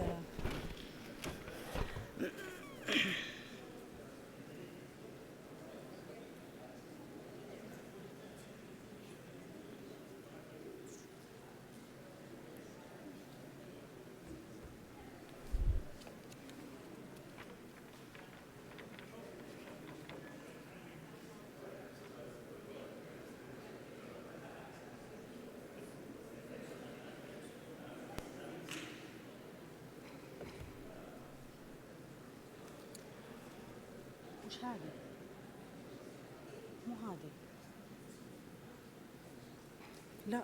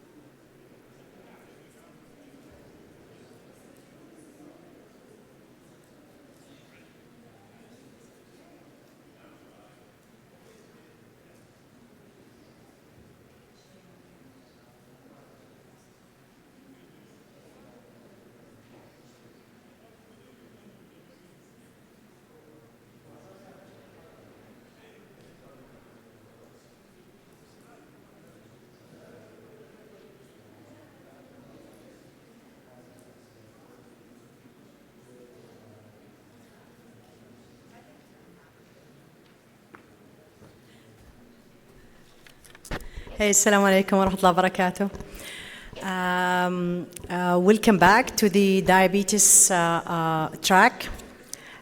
Today we'll have recorded a presentation. Our speaker has been introduced in the morning, but it's my pleasure to introduce him again. Professor Juan Pablo Farias. He's the director of principal investigator of Velocity Clinical Research in Los Angeles, California. He completed his fellowship in endocrinology, diabetes, and metabolism at the University of California, San Diego. Dr. Farias has held academic position at the University of the Colorado Health Sciences Center, Barbara Davis Center for Diabetes, and the University of California, San Diego School of Medicine, where he's currently on the clinical faculty. He has been involved in diabetes and metabolism-related research for over 25 years, and he has authored numerous publications in his field, including publication in New England Journal of Medicine, Lancet Diabetes and Endocrinology, Cell Metabolism, Diabetes, and Diabetes Care. He's going to talk about the new drug therapy, dual GIP-GLB receptor agonist.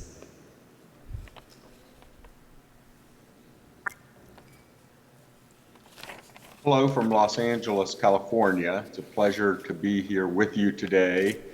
I want to start by thanking the organizers for this very kind invitation to speak at the conference.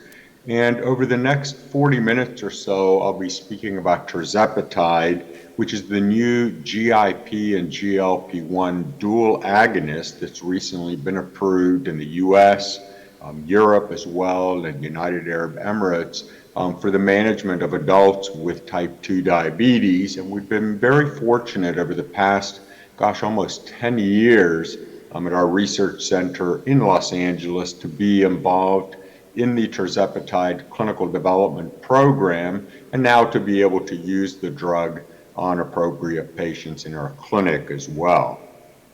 Here are my disclosures, primarily the companies we do research for at our clinical research center. And to start off, we've really come a long way in the management of type 2 diabetes over the past 2 or 3 decades, really from initially a very glucose-centric or glucose-focused approach when all we really had to treat patients was sulfonylureas, insulin, and then later metformin, thiazolidinediones, and DPP-4 inhibitors, where we were focusing much more on avoiding hypoglycemia as well. But really with the advent of not only the GLP-1 receptor agonist, but also the SGLT2 inhibitors, focusing much more on cardiorenal health, on heart failure, on prevention and treatment of fatty liver disease as well. So really focusing not only on glycemic control, but also on extra glycemic factors while trying to avoid hypoglycemia as well. And we've gone also into a mode now where the management of obesity has become very important, not only for the management of type 2 diabetes, but also for the many other comorbidities which are associated with type 2 diabetes, many of which are complications of obesity. So we really should be intervening upstream to address this key driver of many of the metabolic, biomechanical, and psychological disorders that are associated with obesity and type 2 diabetes, and that is really dealing with overweight and obesity. Now, over the years, many GLP-1 receptor agonists have been studied. We know from data for example, from the SUSTAIN-7 trial that semaglutide is the most potent of the GLP-1 receptor agonists. And then more recently, we published data on higher doses of selective GLP-1 receptor agonists. On the left, you see the Award 11 study, which looked at higher doses of dulaglutide, 3 and 4.5 milligrams. On the right, the SUSTAIN Forte trial, which looked at 2 milligrams once weekly of semaglutide in patients with type 2 diabetes. And since these studies were published, in the US and in other markets as well, there has been approval of these higher doses for the management of patients with type 2 diabetes. But still, patients remain with suboptimal glycemic and body weight control oftentimes. And this has sort of led us to the next horizon, if you will, which are the so-called unimolecular multi-agonists. In this case, the dual GIP and GLP-1 receptor agonist, which is tirzepatide. And this is a multifunctional peptide, so it's a single peptide that has activity of both incretin hormone receptors, GIP and GLP-1.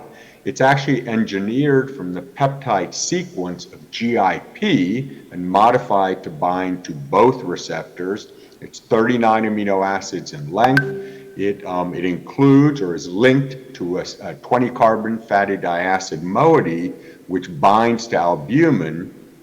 And in doing so, it prolongs the half-life. It has a half-life of 5 days, which enables once-weekly dosing. As we'll talk about, it's a once-weekly subcutaneous injection. Many studies have been done looking at the pharmacodynamics. The key pharmacodynamic effects include enhancing the incretin effect, so enhancing first and second phase insulin secretion. It reduces glucagon levels compared to selective GLP-1 receptor agonists. We've looked at this versus dulaglutide and versus semaglutide. And importantly, in pharmacokinetic studies, the concentrations of tirzepatide do not change based on renal or hepatic function.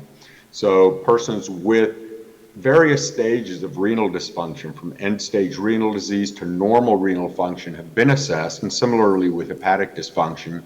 And the tirzepatide concentrations don't change. So if we look at the label, there's no need to make any dose adjustments based on renal or hepatic dysfunction, though we clearly need to be more careful with those patients. So what tirzepatide is a single molecule which possesses activity at two pharmacologic targets, the GIP receptor and the GLP-1 receptor. And here we see that, and there are many tissues that actually have both the receptors. For example, obviously the pancreatic beta cell has both GIP and GLP-1 receptors.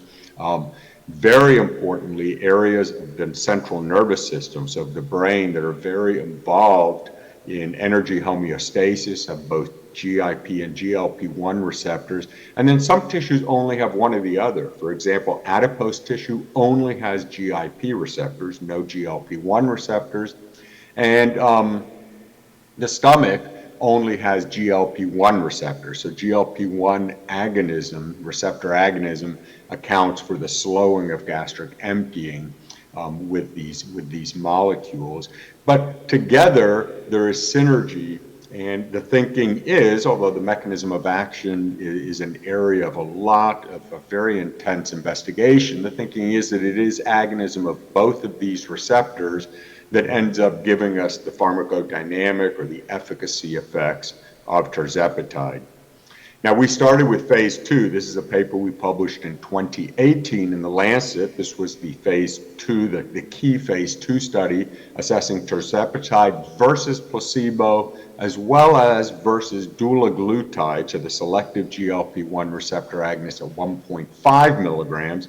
And this shows the efficacy. This was in patients with type 2 diabetes on either diet and exercise or metformin monotherapy. And you can see from a mean baseline A1C of 8.1, in red you see a 1.1% reduction over 26 weeks with dulaglutide, and significantly greater improvements in A1C with the 5, 10, and 15 milligram of once weekly tirzepatide. So greater A1C reduction and greater weight loss. You see here 2.7 kilograms with dulaglutide, which is quite common in patients that are weighing slightly over 90 kilograms, but much greater reduction and continued reduction at 26 weeks, particularly with the higher, the 10 and 15 milligram doses of tirzepatide.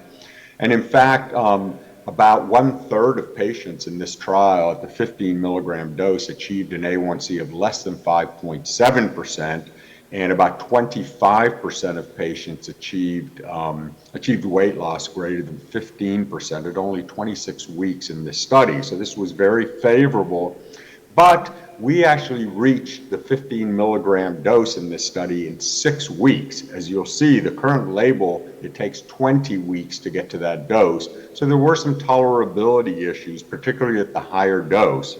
So we did a second phase 2 study that looked specifically at dose escalation and dose titration algorithms, looking at smaller dose escalations over a longer period of time, and this was tolerated much better.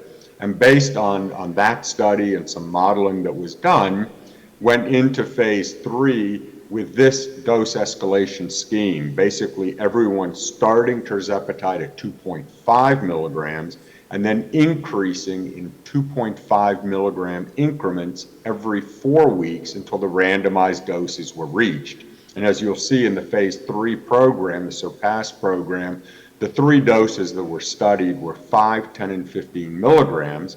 So the 5 milligram dose was reached in 4 weeks, the 10 milligram dose was reached in 12 weeks, and the 15 milligram dose was reached in 20 weeks. And this, as you'll see, has allowed for much better tolerability.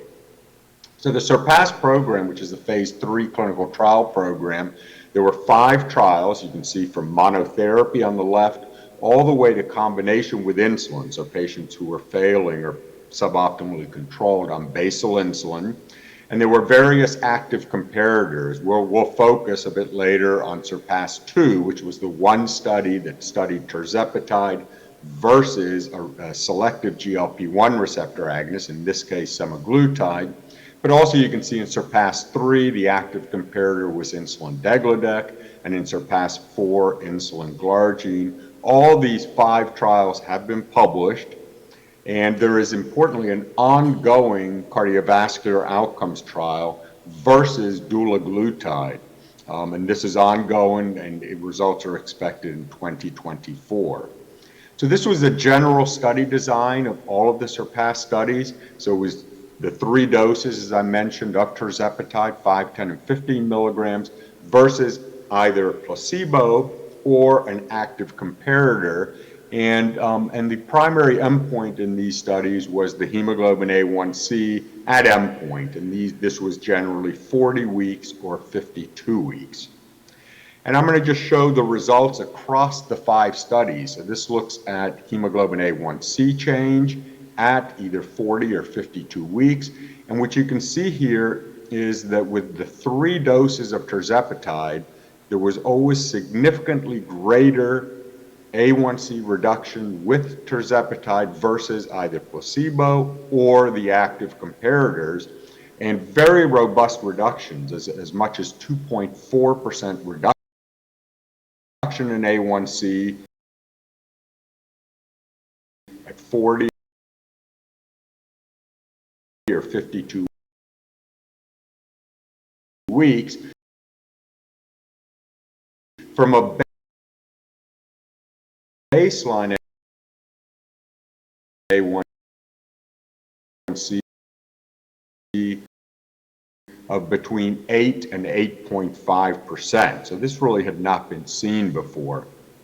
If we look at the proportion of patients achieving an A1C of less than 7%, you can see again with the 3 doses of tirzepatide, always a greater proportion than with the comparators, and up to 90% of patients achieving an A1C of less than 7%. And importantly, you can see here, this is a very tough target to reach, clearly. Normal A1C, less than 5.7%, anywhere from 38 to 50% of patients achieving an A1C in the normal range over the 40 or 52 weeks of these studies. If we look at body weight reduction, we see a dose-dependent reduction in body weight, so greater reduction with the greater doses. And again, with the 3 3 doses of tirzepatide a greater reduction in body weight compared to either placebo or the active comparators. In fact, as you'd expect in Surpass 3 and Surpass 4, there was an actual increase in body weight with the basal insulin, either insulin degludec or insulin glargine. But we got to, body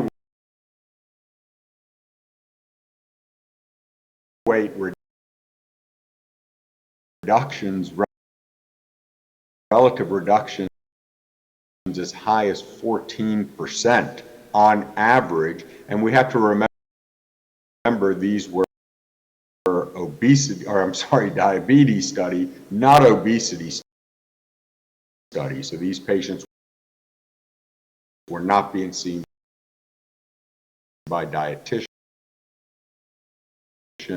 did not have calorie deficit diets, that sort of thing. These were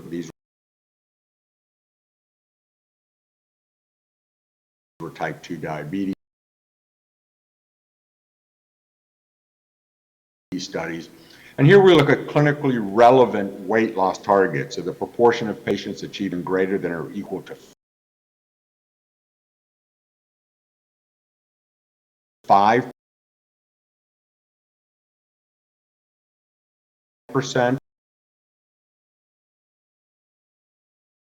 weight loss,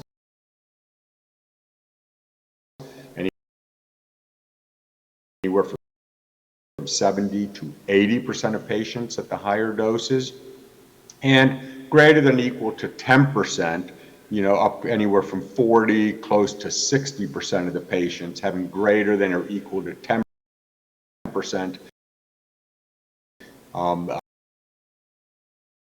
weight reduction. And this clearly is very clinically relevant reduction in body weight. Now, with respect to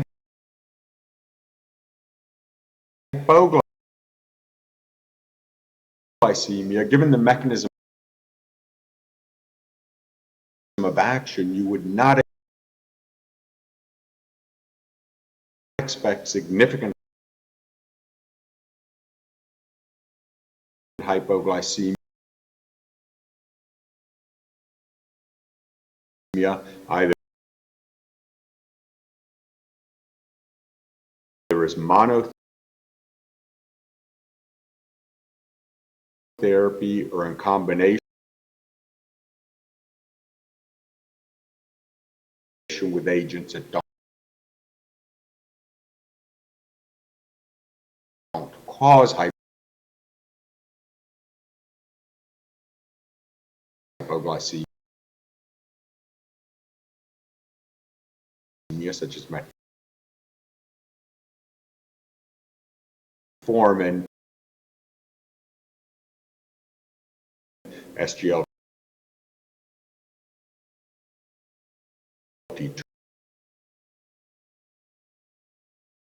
inhibitors.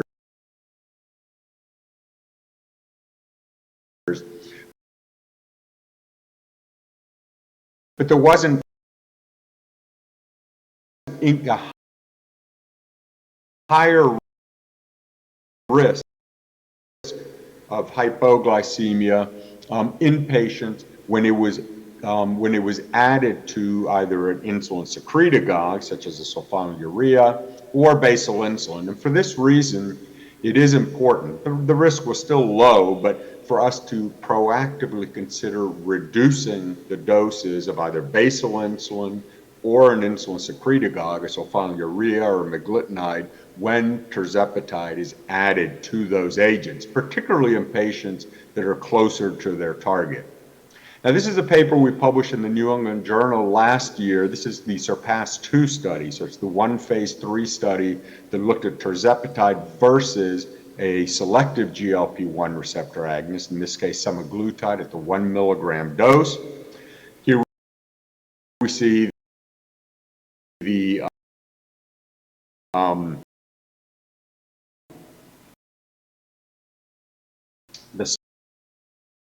study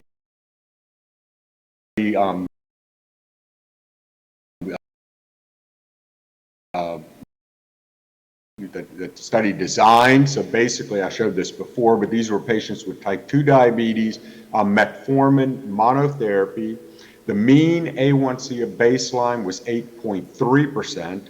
The mean BMI was 34, so these were obese patients, and the mean duration of diabetes was 8.6 years, and these patients were treated for 40 weeks, and you can see 5, 10, or 15 milligrams of tirzepatide with metformin or semaglutide 1 milligram once weekly. Now, semaglutide was initiated as per the label, so 0.25 once weekly for 4 weeks, then up to 0.5 for 4 weeks once a week, and then to the 1 milligram dose.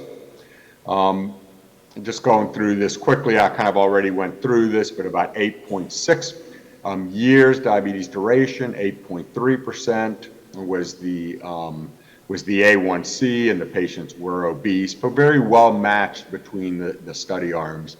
And here we see the primary endpoint, which is the change in A1C, and you can see that very nice results actually in red with semaglutide from 8.3 to 6.4, but significantly better, greater reductions in A1C, down to 5.8% on average with the 15 milligram dose, so almost a 2.5% reduction.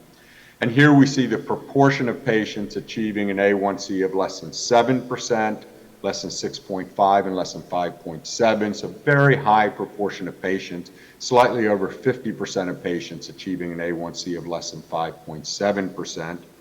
And here we see body weight.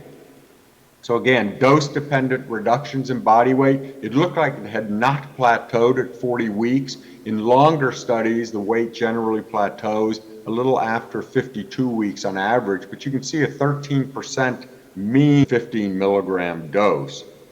And here we look at weight loss targets. Again, we talked about some of these, but in the greater than 15% weight loss, 40% of the patients at the 15 milligram dose. There were important improvements also in lipids, primarily in triglycerides and VLDL cholesterol, and nice increases also in HDL cholesterol. And this was actually a pre-specified composite endpoint, and which was very robust. We looked at week 40 at the proportion of patients who achieved all three of these, an A1C of less than or equal to 6.5, and greater than or equal to 10% weight loss with no clinically significant hypoglycemia. And this triple composite endpoint was reached by 60% of the patients with the 15 milligram tirzepatide dose compared to about 1 in 5 or 22% with semaglutide 1 milligram. If we look at the tolerability and safety profile, it's very comparable to that with the selective GLP-1 receptor agonist, with GI side effects being the most common. And here's one example. This is nausea, and it's showing it in 4-week increments, the incidence over the 40 weeks of the study. And you can see that in each of the arms, it was less than 10% of the patients experienced nausea during any 4-week period.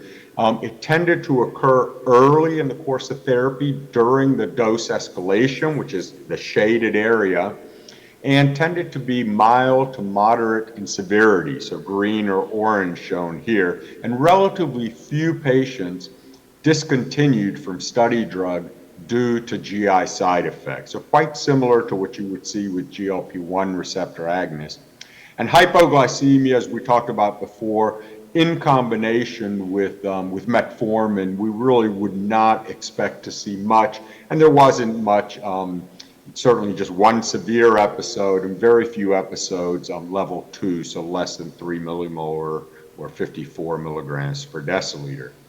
Now, with respect to cardiovascular safety, it has been shown that tirzepatide is safe from a cardiovascular outcomes perspective. This was a recently published meta-analysis. It actually looked at 7 pooled trials, tirzepatide studies, and looked at time to first major adverse cardiovascular event. So this was a MACE-4, which was mortality, non-fatal MI, non-fatal stroke, and hospitalization due to unstable angina. And there was a reduction, about a 20% reduction with tirzepatide versus the comparators, but this was not powered to show statistical significance. So this would just show safety. But as I mentioned, there is an ongoing, very well-powered and long in duration cardiovascular outcomes trial versus dulaglutide. This should complete in 2024. I'll mention just quickly one sub-analysis. It was sub-study, I should say, of the SURPASS-3 study. So this was a study in patients on metformin with or without an SGLT2 inhibitor that compared tirzepatide to insulin degludec. And this is just one example. In this study, we looked at MRI protein density fat fraction, and this is looking at liver fat fraction. On the left, you see before with a percent liver fat of 27%, so clearly abnormal, over 5%, defining non-alcoholic fatty liver disease. And after therapy, after 52 weeks, a reduction to 2.5. And you can see significant reduction in body weight from 134 to 108 kilos, much better glucose control from 9.3 to 6.1% with respect to the A1C, and obviously much less with respect to hepatic steatosis. I'll briefly mention there is a program called the SURMOUNT program, which is assessing tirzepatide for obesity. And one of these studies was presented in June at the American Diabetes Association meetings. And it's the SURMOUNT-1 trial, and this was published in the New England Journal. And it looked at the 3 doses of tirzepatide, 5, 10, and 15 milligrams versus placebo in people without diabetes, but with overweight or obesity over 72 weeks.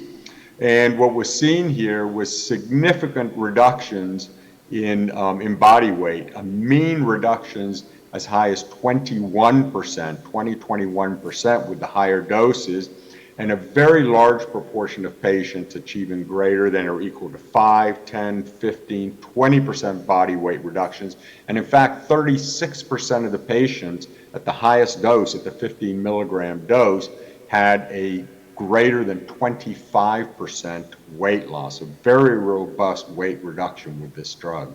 If we look at other indications in clinical development, we can see here, I could advance the slide, sorry. Other obesity studies that are currently being conducted. In fact, FDA announced about 2 weeks ago that they're giving Lilly what's called a fast track review for obesity. So they're waiting for the type 2 diabetes study to finish next year, and we'll be filing for that. There is a NASH phase 2 study that's ongoing, a study in heart failure with preserved ejection fraction, a study in chronic kidney disease, and then studies in obesity and certain comorbidities of obesity, including obstructive sleep apnea and other indications. So a lot of study that's ongoing. If we look at key prescribing information, now this is for the United States. This could be different in other countries. This is what we use in the US, so obviously when you use this, at some point you need to check your label. But in the US anyway, it was approved at 6 doses, a 2.5 milligram starting dose, and then we have the ability to use 5, 7.5, 10, 12.5, and 15. The volume in each of these doses, and this is a single dose pre-fill pen auto-injector with a hidden needle, is 0.5 cc's per each dose. The recommended starting dose, just as in the studies, is 2.5 milligrams once weekly. After 4 weeks, we would escalate to the first maintenance dose, which is 5 milligrams. And then if additional glycemic or other control is needed, you would escalate in 2.5 milligram increments, but no sooner than after being on the previous dose for at least 4 weeks. So when you get to 5, you need to be on 5 for at least 4 weeks, and then the patient could escalate to 7.5. Then after at least 4 weeks, escalate to 10. etc. And the maximal dose is 15. It's given any time of the day, with or without meals, in the abdomen, thigh, or upper arm. And it is, as with the selective GLP-1 receptor agonists, the long-acting ones, it is contraindicated in patients with either a personal or family history of medullary thyroid carcinoma or patients with MEN2. Obviously, if there's any hypersensitivity to tirzepatide or its excipients, it has not been studied in patients with pancreatitis, and it's not indicated for use in type 1 diabetes. So this is for type 2 diabetes for glycemic control. And then the other warnings and precautions are very similar to what you would see with the selective GLP-1 receptor agonist. So I'll end by just saying that we've really come a long way in diabetes. I think we have tremendous agents now. We obviously need to select our patients well and be very careful with the safety and tolerability information. But I finished medical school in 1989, and at that point, Matt Riddle wrote a very nice paper which was adding NPH insulin to daytime sulfonylurea, so-called BIDS therapy, bedtime insulin, daytime sulfonylurea. And that article said that a clinical role for combination therapy has yet to be firmly established. And clearly today, we have moved completely into now combination therapy, given the number of agents that we have and the complementary mechanisms of action, and the fact that many of these agents, such as GLP-1 receptor agonists and SGLT2 inhibitors, really improve cardiorenal health. That year also was the first year that the ADA guidelines came out. The standards of care in 1989 was 3 pages long. I think one of those pages were all the references. And we know from this year that we have standards of care that are 264 pages long and very comprehensive. And recently, we saw that the ADA and the EASD put out a new consensus statement for the management of hyperglycemia in patients with type 2 diabetes, and I would encourage everyone to read that. So with that, I'd like to thank you very much for your attention, and I wish you a wonderful meeting. Thank you very much. Bye-bye. Today I'm going to talk about endocrine FGF19 subfamily is associated with non-alcoholic fatty liver disease.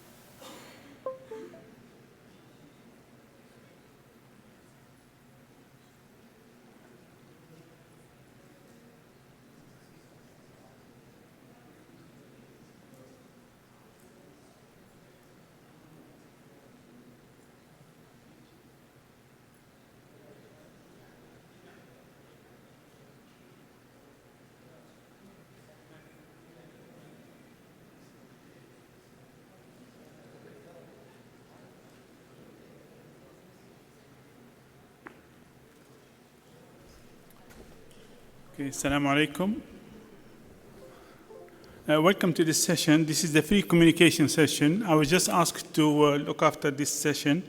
I have always believed that this is one of the most important sessions because it gives the opportunity for younger researchers to share ideas before they get fully developed into manuscripts. And we have aligned, or the organizing committee has selected 6 presentations to be shared this afternoon. And without any further delay, I would like to call Dr. Sean from Dr. Nasser's Dagheri group to do his presentation on associations of dietary calcium and phosphorus with biochemical osteomalacia. Please.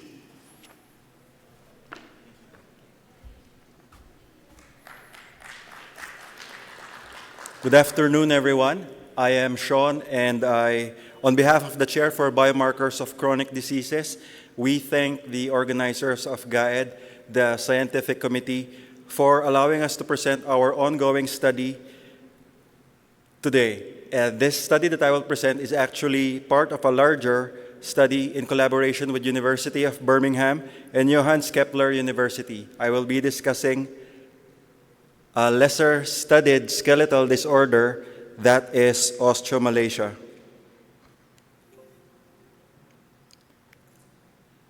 So as you know, osteomalacia is a metabolic skeletal disorder in children and is associated with impaired mineralization of preformed bone matrix alongside malaise, pain, and muscle asthenia. Some of the culprits for osteomalacia includes the omnipresent vitamin D deficiency, and over time it creates this regulation of calcium and phosphorus homeostasis, eventually leading to softening of bones. The major treatment for osteomalacia is mostly correction of these trace minerals and micronutrient. But in children, the most common cause of nutritional rickets in osteomalacia is the combination of vitamin D with dietary calcium deficiencies. Now, what is the prevalence of osteomalacia in Saudi Arabia? It has been unknown for quite some time until the group of Professor Riyad Suleimani in 2011 and 2014 gathered in a group of Saudi adolescent girls and checked how many of these adolescent girls have 25 deficiency less than 25 nanomoles per liter, elevated alkaline phosphatase, and clinical symptoms and signs suggestive of osteomalacia. They found out that only 33 out of 1,548 Saudi girls, or 2.1%, had clinical and metabolic manifestations suggestive of osteomalacia. Given this data, we tried to expand this study and determine the prevalence of biochemical osteomalacia, this time including boys, and evaluate if biochemical osteomalacia was associated with low intakes of nutritional markers of impaired mineralization. And to achieve this, we used a cross-sectional design. We recruited Saudi adolescents aged 12 to 17 years in public schools in Riyadh. We obtained our IRB in College of Medicine. So 2,938 Saudi adolescents participated. We gathered their anthropometrics, fasting blood, and questionnaire. That was around 1,241 boys and 1,697 girls. We measured their weight, height, and BMI. We also assessed their circulating vitamin D, alkaline phosphatase, calcium, and phosphate. They also filled up demographics, dietary recall, and analyzed using ESHA food processor. And to define biochemical osteomalacia, any of the three markers of impaired mineralization, namely 1, either a low 25-hydroxy vitamin D, high serum ALP, which was age and sex-specific adjusted reference range, or low calcium and or low phosphate, which was also age and sex-specific adjusted reference ranges. So remember, that was 2 of the 3. And these were the references. So for the general characteristics,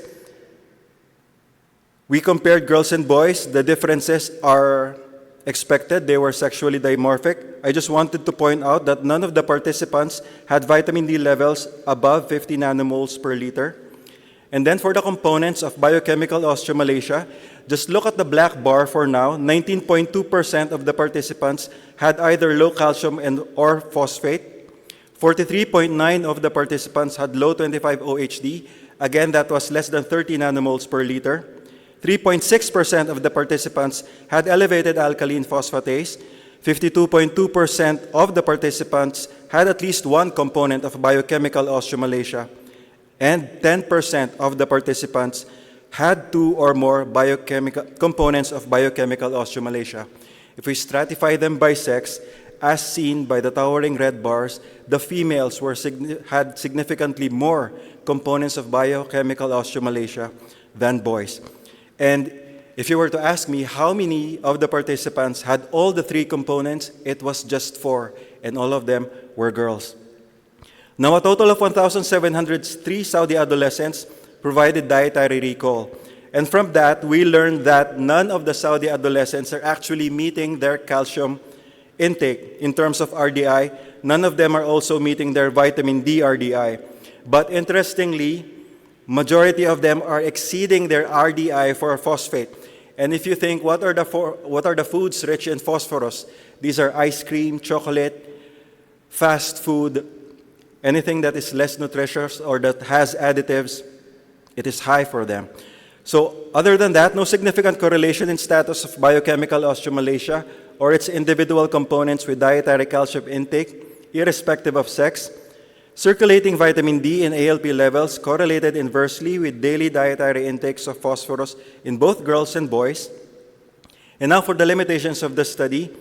Again, we are not trying to establish the definition of biochemical osteomalacia, but we are trying to see the prevalence, which is at best suggestive because we did not perform gold standard biopsies. PTH, we also didn't perform because at the time of measurement, they needed fresh samples, and in 2019, it was pre-pandemic time.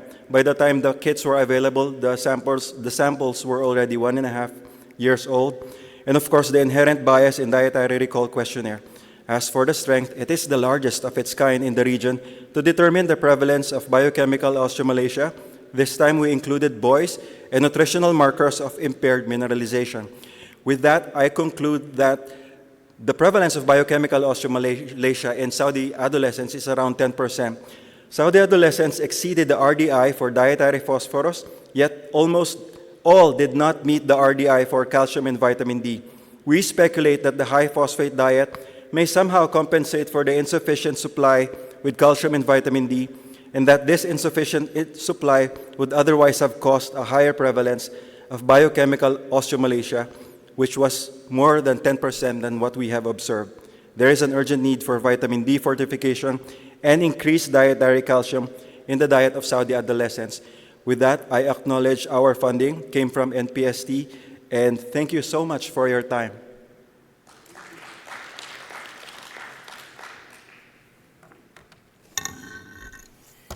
Thank you very much. One or two questions? Can you elaborate on the issue of the phosphate intake, how that comes? Yes, doctor. So we measured dietary phosphate intake together with dietary calcium. So in this study, we found out that almost all Saudi adolescents exceeded their RDI for phosphate intake. And that for me was interesting because these are the foods that are the additives that we see in, let's say, processed foods, frozen chicken nuggets, most children eat. I think that would explain why they have a very high prevalence of phosphate intake in this population. Also chocolate, ice cream.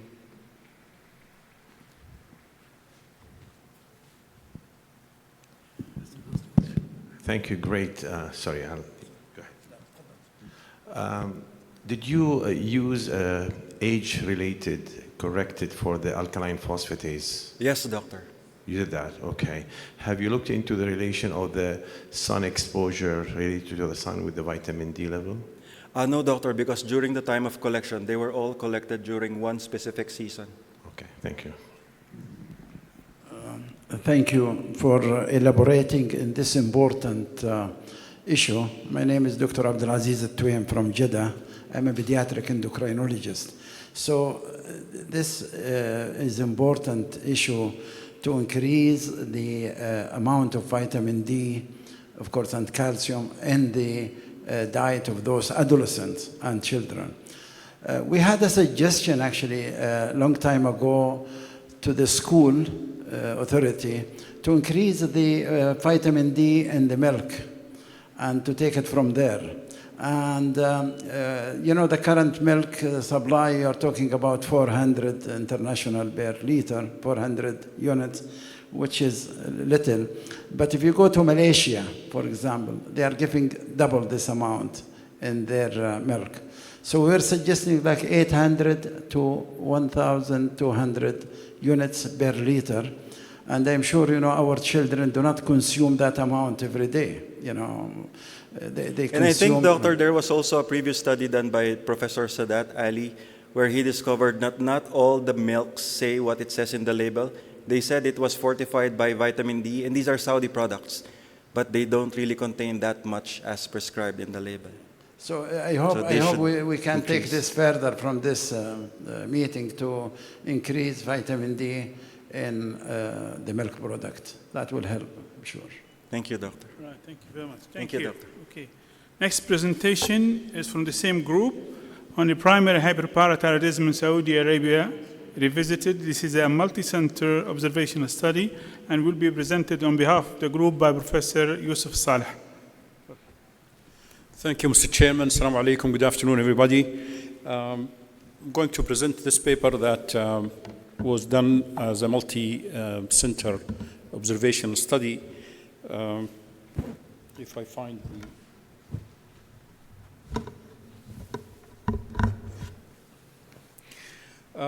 this paper was published this year in BMC Endocrine Disorders. And just to tell you some background about the study, primary hyperparathyroidism is a common endocrine disorder, and every endocrinologist must be seeing many patients in the clinic with this disorder. It's believed to be the most common cause of hypercalcemia. It mainly affects the middle-aged and elderly population, women by as much as 2 to 3 times more frequent than men.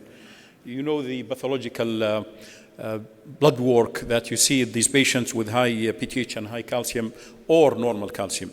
In Saudi Arabia, we reviewed the literature and we found a huge gap in knowledge about primary hyperparathyroidism.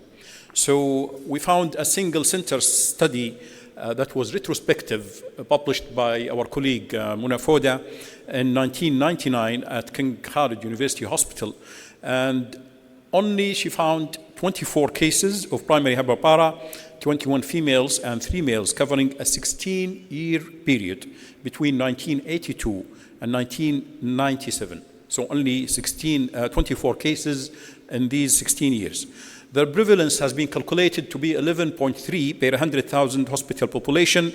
The hypercalcemia was the most common feature in the study, 92%, and caused by single PTH adenoma in the majority of patients, 85%. From the same center, another publication came out in 2007, where they found 46 cases between 2000 and 2006, so 6 years, and 35 of them were females and 11 males, documenting the higher prevalence of the disease in females compared to males. Bone pain was observed in 46% of the cases and was the most common symptom at presentation, followed by asymptomatic cases, renal stones in 15%, polyuria in 6%, and depression and or constipation 4%. Since 2007 till this day before our study, there was no further follow-up studies from the kingdom documented to monitor trend. And in order to fill this gap, the present multi-center study aimed to examine the demographics, the mode of presentation, workup, and complication of primary hyperpara in the kingdom, with 3 participating major tertiary care hospitals covering the 3 major regions in the country.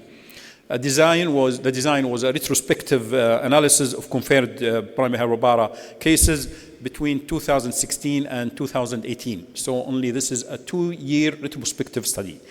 3 major tertiary care hospitals from the same healthcare system, National Guard Health Affairs, and we chose Riyadh, Jeddah, and Al-Ahsa. PTH was confirmed if the patient has an elevated adjusted serum calcium with increased PTH level following the 2014 classification and guidelines by Belazikian and colleagues.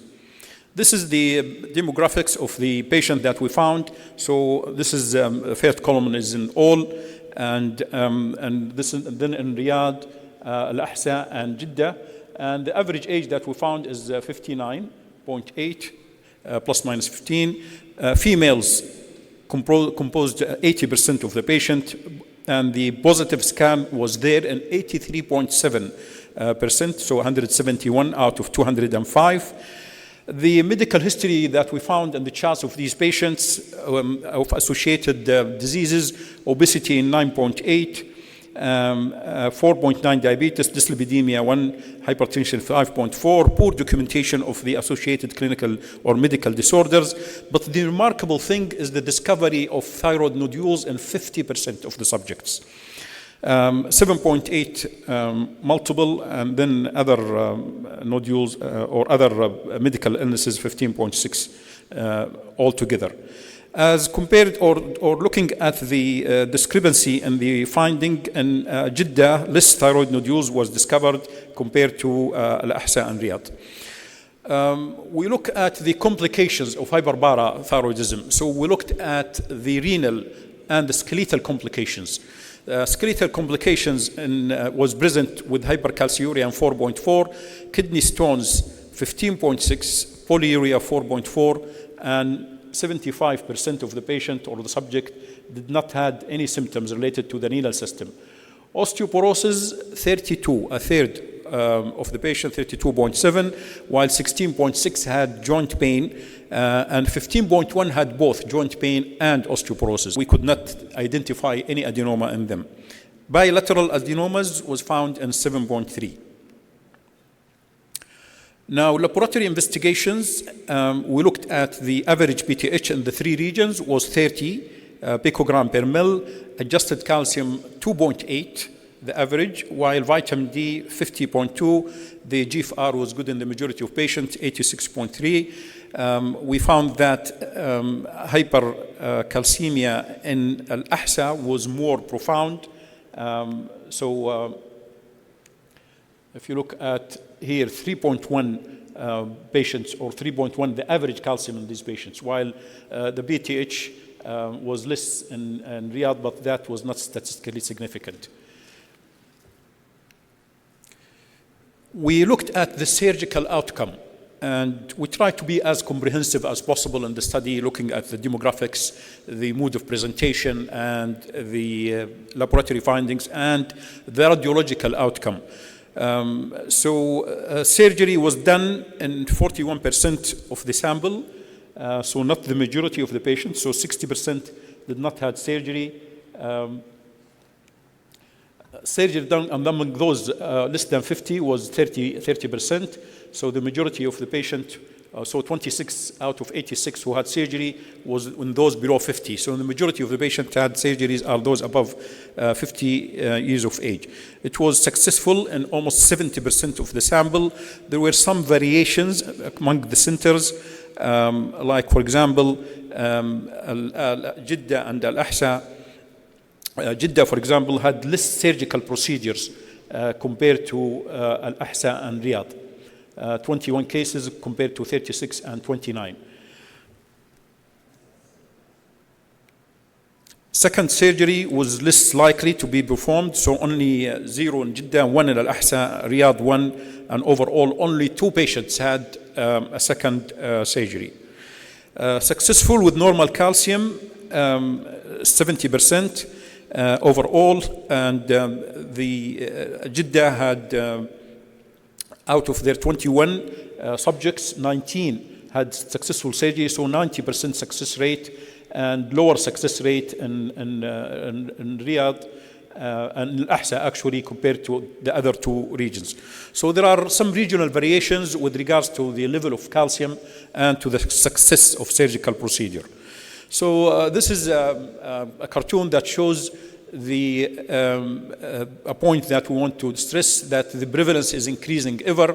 And if you look at FODA study, as we mentioned, or I mentioned 24 over 16 years. So this is the cases, 24, and it went to 44. This is over 7 years of collection, while in 2 years we collected 205 cases of primary hyperparathyroidism in the 3 regions covering the kingdom. So we have a limitation for this study, and the limitation is that this is a retrospective analysis, so it might not be the best, but it shows some important findings, and it has an in-depth probe to other disorders which can influence surgical management. So this is what are missing in the study. We did not look, or we could not actually, it wasn't the objective of the study to look for what is the percentage of our patients who have Min syndrome.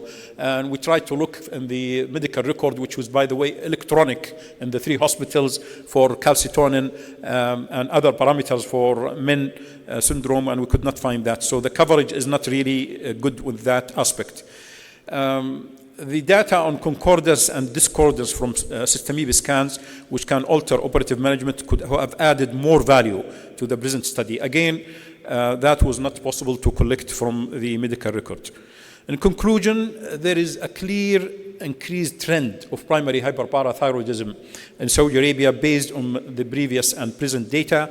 The regional variations in the clinical presentation are evident, with patients in Al-Ahsan Jeddah needing further investigations into some of the differences between them and Riyadh. We recommend prospective national study, if possible, to further explore our findings and determine the true incidence of the disease. Thank you very much.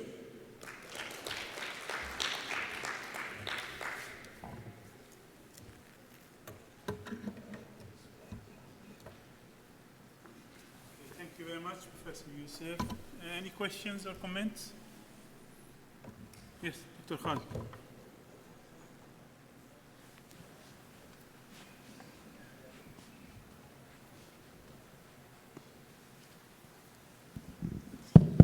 Thank you, Dr. Youssef.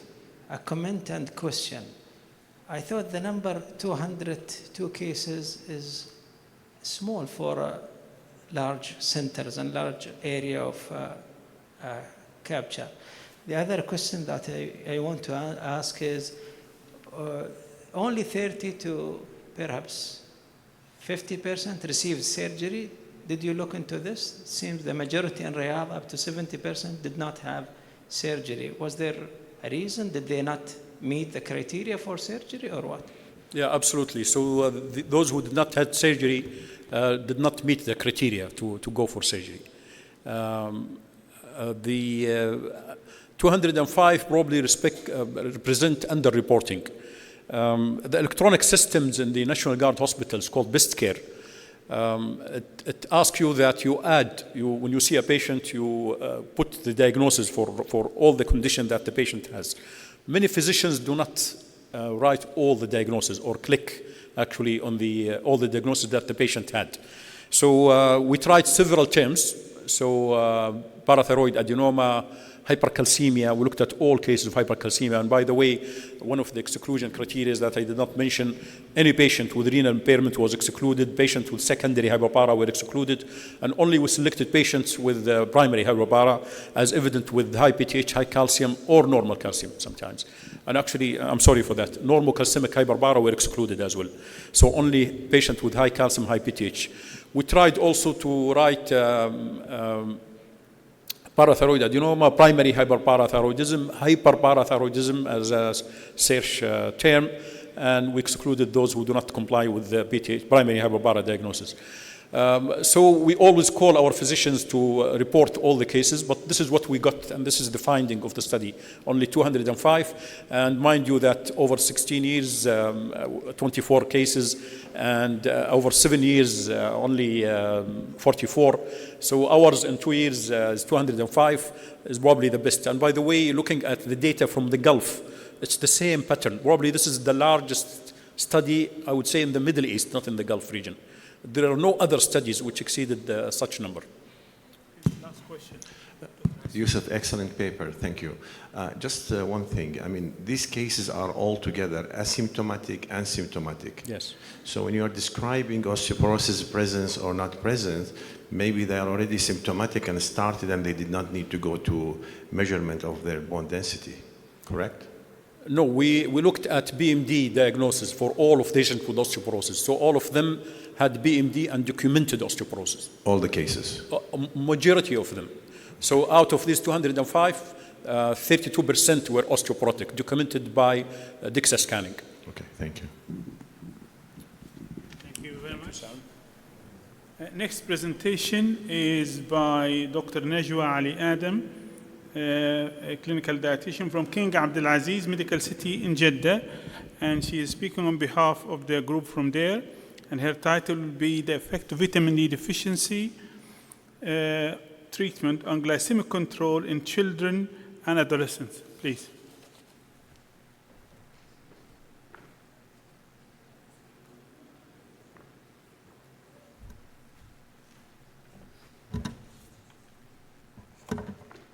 Assalamu alaikum wa rahmatullahi wa barakatuh. It's my pleasure to present this study in this scientific event. شكرا جزيلا for the chairman of this scientific event. شكرا جزيلا for the organizing committee, for the abstract organizers, to give me this opportunity. The question, does correction of vitamin D deficiency improve glycemic control and decrease hemoglobin A1C? To answer this question, we designed this study. We designed this observational study to evaluate the effect of vitamin D deficiency treatment on glycemic control among children and adolescents with type 1 diabetes in National Guard Hospital. This study was approved by ethics committee at Institutional Review Board, King Abdullah International Medical Research Center at National Guard Hospital. The informed consent was obtained from the participants. We divided the patient to two groups based on their vitamin D level. Patient with low vitamin D with vitamin D level less than 50 nanomole per liter considered deficiency, and more than 50 nanomole considered deficiency. The data of this study was analyzed using statistical package of the social sciences software version 20. In this study, we measure the differences between the mean value of vitamin D level pre-vitamin D supplementation and after supplementation. Also, we measure the hemoglobin level pre and post supplementation, and also the insulin dose before and after supplementation.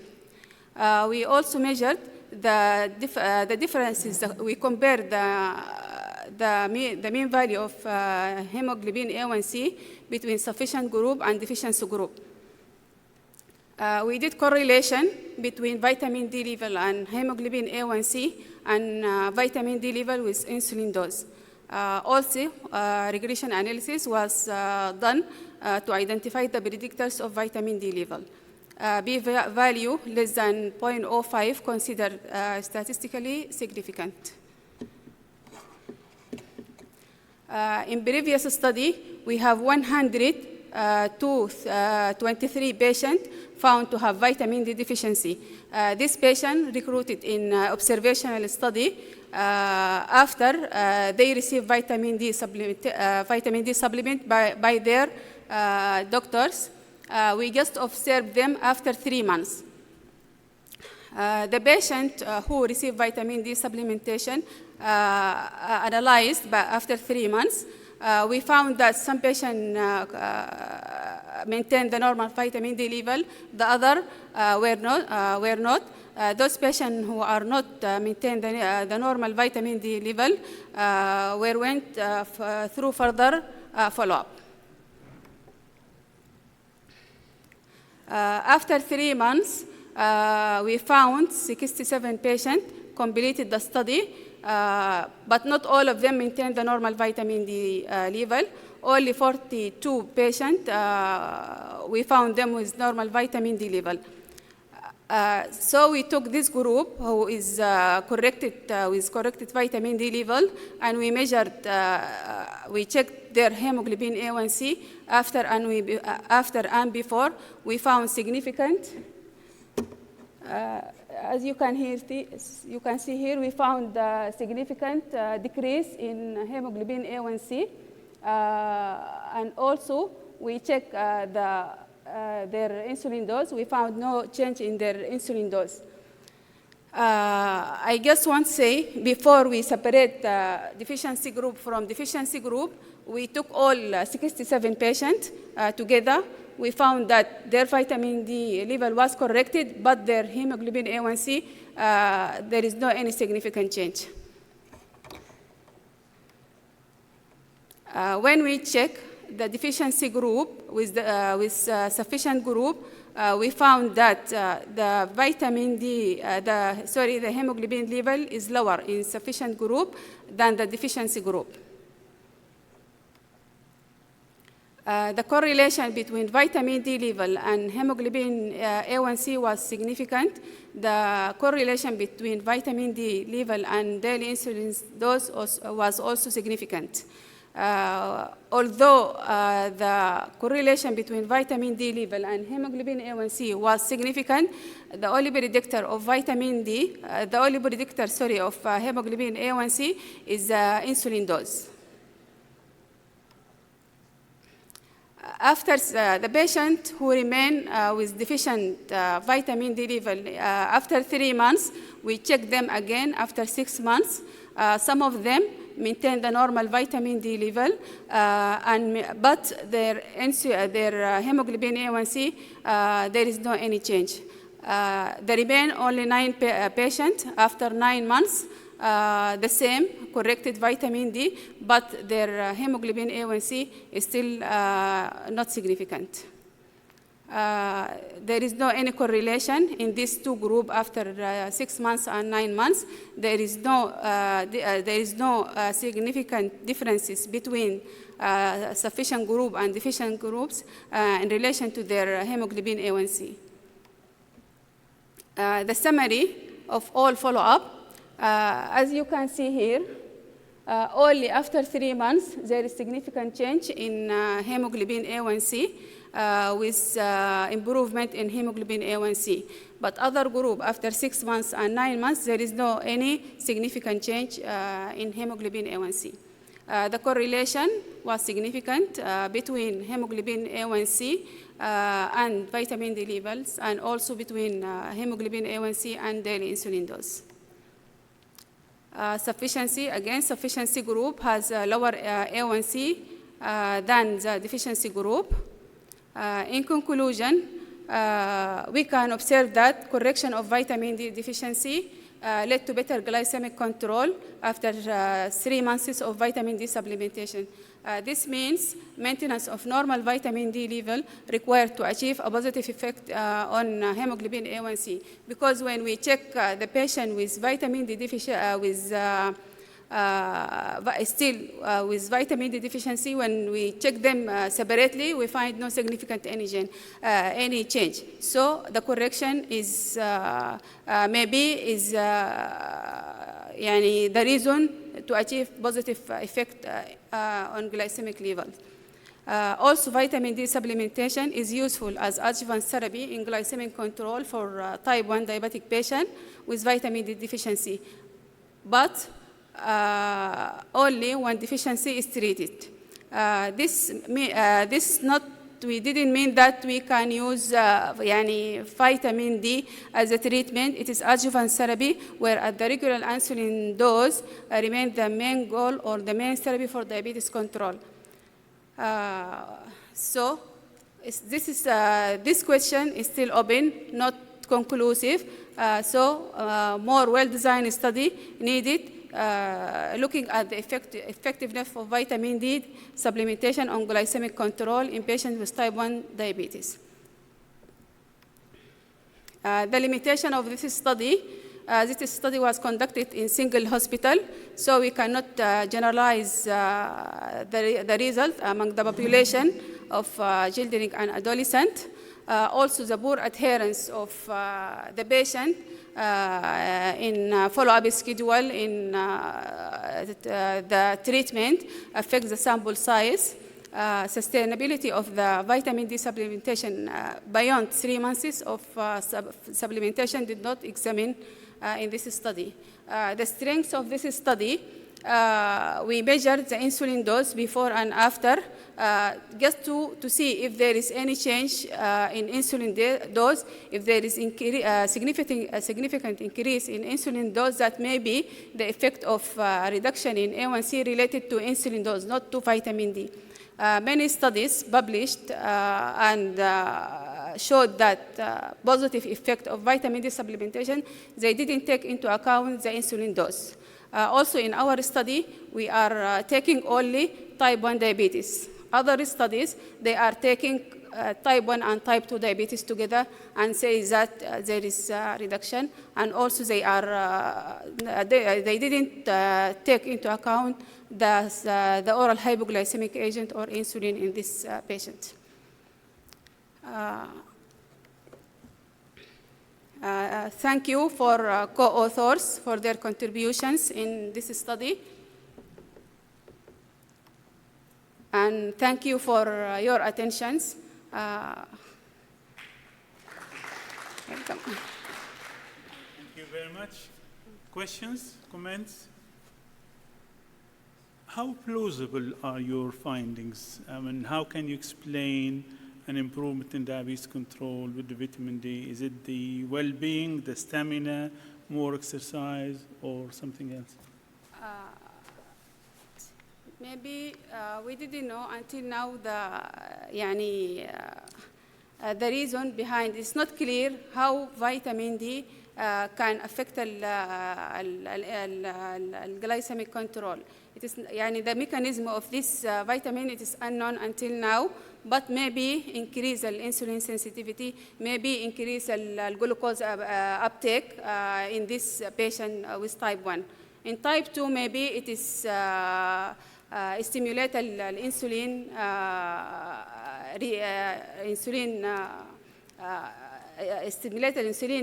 production in type 2, maybe. But in type 1, maybe the insulin sensitivity, maybe the glucose uptake. We didn't know in the literature. This question is not answered. Yes.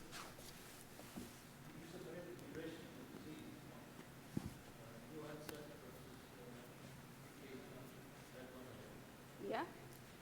Did you analyze for the duration of the disease? Yes. All patients have diabetes for more. There is one slide here. I didn't. How I can open? Okay. There is this patient have diabetes around more than 4 or 5 years of diabetes. They have long duration of diabetes. Any more questions, comments? Thank you very much.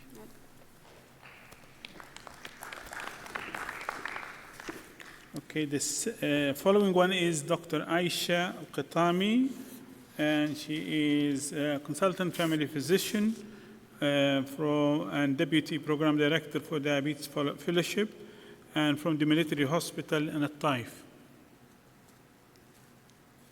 Dr. Aisha?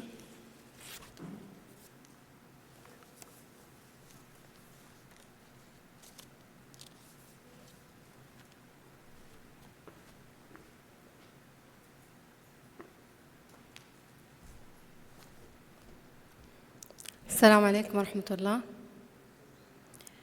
Good afternoon, everybody. It's my pleasure to be with you today, and I would like to thank the organizing committee for their invitation. My paper, I will talk about hearing loss among patients with type 2 diabetes, which is a forgotten comorbidity with an epidemic disease. Our group with Dr. Khalid Al-Rubayyan, this paper has been published in Annals of Saudi Medicine in June 2021.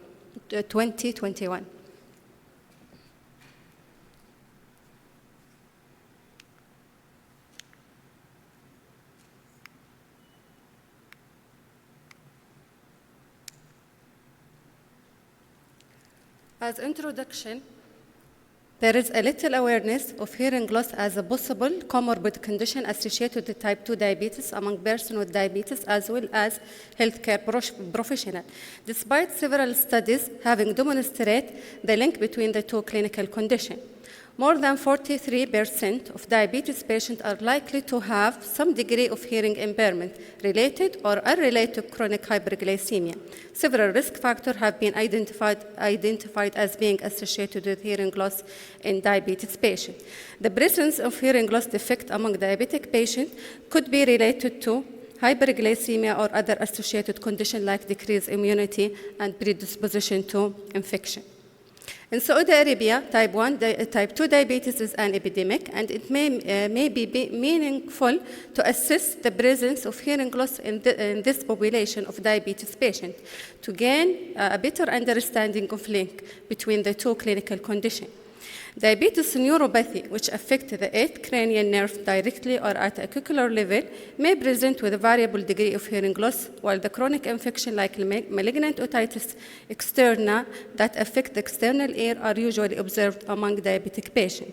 Sufficient data support that the hearing loss is one of the commonly occurring diseases in diabetes patients that could affect the quality of life and lead to hearing disability and psychological depression. This study aimed to assess the prevalence of hearing loss and its severity among patients with type 2 diabetes in tertiary diabetic center. The second aim of this study was to evaluate the factor associated with hearing loss. This is a cross-sectional study recruited Saudi nationality, type 2 diabetes, aged between 30 and 60 years. From University Diabetic Center, King Saud University in Riyadh. The patient recruited from General Diabetic Clinic using a systematic random technique between the period from July 2015 to December 2017. All patients underwent clinical ear examination and were referred for full audiological evaluation. Autoacoustic emission was used to assess inner ear function, tympanometry to assess middle ear function, and pure tone airborne audiometry to assess hearing sensitivity. Risk factors for hearing loss were assessed by multivariate logistic regression. Regarding the patient, we got the demographic data, some clinical and laboratory testing of the patient, in addition to the audiometric evaluation. Our result, from 400 patients, we selected 250 patients who agreed to have audiometry assessment. Unfortunately, some of the patients have been excluded from the study because of several issues, as using ototoxic medication, presence of pregnancy in some of the patients, non-adherence of some of the patients. Some patients have used aspirin in a high dose, so have been excluded, leaving 157 patients in the sample of the study. And we found that around 49% of the patients have hearing loss in both ears, and 8.3% had a hearing loss in right ear, while 8.9% having hearing loss in the left ear, and leaving 33.8% who have normal hearing. In the 181 ears with sensorineural hearing loss, we found that 49.7% have a mild hearing loss, while 3.82% have a moderate. Severe hearing loss was about 8.8%, and the profound hearing loss was found in about 3.3% of the patients. Disabling hearing loss was observed in around 29% of the patients. From the demographic characteristic of the study, the mean age group was around 51 years of age, and the most of the patients are from urban residency. Regarding severity of hearing loss by the age group, we found that the profound hearing loss was more in the elderly patient, and the prevalence of severe hearing loss was more above the age of 40 years of age. This table showing the hearing status and the severity of hearing loss by demographic and clinical characteristic. From this graph, we found that the men have a higher rate of hearing loss compared to the women, in a percent of 61% versus 53%. In addition to that, the men have more profound hearing loss. For severe hearing loss was found more in women than the men. There was a progressive increase in the hearing loss with the duration of diabetes. In addition to that, diabetes complication as neuropathy, retinopathy, nephropathy, and vasculopathy was found in more than 50% of the cases. The mean hemoglobin A1C was more higher in hearing loss group, with the more severe form in where the highest in the severe hearing loss status.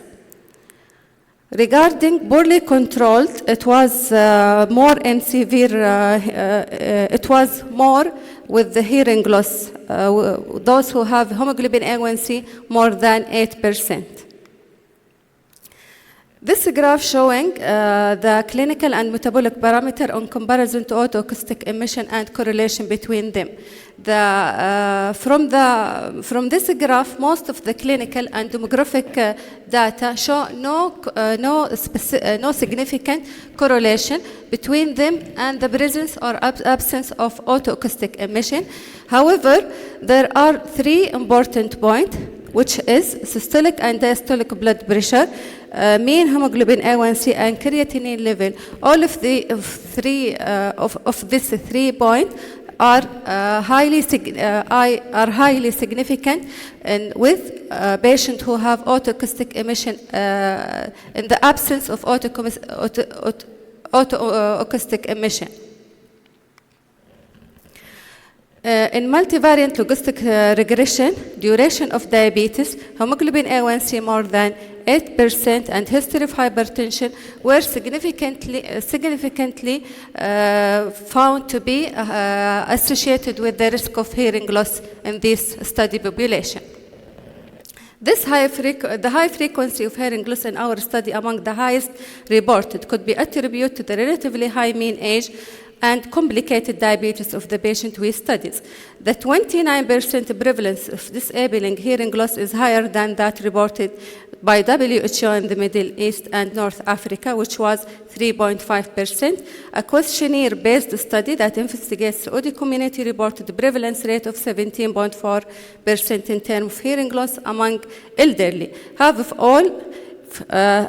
of all the hearing loss cases were classified as being of mild severity, while around 40% study was moderate or severe. The remaining 10% was having severe or profound hearing loss. In this study, hearing loss was more prevalent among older patients and men, and it is comparable to other studies which are cross-sectional. The age effect of hearing loss is expected to be more profound among patients with diabetes as a result of sclerotic changes. The effect of the wax on hearing loss is stronger in older people, but this factor was eliminated in the present study. The duration of diabetes was a significant risk factor for hearing loss and also reported by other studies. In this study, patients with diabetes duration longer than 10 years account for more than 50% of the total population with hearing loss. The peak observed in this study could have resulted from sampling technique employed, as the selected patients were aged between 30 and 60. The use of this technique have been eliminated a large number of patients with hearing loss older than 60 years of age. The other explanation could be related to increase in the prevalence of chronic complications, particularly neuropathy and nephropathy.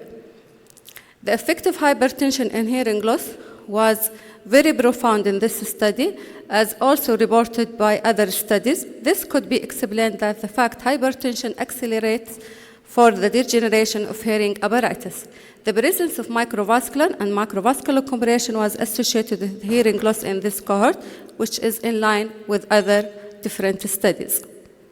The absence of autoacoustic emission is a solid evidence of outer hair cell damage and cochlear function impairment, both of which result in sensory hearing loss.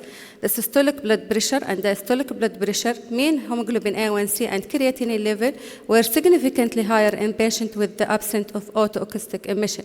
Other factors such as age, duration of diabetes, and other factors showing no correlation between them and the presence or absence of autoacoustic emission.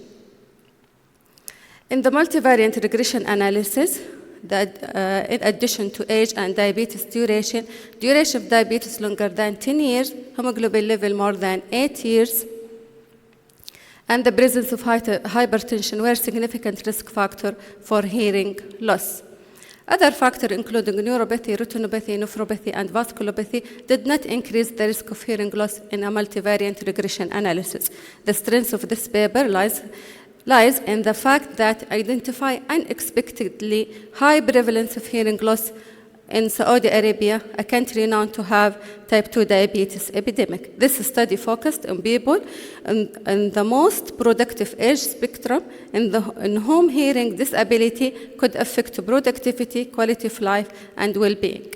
Our study limitation, including small sample size, limited age window between 30 and 60, which was chosen to eliminate the natural aging effect of hearing. Cross-sectional nature was not ideal for assessment of causality. In conclusion, more than 60% of type 2 diabetes patients in this study aged between 30 and 60 had hearing loss of varying degree, with 50% of them having moderate to severe degree of hearing loss.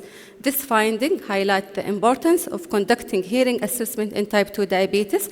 Although factors other than diabetes contribute to hearing loss, early glycemic control for type 2 diabetes patients may reduce the incidence rate of this disease. Other comorbidity, including hypertension and hyperlipidemia, must be considered in the formulation of strategies to reduce risk of hearing loss. Awareness must be raised on the significance of hearing loss as a commonly occurring comorbidity in diabetes among healthcare providers. Hearing acuity screening should be a part of routine screening for diabetes patients and should be conducted on a regular basis to avoid devastating consequences of this often overlooked medical condition. Thank you very much.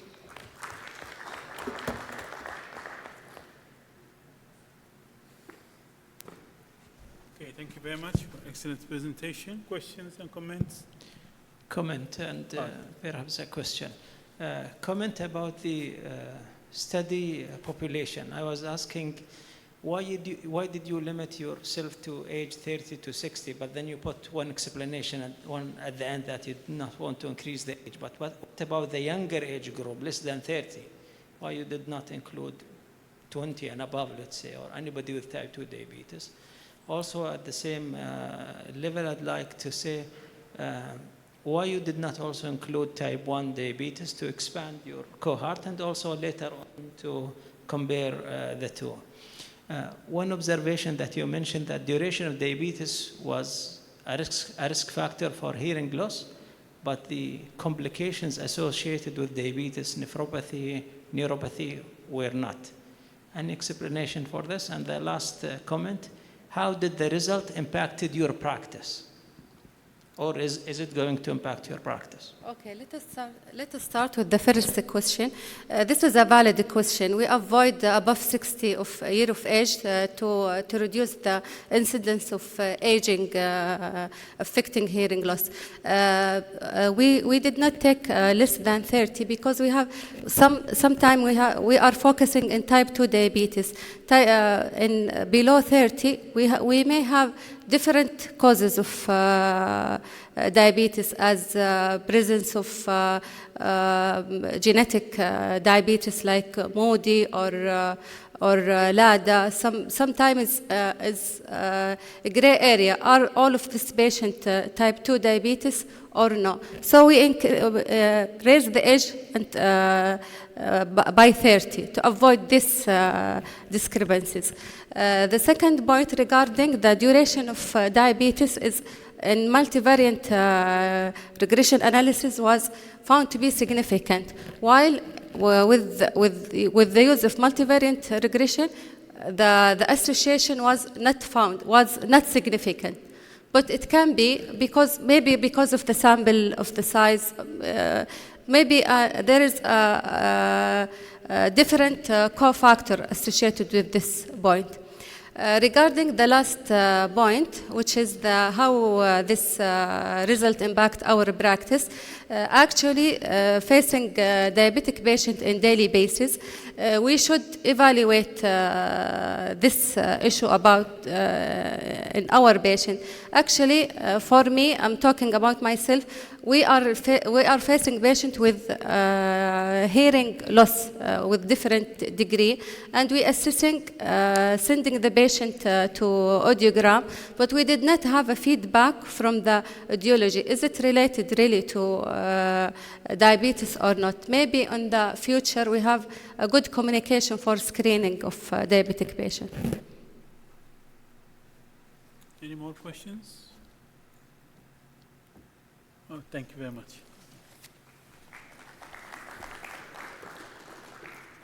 Okay, the last presentation is pre-recorded from one of the colleagues from Qatar. I think there's some restriction on their travel, the younger doctors who are in active acute services because of the sports activities. So the last presentation is endocrine FGF 19 subfamily is associated with non-alcoholic fatty liver disease by Dr. Manjua on behalf of his colleagues. You want to play that?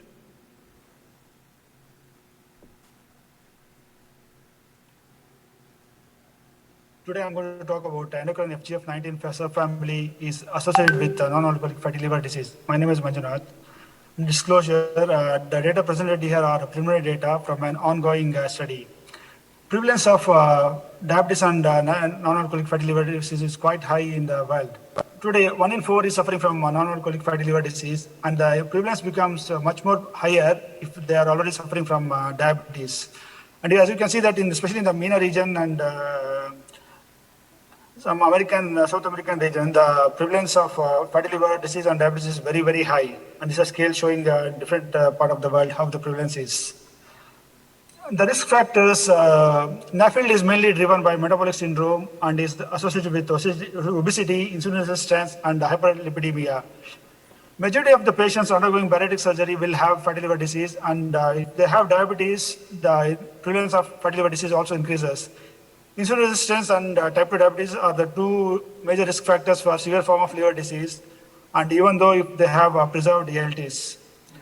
Why do we need more biomarker studies? There's a controversy about ALT levels. If you look at some patients who have fatty liver disease, the ALT levels are preserved, and whereas other patients in whom the ALT levels are abnormal, some of them don't have any clinical symptoms or risks for non-alcoholic fatty liver disease. MRI-based methods can measure the fatty liver disease with fair precision and reproducibility. However, it's very expensive. Liver biopsy is considered as still a gold standard for measuring non-alcoholic fatty liver disease. However, it is associated with complications. Hence, ultrasound and elastography are gaining popularity for diagnosis. Still, using blood-based biomarker studies to establish fatty liver disease is cost-effective and safer. Today, we are going to talk about fibroblast growth factor families. And this family consists of about 23 family members, and they are cell signaling proteins.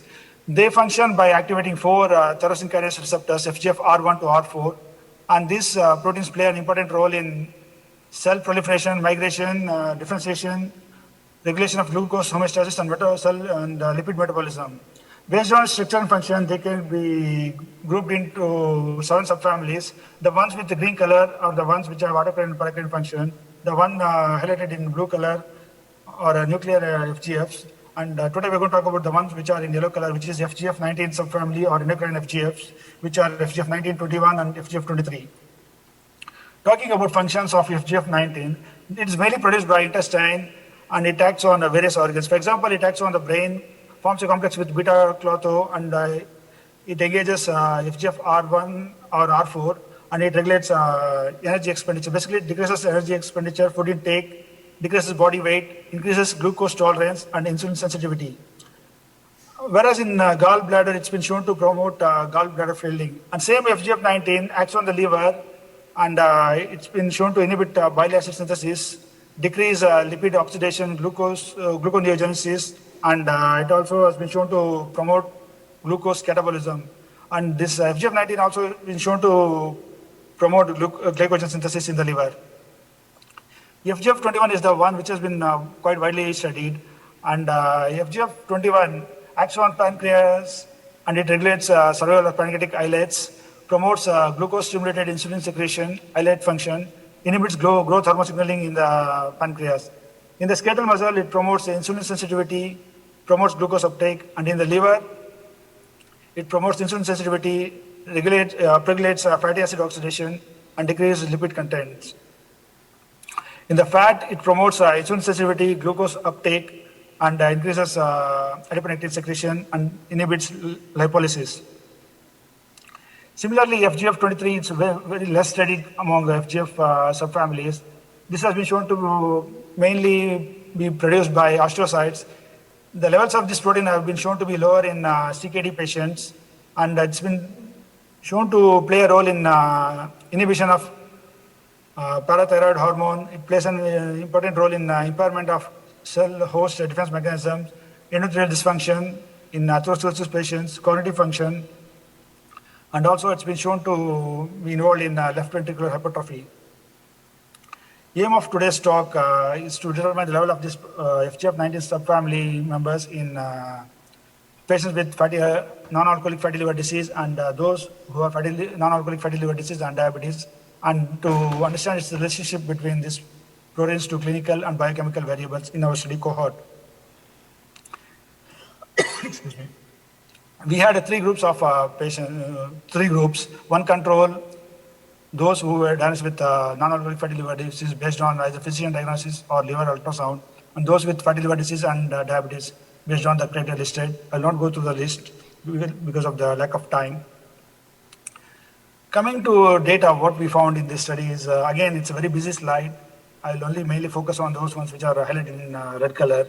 These are proteins which we looked in this cohort. We compared the expression of this protein in the blood samples, of plasma blood samples, for FGF21, FGF19, FGF23, and adiponectin. What we found is FGF21 was found to be highly expressed in patients with non-alcoholic fatty liver disease and those with diabetes and non-alcoholic fatty liver disease compared to controls. FGF19 was found to be lower in patients with non-alcoholic fatty liver disease, those with diabetes and non-alcoholic fatty liver disease compared to controls. FGF23, we were not able to detect these levels in the control subjects, whereas in fatty liver disease patients and fatty liver with diabetes, we found the levels to be quite highly expressed. Whereas adiponectin was found to be lower expressed in non-alcoholic fatty liver disease and those with non-alcoholic fatty liver disease and diabetes. The Pearson correlation, we performed a Pearson correlation analysis to look at which are the variables which could positively influence FGF21, 19, and adiponectin in relation to clinical parameters. And what we found is the ones which are highlighted in red color are the ones which show positive association. The ones which are shown in blue color are the ones which we showed negative association with these parameters. What we found is insulin resistance parameters such as waist to hip ratio, systolic blood pressure, C-peptide, insulin, HbA1c, glucose, triglycerides, and HOMA-IR showed a positive correlation between FGF21. And insulin sensitivity index quickly showed negative correlation with FGF21. For FGF19, it was opposite. Insulin resistance parameters such as BMI, waist to hip ratio, C-peptide, then fat mass and visceral fat showed negative correlation, and insulin sensitivity index quickly showed a positive correlation with FGF19. For adiponectin, also we found that insulin resistance parameters such as age, BMI, waist to hip ratio, systolic blood pressure, C-peptide, HbA1c, and ALT, triglycerides, and visceral fat showed a negative correlation with adiponectin, whereas the insulin sensitivity index quickly showed a positive correlation with adiponectin. Next, we looked at linear regression analysis to see out of these parameters which are really important for determining the blood concentration of these proteins. And we found for adiponectin, it was creatinine and HDL cholesterol were the two factors. Whereas for FGF21, levels in the blood could be predicted by mainly HbA1c, glucose, and muscle mass. Whereas for FGF19, we did not find any of these parameters could really influence this in the blood concentrations. Just to summarize our findings, we found that FGF21 and FGF23 levels were higher, while FGF19 and adiponectin levels were reduced in non-alcoholic fatty liver disease and those with fatty liver disease and diabetes group compared to controls. FGF21 showed positive correlation with insulin sensitivity parameters and negative correlation with albumin and quickie. Whereas FGF19 and adiponectin showed a positive correlation with insulin sensitivity index quickie and negative correlation with insulin resistance rated parameters. Our regression analysis showed that HbA1c and glucose are the two predictors of FGF21. Creatinine and HDL were only two predictors for adiponectin in our study cohort. This leads me to thank my research team. We have both clinical team and non-clinical team here, without whose help we couldn't really do this research. And finally, I'd like to thank everyone for your time and give me an opportunity to come and present it today. Thank you very much.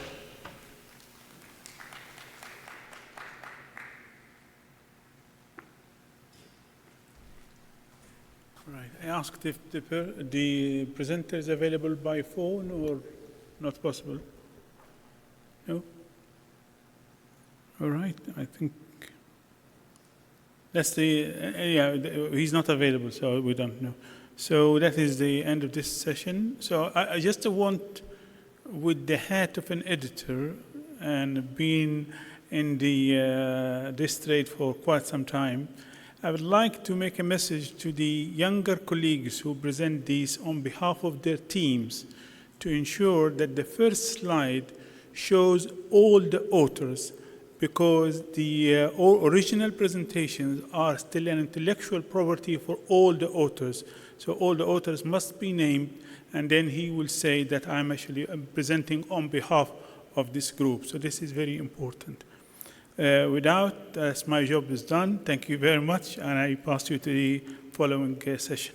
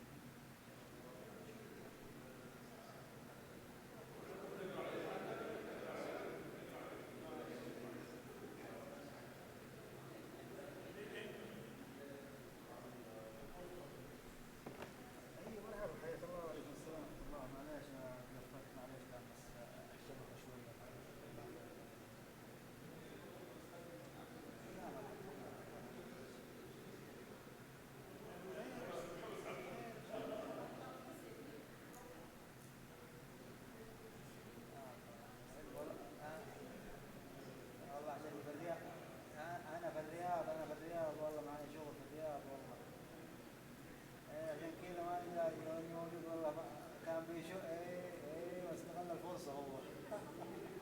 لكن ابشر ابشر، انا يومين 3 ايام وراجع، لكن ابشر ما لك الا اللي يصير. انتهى، تم ما يصير.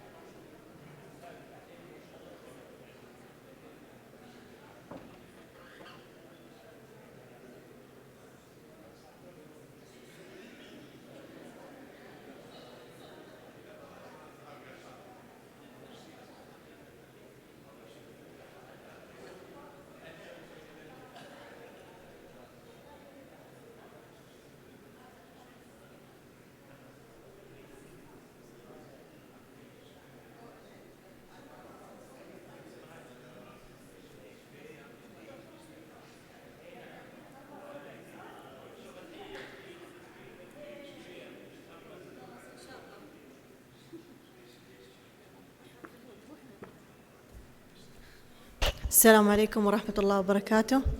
We're going to start. My name is Fathiya Al-Awadi. I'm a consultant endocrinologist from UAE, Dubai. And first of all, I would like to thank my good friend, the organizers of the gaed, and I wish them all the best for the conference. It's a great meeting and nice to be in Riyadh.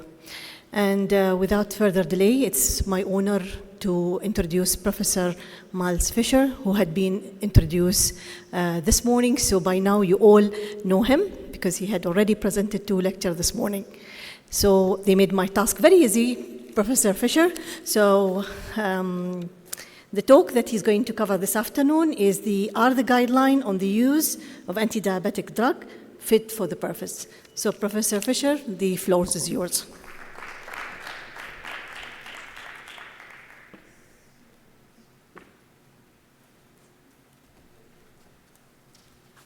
Thank you for that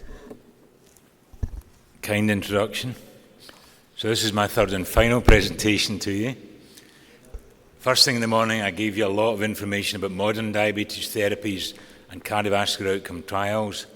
At lunchtime, I gave you some older data about older therapies. And then this pulls it together, because this is what are guidelines, first of all, because there's a lot of confusion over what are guidelines, including in the Gulf. So I'm going to be constructively critical is the word I want to use, okay? And to give you some steer as to what you might do next time round, because guidelines have to evolve. We've seen lots of new data this afternoon about the cardiac guidelines for the ESD, a lot for the ESC, European Society of Cardiology, and also for SIGN, and I'll describe what SIGN is, and I'll come back to both ESD and ESC. So in Scotland, we have been involved with medical guidelines for a long time. And in 2018, we had our 25-year anniversary of SIGN guidelines. So we have been doing it for a long time, and over the years have accrued a lot of expertise. And it has developed, so the process which I'll describe is one that has changed over time, has been added to. And of course, there are now recognized international methodologies for guidelines. Fortunately, actually, some of the people that set up SIGN were blood pressure and diabetes doctors. So 5 of the first guidelines were on individual aspects of diabetes.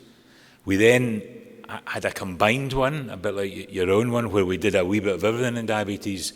And then, as you'll see, we've 5 years ago, updated just the pharmacological therapies. So what are guidelines? Well, clinical guidelines are systematically developed statements to assist practitioners, so yourself, and patients' decisions about appropriate healthcare for specific clinical circumstances. And for us, it would be diabetes, management of diabetes, and for diabetes patients. They make recommendations for effective practice in clinical conditions where variations in practice are known to occur. And that, again, is certainly true in diabetes. If you attend a hospital specialist on a regular basis, you get very different care from a family doctor with less training who's maybe only able to see you once a year. And of course, many people don't attend anyone at all. And also where effective care may not be delivered uniformly, so people may know what they're trying to do, but may not have the resources to do it. Now, there are many guidelines available, and in SIGN we're well over 100 for different disease areas. But a lot of what people think of as guidelines are actually based on a consensus of expert opinion. And an expert opinion, consensus report, usually doesn't have a systematic review. It depends on the experts knowing the area and thinking about the data, and so there's not a systematic review of the literature. Evidence-based guidelines, because they are systematic, are much less prone to biases. And biases can be both ones that are deliberate, so somebody may feel that they want to promote a particular trial or a particular treatment, or they may be unconscious biases as well. So that the recommendations you derive from properly the proper methodology for guidelines are much more robust. So they assist practitioners and patients in making appropriate decisions in healthcare. There are agreed methodological principles which are agreed now internationally. In Scotland, we developed these using a multidisciplinary group. So if we were looking at, say, diabetic retinopathy as a particular guideline, and there was one, we would have ophthalmologists, we'd have diabetologists, we might have a patient, we might have a diabetes nurse, etc. If we were developing cardiovascular guidelines, we would certainly have a cardiologist involved. Guideline number 50 published all these, so they're available online. A very important part of this is you need to decide on questions, and you then have a search filter. So you might think you know all the results of all the trials, but there could well be one hidden away somewhere that you don't know about that could be important, or could be an important negative. The hidden ones are often negative trials that drug companies are just hidden away somewhere or haven't published. And in particular, it uses a process called critical appraisal. So you do a literature review, you then read the whole paper from start to finish, you score it, you see if it's full of biases, and from that you derive your recommendations. And we are all taught critical appraisal. So over the years, actually, I've had several days of training in critical appraisal because it's something you can come back to. So you identify the question, and the question might be, what's the most effective therapy to reduce weight in somebody with diabetes? It might be, what's the most effective therapy to reduce renal outcomes, etc., etc. You search for the evidence by having questions. You look at the evidence. You then make judgments about it using critical appraisal. You, from that, derive the recommendations, and you then publish it, and you then try and publicise it. And often it involves a one-day meeting, launching it, and involving along, say, members of the lay press, patient organisations.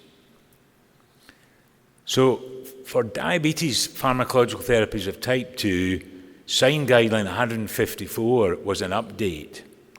The problem is this was updated in 2017. And that was when some of the cardiovascular outcome trials had been completed, but by no means all. So this guideline is out of date and needs updating. So it followed all the correct methodology, but it's now way out of date. Now, I'm going to try and not overwhelm you with guidelines and consensus statements. So these are the ones I'm going to cover. And I'll bring out individual comments, okay? And I mean this in the most helpful way possible, okay? So the ADA ESD consensus statement is not a guideline, and the ADA standards of care are not guidelines, despite what a previous speaker had said. The ESC guidelines, which I was a reviewer for, 2019, your own consensus guidelines, which are actually, I think, more a consensus statement from 2020, then the most recent ADA ESD, and then I'll also just briefly mention NICE guidance, because that covers the other parts of the United Kingdom, England, Wales, and Northern Ireland. So this is the ADA ESD report from 2019. And those of you that did the 2020 consensus guideline of your own are very well familiar with this. Now, this is a complicated thing. This is not a simple thing. You need to know an awful lot about diabetes and diabetes trials to be able to follow this. So this is not particularly good for family doctors or non-specialists. It starts with metformin. Then if you've got atherosclerosis, heart failure, CKD, you go down one pathway. If you've not, you go down different pathways. And you then have to decide what's the most important thing. Is it minimizing hypoglycemia? Is it losing weight? Or is it cost? And it doesn't really tell you how you decide between these competing interests. On the heart side of things, on the left-hand side there, if it's more atherosclerosis, you go down one way. If it's more heart failure or CKD, you clearly go to SGLT2 inhibitors. Now, the problems with this consensus report are multiple. First of all, it was entirely done by diabetologists. Not a single cardiologist, nephrologist, or person with diabetes was involved, certainly in Now, when you're talking about cardiac outcome trials, you need cardiologists. Cardiologists are much more expert than we are, okay? Metformin is featured above every other drug, despite the fact that the evidence base for it is, I showed you the 342 subjects in UK PDS. It uses a traditional stepwise approach, and the majority, if not all of the steps, are based on failure to reach HbA1c targets. And that I feel that the totality of evidence for SGLT2 inhibitors is greater than GLP-1 receptor agonists, because SGLT2 reduces MACE, reduces heart failure, reduces renal outcomes that GLP-1 receptor agonists don't do so consistently. But the way you read the guideline, GLP comes first. And as I said, there are 4 different criteria to weigh up. Now, shortly afterwards, the European Society of Cardiology produced a proper guideline. Now, this was developed, and you probably can't see at the bottom, it was developed in collaboration with the EASD. Now, I've been heavily involved with the EASD. I was a reviewer for this. The EASD and the EASC fell out over this guideline, okay? They had a falling out and they're not speaking to each other still. And it was because the cardiologists were quite brutal in the evidence. They said, if you've got atherosclerosis, there's no evidence for metformin, because remember, metformin was drug-naive people who had no heart disease. And so they recommended, if you've got atherosclerosis or high risk, you go straight on to first line, either an SGLT2 or a GLP-1. You don't go for metformin. It's only metformin in the others, as it were. Now, I think that might be right, but I did warn them when they did it that it would cause consternation, because at that point it was very different from any other international guideline. Every other guideline everywhere in diabetes said metformin first. Then if you're above target, they chicken out, because then they say, okay, if you use, say, an SGLT2 and you're above target, you then add metformin. Well, if you're actually following this properly, you would add the other one, wouldn't you?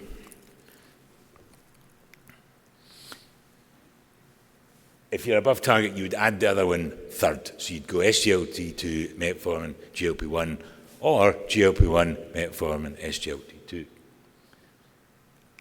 And then if you're already on metformin, because it is widely used, obviously, and then you develop atherosclerosis, your diagnosis having an MI, they then suggest adding an SGLT2 or a GLP-1, regardless of HbA1c.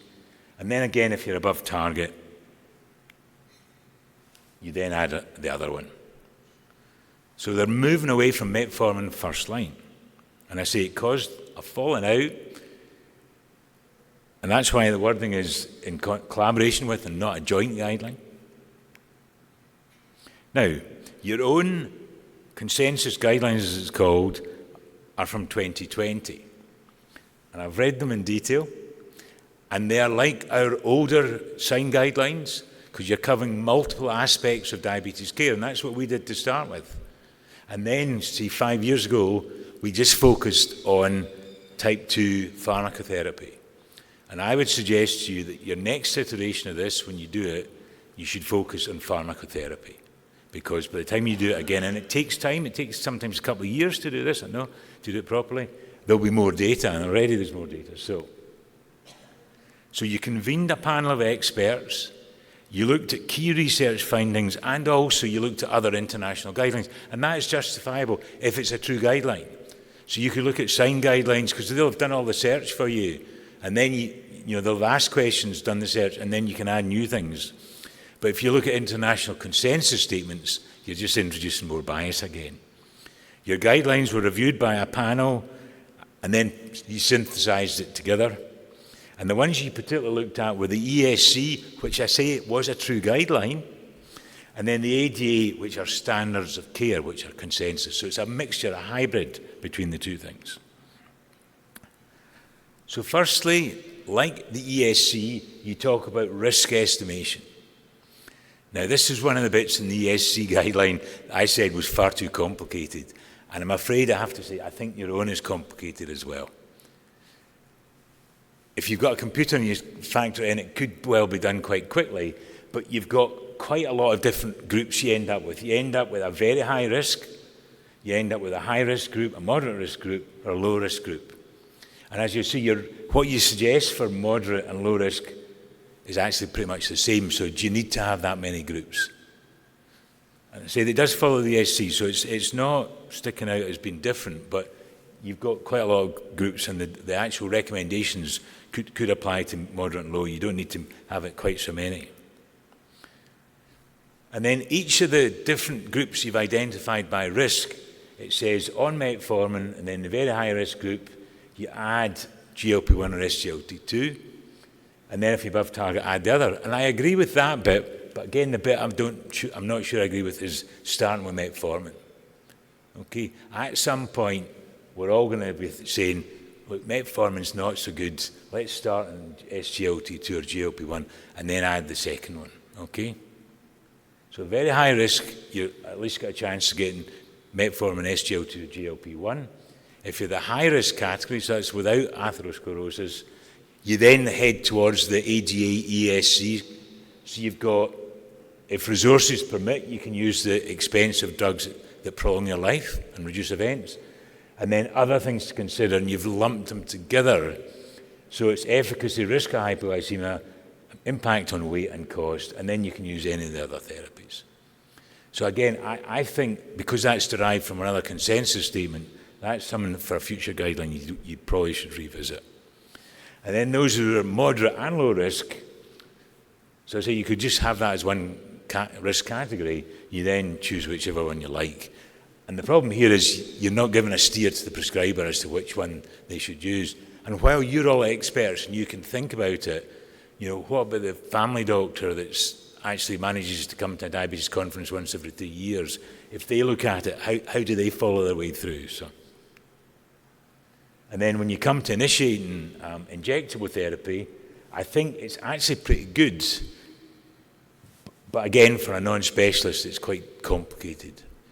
Having said that, all the guidelines, including the SIGN guidelines, when it comes to injected therapies, it's hard to make it simple because you've got a lot of things to think about. So my comments are the methodology in the paper isn't clear. And so next time you do it, you want to clarify the methodology. Just now it's a single recommendation supported by your slides I've just shown you. We recommend risk-based pharmacotherapy for patients with diabetes based on cardiovascular, renal, hypoglycemia and weight risks. I say the next time you want to go into much more detail. You've got risk scoring, which is central to the process, but I think it's complicated. And then I say, I've repeated this, but we want to be trying to get guidelines that will be applicable to all of us, not just those of us that already know quite a lot about it. So you did pretty well, I have to say. Okay? And I would encourage you to do it again. And by the time you get people, and you know, involve cardiologists a bit as well, and get some people with diabetes and all that kind of stuff. Now, the ADA ESD consensus, so not a guideline, was updated this year. I didn't get to either the ADA or ESD meetings where it was presented, but I've read it in detail and I've got a copy of the presentation. And this is more a review of modern treatments for diabetes than a really helpful guideline, unfortunately. So that instead of having the four things, weight, hypoglycemia, cost, they've now put weight central. And we heard a wee bit of that from our previous speaker on the higher dose of GLP-1 receptor agonist. And that's because that's contained in this consensus statement. They've put in these high dose trials. And so there's a much greater focus on weight reduction. And again, I think that's because there's no cardiologists involved with this. We are diabetes doctors, we are obesity doctors, some of us do both. We're obsessed with HbA1c and weight, but we should be obsessed with cardiac disease and renal disease. So there's a lot of emphasis on weight reducing, but actually, you know, there's not been a question asked, what is the evidence for cardiovascular benefit from weight reduction? That probably drives you to the Look Ahead trial, which didn't give any benefits, etc., etc. You then, it gets incorporated into what I think is an even more complicated thing, where you say, okay, weight loss is important, and then what are the therapies that give you the best benefit from that. And it drives you to high doses, gelaglutide, which of course is only just out. We've only just heard about it today. I don't know how, if any of you got clinical experience with it. Tirzepatide, again, who's got experience of it? We're only just starting with that, yet it's very heavily featured. And again, peptide therapy features before SGLT2 therapy.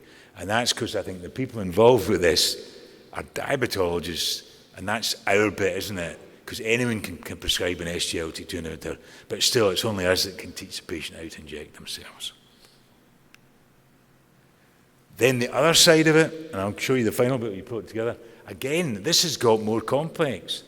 Now, the one thing that's missing from before is they don't say start metformin and then think about the other treatments. They don't overtly say do not use metformin first line the way the ESC did, but it's there because they don't mention it. So if you've got atherosclerotic disease or high risk or heart failure or CKD, regardless of your HbA1c, you go on to the therapies. And then only if you're not controlled do you then think about other things.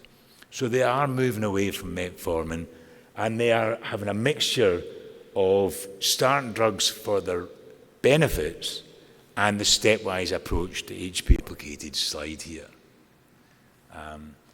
And if you try and show this to a family doctor, I think they'll have pretty much problems negotiating it. Now, my comments on this update, the methodology is very clearly defined in this time, so it's very, very clear. It's just it's not the standard guideline methodology. We knew what we're thinking about and we knew what the updates were. It is now more similar to the 2019 ESC. Metformin is not first line for patients with atherosclerosis, heart failure or CKD. To me, it's still not clear why they're pushing towards GLPs and not SGLT2 inhibitors. The focus on weight reduction is welcome, but actually what is the evidence for that? And I say it's because we're diabetes docs, we think about obesity. And again, as I said, it was complicated for a non-specialist. Now, the confusion doesn't stop here, okay? I cannot share any of it with you, but I have been a reviewer for the updated ESC guideline, okay? And it is a guideline, so it follows all this methodology as described early on, and it's already gone through 2 iterations and it's been out for review. It was going to be a joint guideline with the ESD, but they fell out, as I said, and they're not speaking, so it's going to be an ESC guideline, and it'll come out next year. So we watch this space because I have no doubt there'll be a lot of controversy around it, and there'll be increase in confusion because it won't be the same as any of the ones I've said so far. And that's what happens with guidelines. They change as the evidence accrues. And I said the other part of the UK doesn't have signed guidelines, it's got NICE guidelines. And this is the updated NICE guidance for the pharmacotherapy of patients with type 2 diabetes. Wow. Now, first line, they are moving away from metformin first line, but first line, you assess HbA1c, cardiovascular risk and kidney function. So a bit like what we've heard, if you're at heart failure or high risk, you still start metformin, and then as soon as you've tolerated your metformin, you then add an SGLT2 inhibitor. Whereas if you're low risk, you go straight to metformin. Okay? Now, why you don't just start them both together, or why you don't just start the SGLT2 rather than the metformin? Because you benefit from it. Clearly, we know the benefit in heart failure is nothing to do with glycemia. So, now what is missing from this? GLP-1 receptor agonists. So NICE is obsessed with containing costs of prescribing. And they came up with a statement that when you look at cost effectiveness, comparing SGLT2 inhibitors to GLP-1s, SGLT2s are more cost effective because, of course, the acquisition cost is less. So they have not come out with any recommendations on GLP-1 receptor agonists. So all this enormous amount of data that we've got, 9 cardiovascular outcome trials, etc., doesn't factor into this updated guidance. How crazy is that? And then, you know, if you've got further options, again, you're assessing status, But again, GLP-1 only comes in late.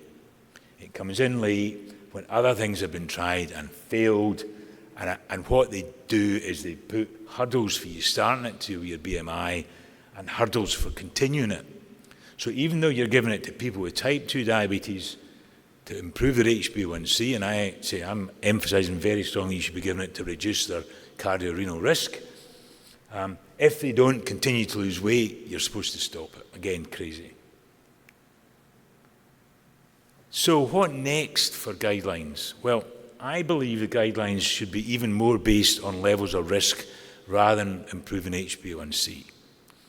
I think more and more of them should follow the internationally agreed guideline methodology, and I would certainly suggest that you could consider that for your next one. If you do that, one of the things you do at the end is you identify gaps. Now, cardiologists are great at doing this, and diabetologists are very poor at doing this. So where there's a gap, you then commission a trial. You get whatever funding body, and it doesn't have to be a pharmaceutical company, to do the trial. And there are lots of gaps in diabetes. Like, what is the best treatment at diagnosis for somebody with type 2 diabetes? Because metformin, 340 patients, that's hardly substantial evidence. So, what is the best treatment for patients with newly diagnosed type 2 diabetes to reduce cardiovascular events and reduce all-cause mortality, i.e. make our patients live longer? And I'm sure you can think of gaps in the evidence as well. And once you get gaps, you put people together and you do a study. You do a study, and at the end of it, you then have filled that gap, and you'll then get further questions, okay? Now, I am not an expert in designing trials, but this is one that I came up with. So a possible cardiometabolic outcome trial, because I know we are obsessed with the metabolic side. Cardiologists, correctly so, are much more obsessed with outcomes. So an adopt or verify like randomized controlled trial in treatment-naive patients with type 2 diabetes. You compare metformin plus placebo versus metformin plus an SGLT2 inhibitor. And it's blinded, it's not an open label trial. And you have co-primary endpoints.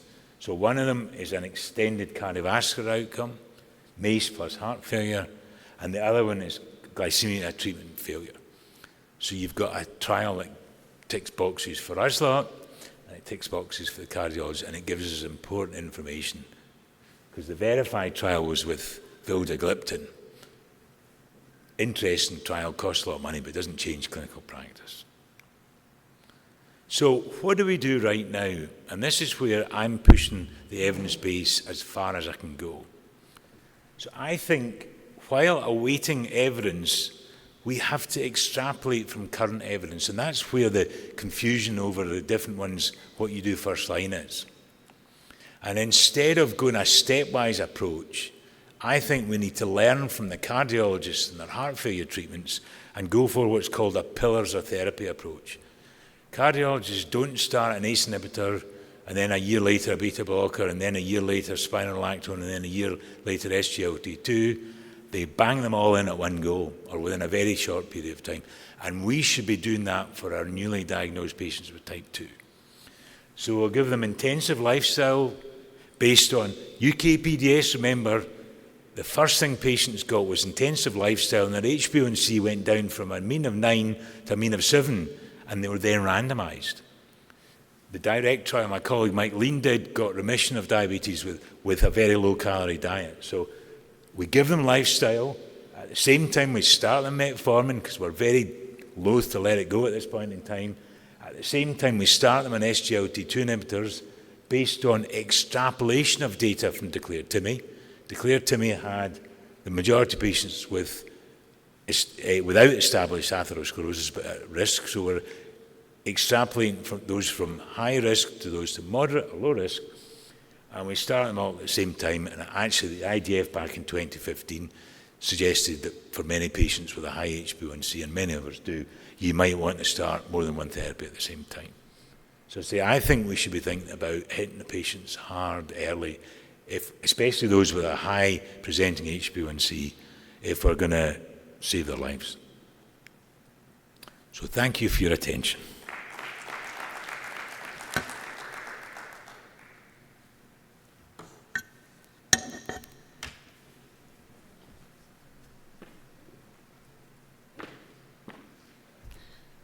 Thank you, Professor Fisher, for the excellent presentation. It had been a long day for you, I'm sure, and the scientific committee had just kept you busy throughout the day.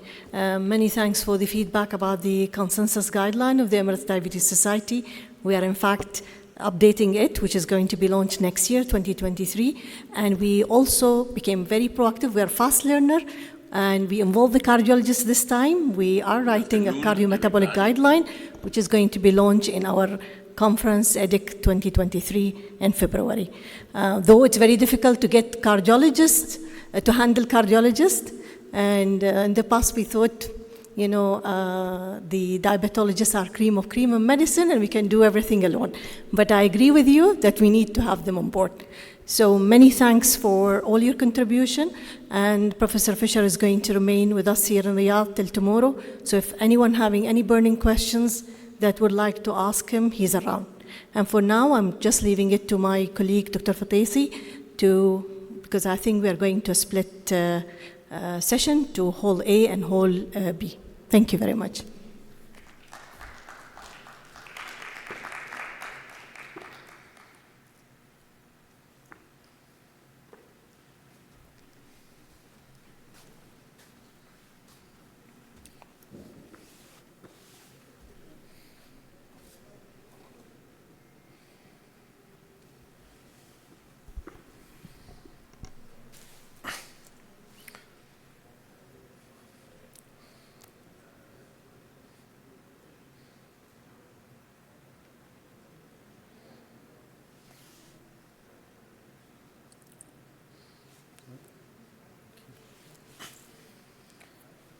So, Assalamu alaikum, good afternoon everybody, or good evening.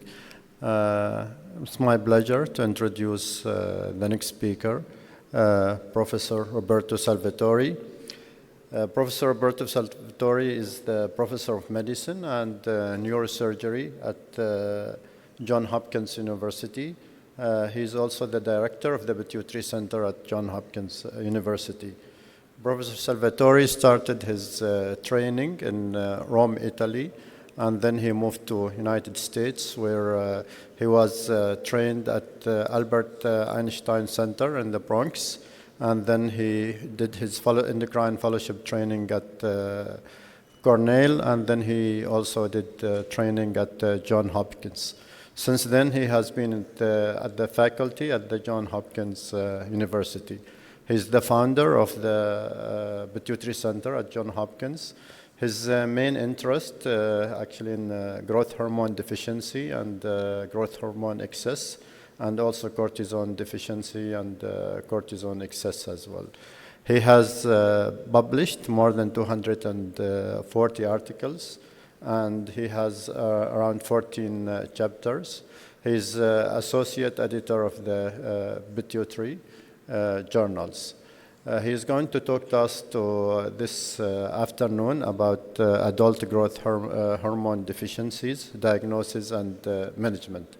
His talk will be virtual, so is he going to be live with us after the talk? So if you have any questions, he will be joining us later on.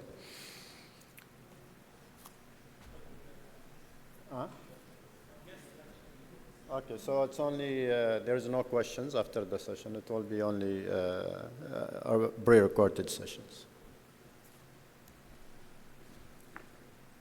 And thank you very much for the invitation to discuss with you today adult growth hormone deficiency syndrome, diagnosis and management.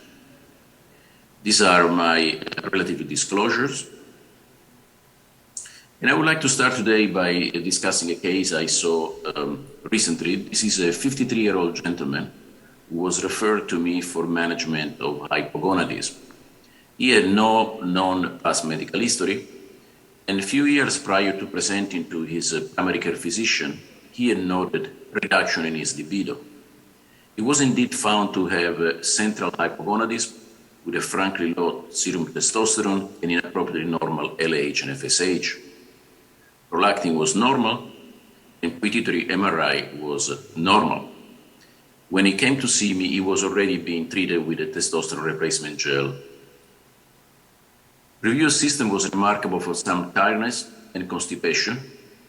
He reported in the past he had some abnormal liver function test, but was not able to elaborate more about this. He also reported a head trauma 4 years ago after a bicycle accident with a transient loss of consciousness and 1 day hospitalization. In fact, this gentleman rides his bicycle to work every day. On physical exam, there was nothing remarkable except his testes were on the small side, about 6 to 8 ml in volume. And he was, as I mentioned, on testosterone replacement therapy with a normal testosterone level. However, he had a low free T4 with a normal TSH, diagnostic of secondary hypothyroidism. IGF-1 was normal at 150 nanogram per ml with normal value in this laboratory between 54 and 194 in his age group. So my question to you, and we will get back to the answer at the end of this lecture, is what is his chance that he has growth hormone deficiency? 0% because his IGF-1 is normal, 20%, 40%, 80%, or 100%. And again, we'll give the answer at the end. I'm sure you will be able to answer this easily at the end of this lecture. So what are the consequences of growth hormone deficiency in adulthood? Of course, there is no effect on growth. We are done growing after we reach our adult height. But certainly there are changes in body composition with increase in fat mass, hypercholesterolemia, particularly increase in LDL cholesterol, increase in carotid intima media thickness, reduced bone mineral density, reduced quality of life. And there is questions about the consequence on life expectancy. And to my reading of the literature, this has never been proven if, convincingly that life expectancy is reduced. So in terms of diagnosis, can we rely on serum IGF-1? And the answer is clearly no. This is a very important paper published now 25 years ago, where they looked at the serum IGF-1 level of a group of patients, females on the left and males on the right, who were bona fide diagnosed with growth hormone deficiency by insulin intolerance test. And as you can see, many of these patients had serum IGF-1 that were well within 2 standard deviation from the mean. In fact, if you look on the right, you can see that a lot of males particularly had IGF-1 even in the upper range of normal. So IGF-1 is not a good test to diagnose growth hormone deficiency, although if it is frankly low, it's clearly an indication. And this is a more recent study looking at the performance of serum IGF-1 in diagnosing growth hormone deficiency in patients with a traumatic brain injury and sport-related concussions. And you can see the ROC shows that IGF-1 has really no role in the diagnosis, poor sensitivity and poor specificity.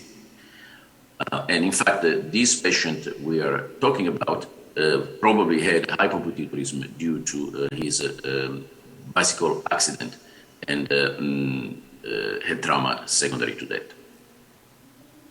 So when you look at the serum IGF-1, you have to be aware that not all tests are similar, and the tests are sometimes suboptimally reliable. In this particular paper, published about a year ago, you can see on the left the relation between the LCMS, which is considered to be the gold standard, and imulide assay. And as you can see, although there is some correlation, there is quite a difference in terms of absolute value. And here again is the absolute values compared between the 2 assays. And you can see if all the assays were resulted the same, all the dots would be near this line, and you can see the dots are either above or below the line. So the take-home message of this particular paper and of many papers similar to this is that serum IGF-1 change based on the assay that you use and the laboratory that you use. And therefore, if you look at serum IGF-1 serially in patients, you should insist that the patient use the same laboratory. Now, does everybody need a stimulation test to diagnose growth hormone deficiency? And the answer is clearly no. This is a seminal paper published now 20 years ago, which was part of the post-marketing study of when one of the brand of growth hormone was approved. And as you can see here, they looked at patients who had pituitary disease And they classify based on the fact on whether they had no, 0 here, 1, 2, 3, or 4 pituitary hormone, additional pituitary hormone deficit. And as you can see here, if a patient had a pituitary disease and had no additional, no other form of pituitary deficiency, they had a 41% chance of being growth hormone deficient. If they had one deficiency, let's say they had central hypogonadism, their chance of being growth hormone deficiency was 67%. If they had two, let's say in addition to hypogonadism, they also had central hypothyroidism, was 83%. If they also had central adrenal insufficiency, was 96%. If they had additional diabetes insipidus, was close to 100%. So patients in the right side of this graph really don't need a stimulation test to confirm the diagnosis, particularly if their IGF-1 is frankly low. So I mentioned to you growth hormone stimulation test, and which growth hormone stimulation tests are available. There is a lot of difference in terms of availability based on geography and availability of medications. So one of the first papers that looked at this was part of the same series that looked at the prevalence of growth hormone deficiency. And as you can see here, this slide shows that not all tests are created equal. And if you just concentrate on the right column, you can see that the cutoff of serum growth hormone during the stimulation test, the peak serum growth hormone, was different based on the kind of assay. And this CART was the cutoff that would minimize misclassification. As you can see with the insulin tolerant test, was set at 5.1, with the arginine GHRH, and we'll talk more about this test, was 4.1, with arginine levodopa was 1.7. And look at this, arginine alone was 0.4, essentially totally useless, and similarly levodopa. Now, when you look at growth hormone stimulation test, most of the growth hormone stimulation test results are influenced by the patient's BMI. This is one of the first papers that highlighted this issue. And as you can see here, they looked at the peak growth hormone after GHRH plus arginine, and then they classified, these are normal subjects, based on their body mass index. And you can see clearly as the body mass index increased, the peak growth hormone during the test goes down and essentially becomes consistent with severe growth hormone deficiency in people with severe obesity. So when you interpret the growth hormone stimulation test, particularly this kind of test, you really need to keep in mind what the patient's BMI is. And this is another similar study from Japan looking at a similar issue. As you can see, these are again normal subjects, subjects without non-pituitary pathology. And as you can see here, they look at lean, overweight, and obese patients. Again, and they classify based on the waist circumference below 102 centimeter and above 102 centimeter. And as you can see that there is a very marked difference in peak growth hormone between lean subject, overweight subject, and obese subject. And here is the graph that looks at the area under the curve. And again, here on the right, if you look at the waist circumference below 102 centimeter, above 102 centimeter, there is a clear separation. So there are very clear distinction of the normal level of growth hormone during this test based on BMI, and later on in the presentation I will give you more specific data. One important issue when you look at the growth hormone stimulation test is understand the mechanism by which this test stimulates growth hormone. So the test may stimulate growth hormone by exposing the pituitary, like the GHRH plus arginine test. GHRH works directly on the somatotroph cells, or the test can activate the whole axis, including the hypothalamic function.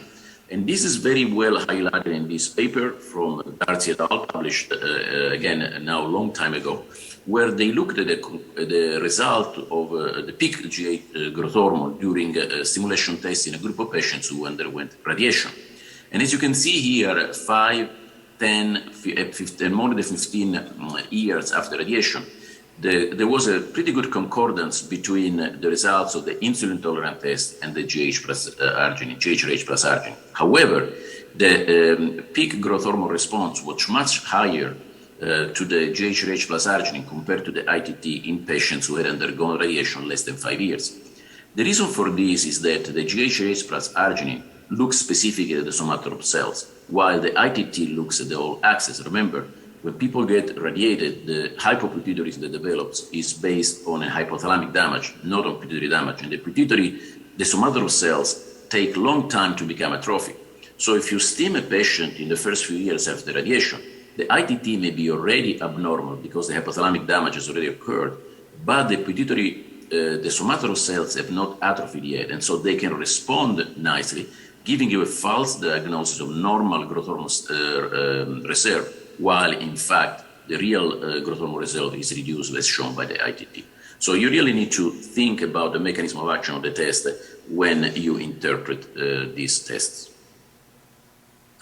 As you may or may not know, in the United States, GHRH has not been available for many years due to commercial reasons, and we had to resort to other tests. And another test that we use now frequently in the glucagon test.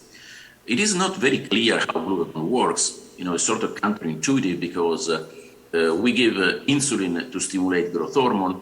In the insulin tolerant test, insulin reduces glucose and activates the growth hormone axis, in addition, of course, to the adrenal axis. How glucagon works is not completely clear. Glucagon initially gives hyperglycemia. Somebody proposed that maybe the recovery from the hyperglycemia, the reduction of glucose after the glucagon effect wears off, may be responsible. Other people think that because glucagon makes you nauseated and feeling unwell, the natural response to stress is an increase in growth hormone. Be that as it may, glucagon test has been now used widely in the United States to diagnose growth hormone deficiency. Now, similar to the GHRH test, GHRH plus arginine, glucagon test is heavily influenced by BMI. So in the beginning, when we started using glucagon about 15, 20 years ago, we were based our interpretation on this 2002 Gomez paper, which using the RC curve set up the cutoff at 3 nanogram per ml.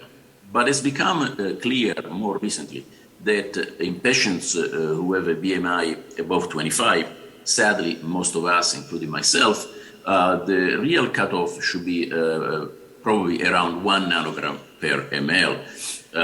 And this was proven by another paper published by a Cleveland Clinic group, where they looked at a fixed dose and a weight-based dose. Most of us use a fixed dose, 1 milligram of glucagon, and 1.5 if the patient is above 120 kilograms. And in this paper, they also report appropriate cutoff of 1 nanogram per ml to the fixed dose. So if you use glucagon test, 1 nanogram per ml in a subject with a BMI above 25 is probably the correct cutoff.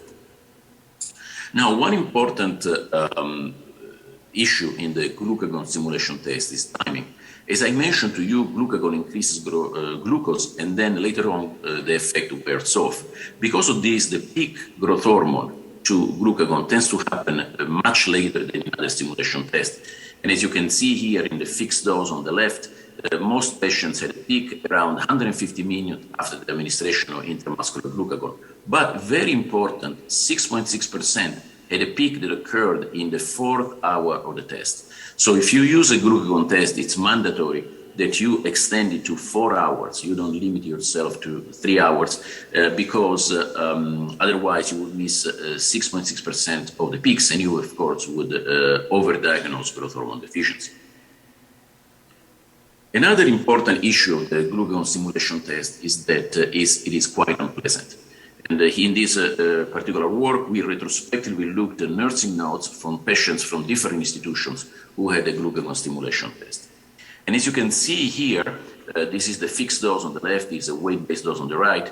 Nausea was reported in about 1/3, a little more than 1/3 of the patient. But again, this is probably an underestimation because this is just based on reported nursing notes.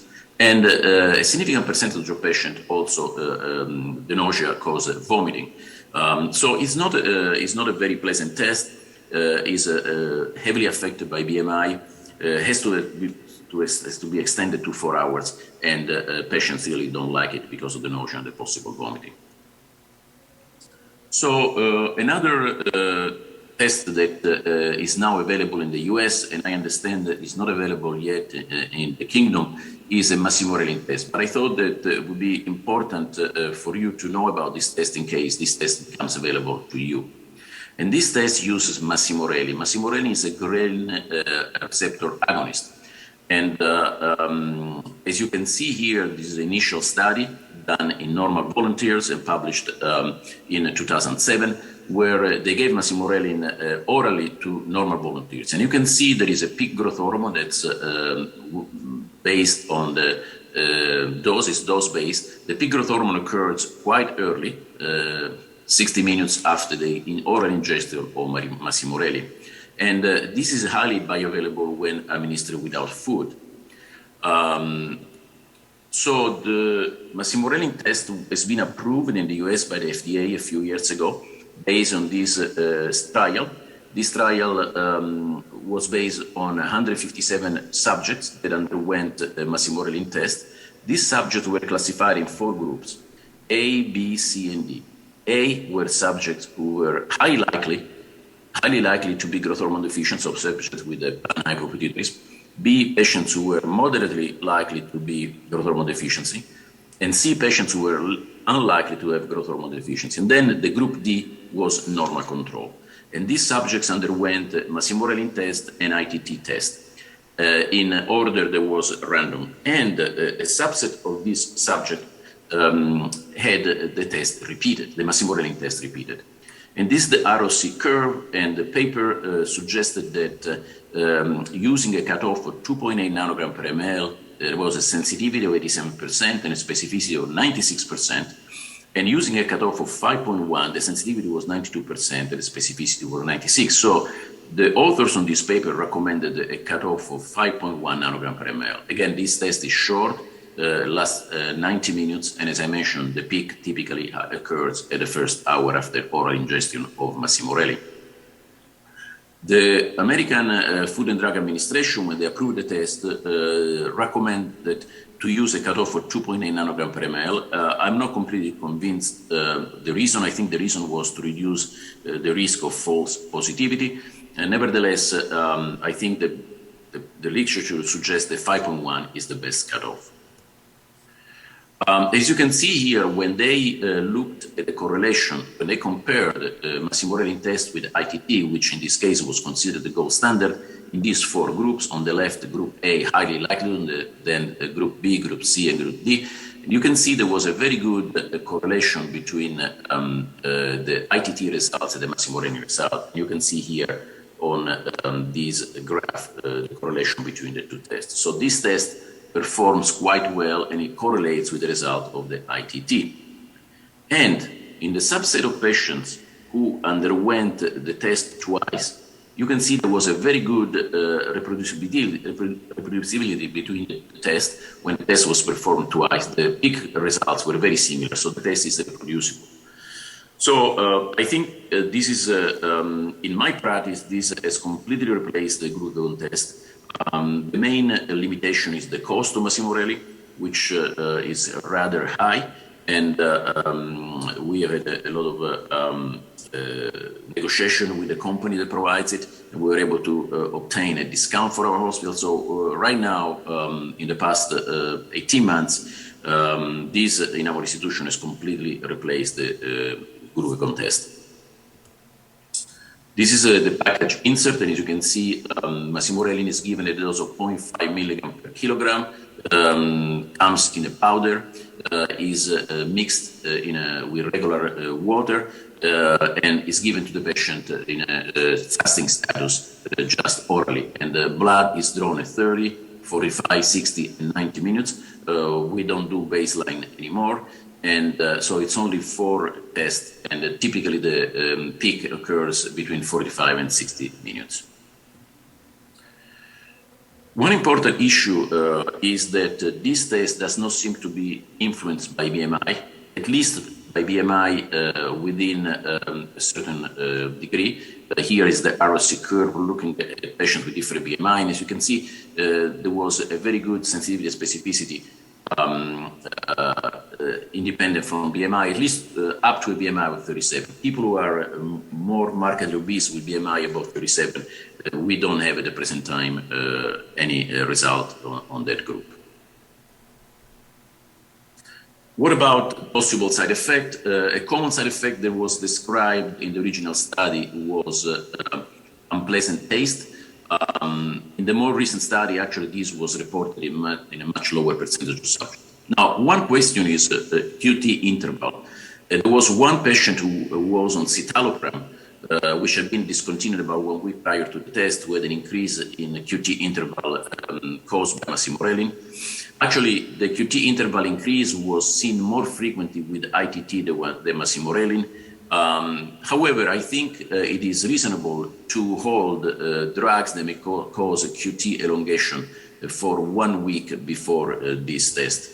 And if this is absolutely not possible, then probably performing an EKG immediately before the test is a prudent measure. This is a paper that looked at the effect of massimorelli at a dose that was 4 times what is recommended. So again, recommended dose is 0.5 milligram per kilo. Here they used 2 milligram per kilo, so 4 times.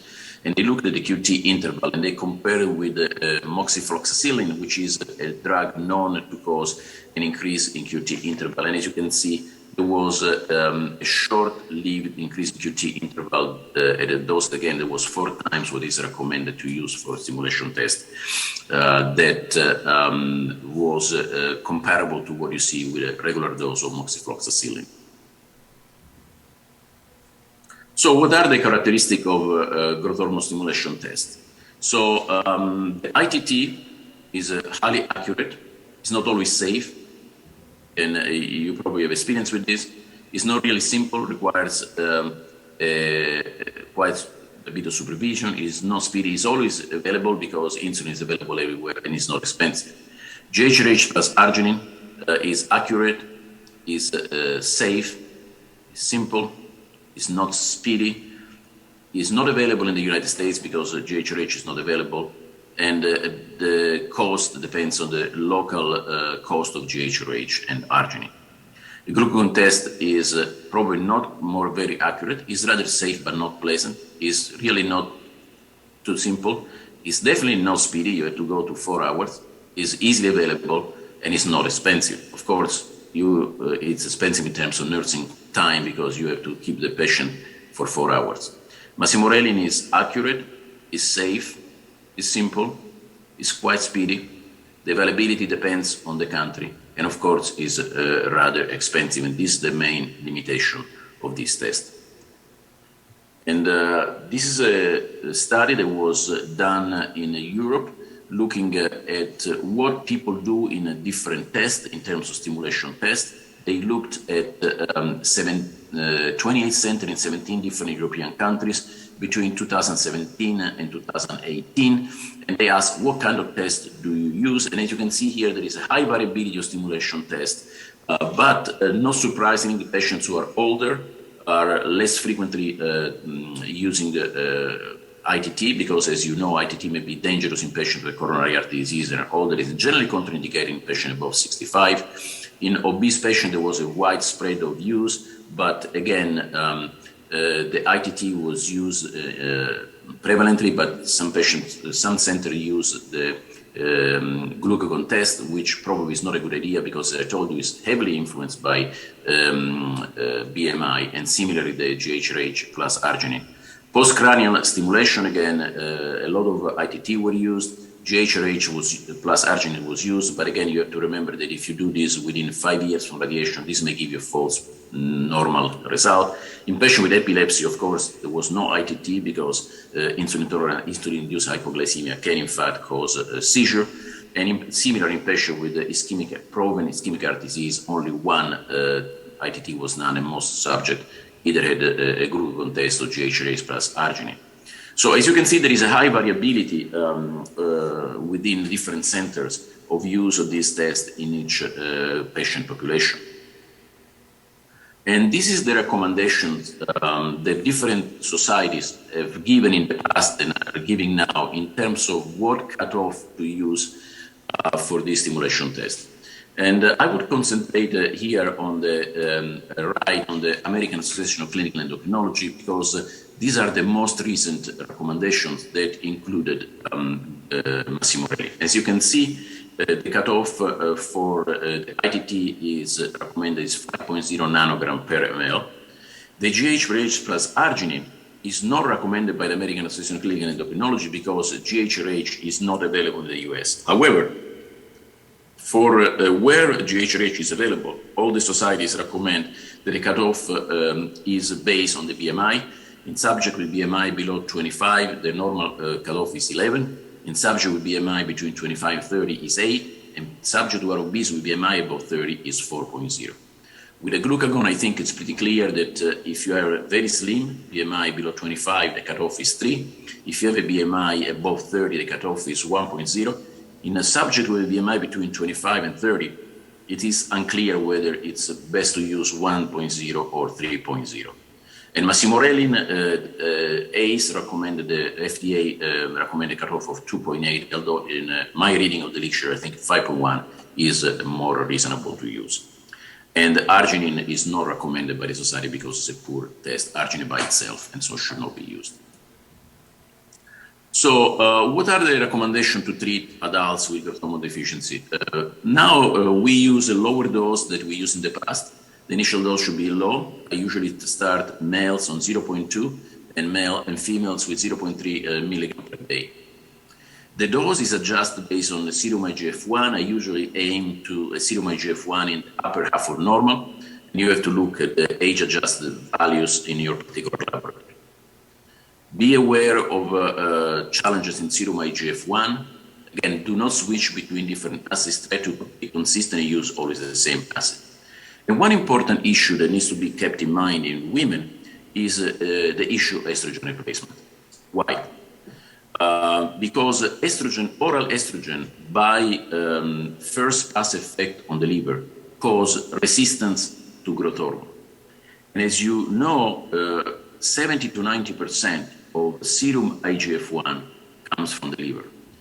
So when you treat a patient with growth hormone deficiency who is on oral estrogen, you need much more growth hormone to normalize serum IGF-1. This is one of the first studies that looked at this. This is the dose of growth hormone that the subject received, 0, 0.5, 1, and 2.0 international unit per day. This international unit, not milligram, you have to divide by 3. But anyhow, as you can see here, when they compared women who were on oral estrogen in white versus transdermal estrogen in black, you can see that the serum IGF-1 was significantly higher in women on transdermal estrogen than on oral estrogen.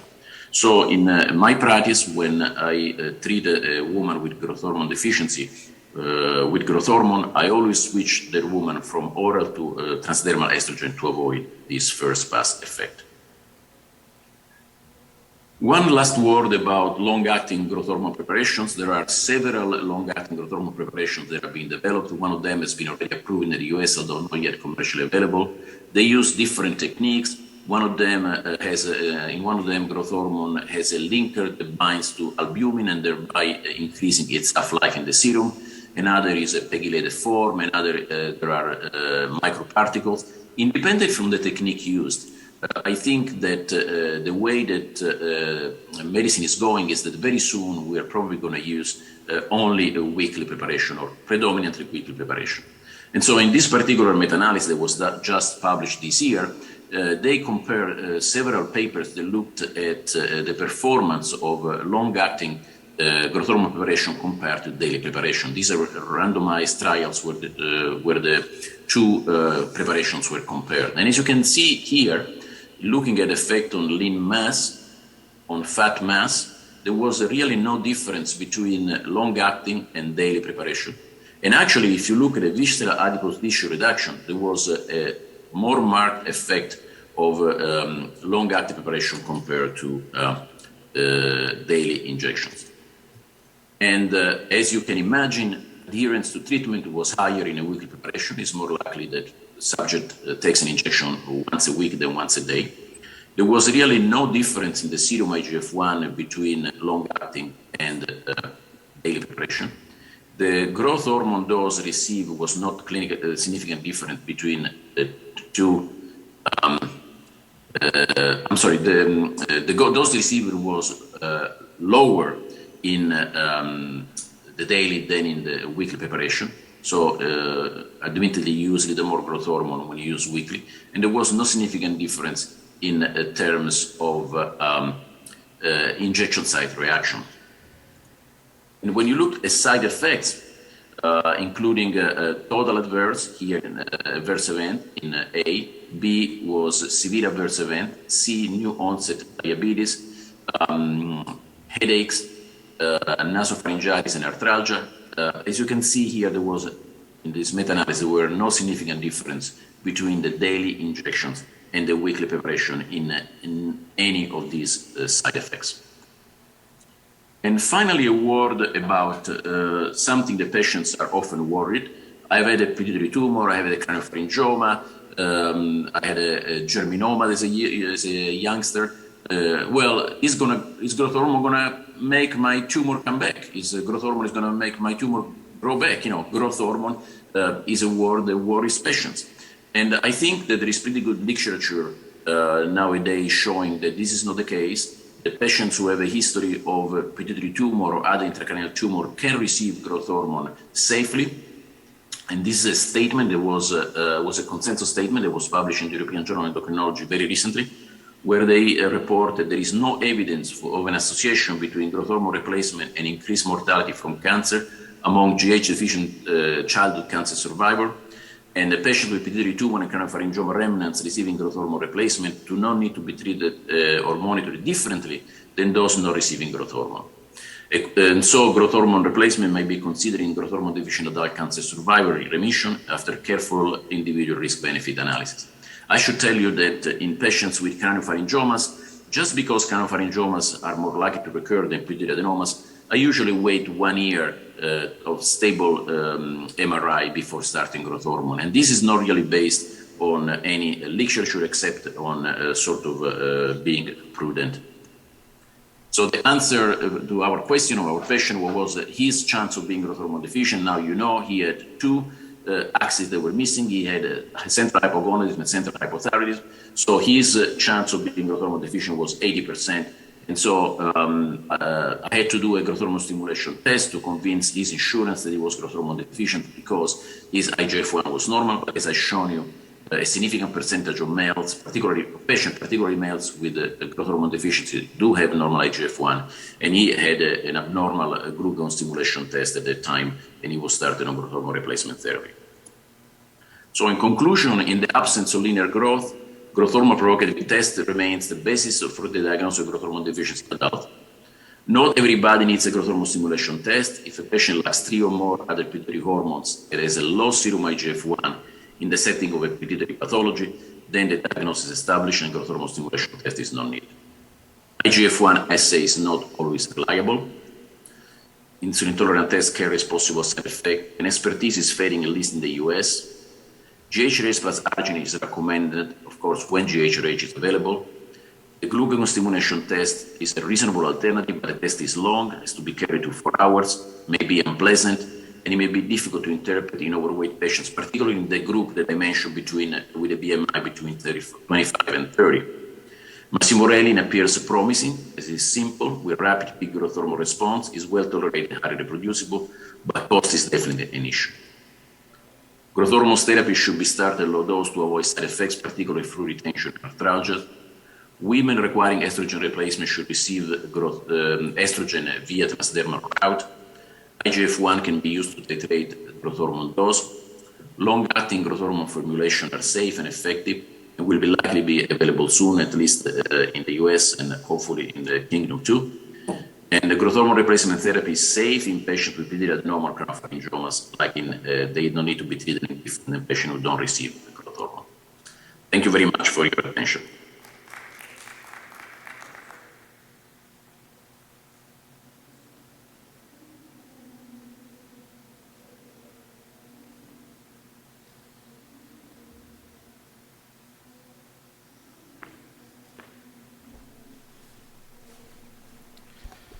So thank you for your attendance for today's session. The sessions has been great actually from the morning till the last day. Almost we are done for the day, so I want to say something. There will be a meeting for the Board of Directors, and the General Assembly will be here in this room at 6:30, and there will be dinner after the meetings. So thank you.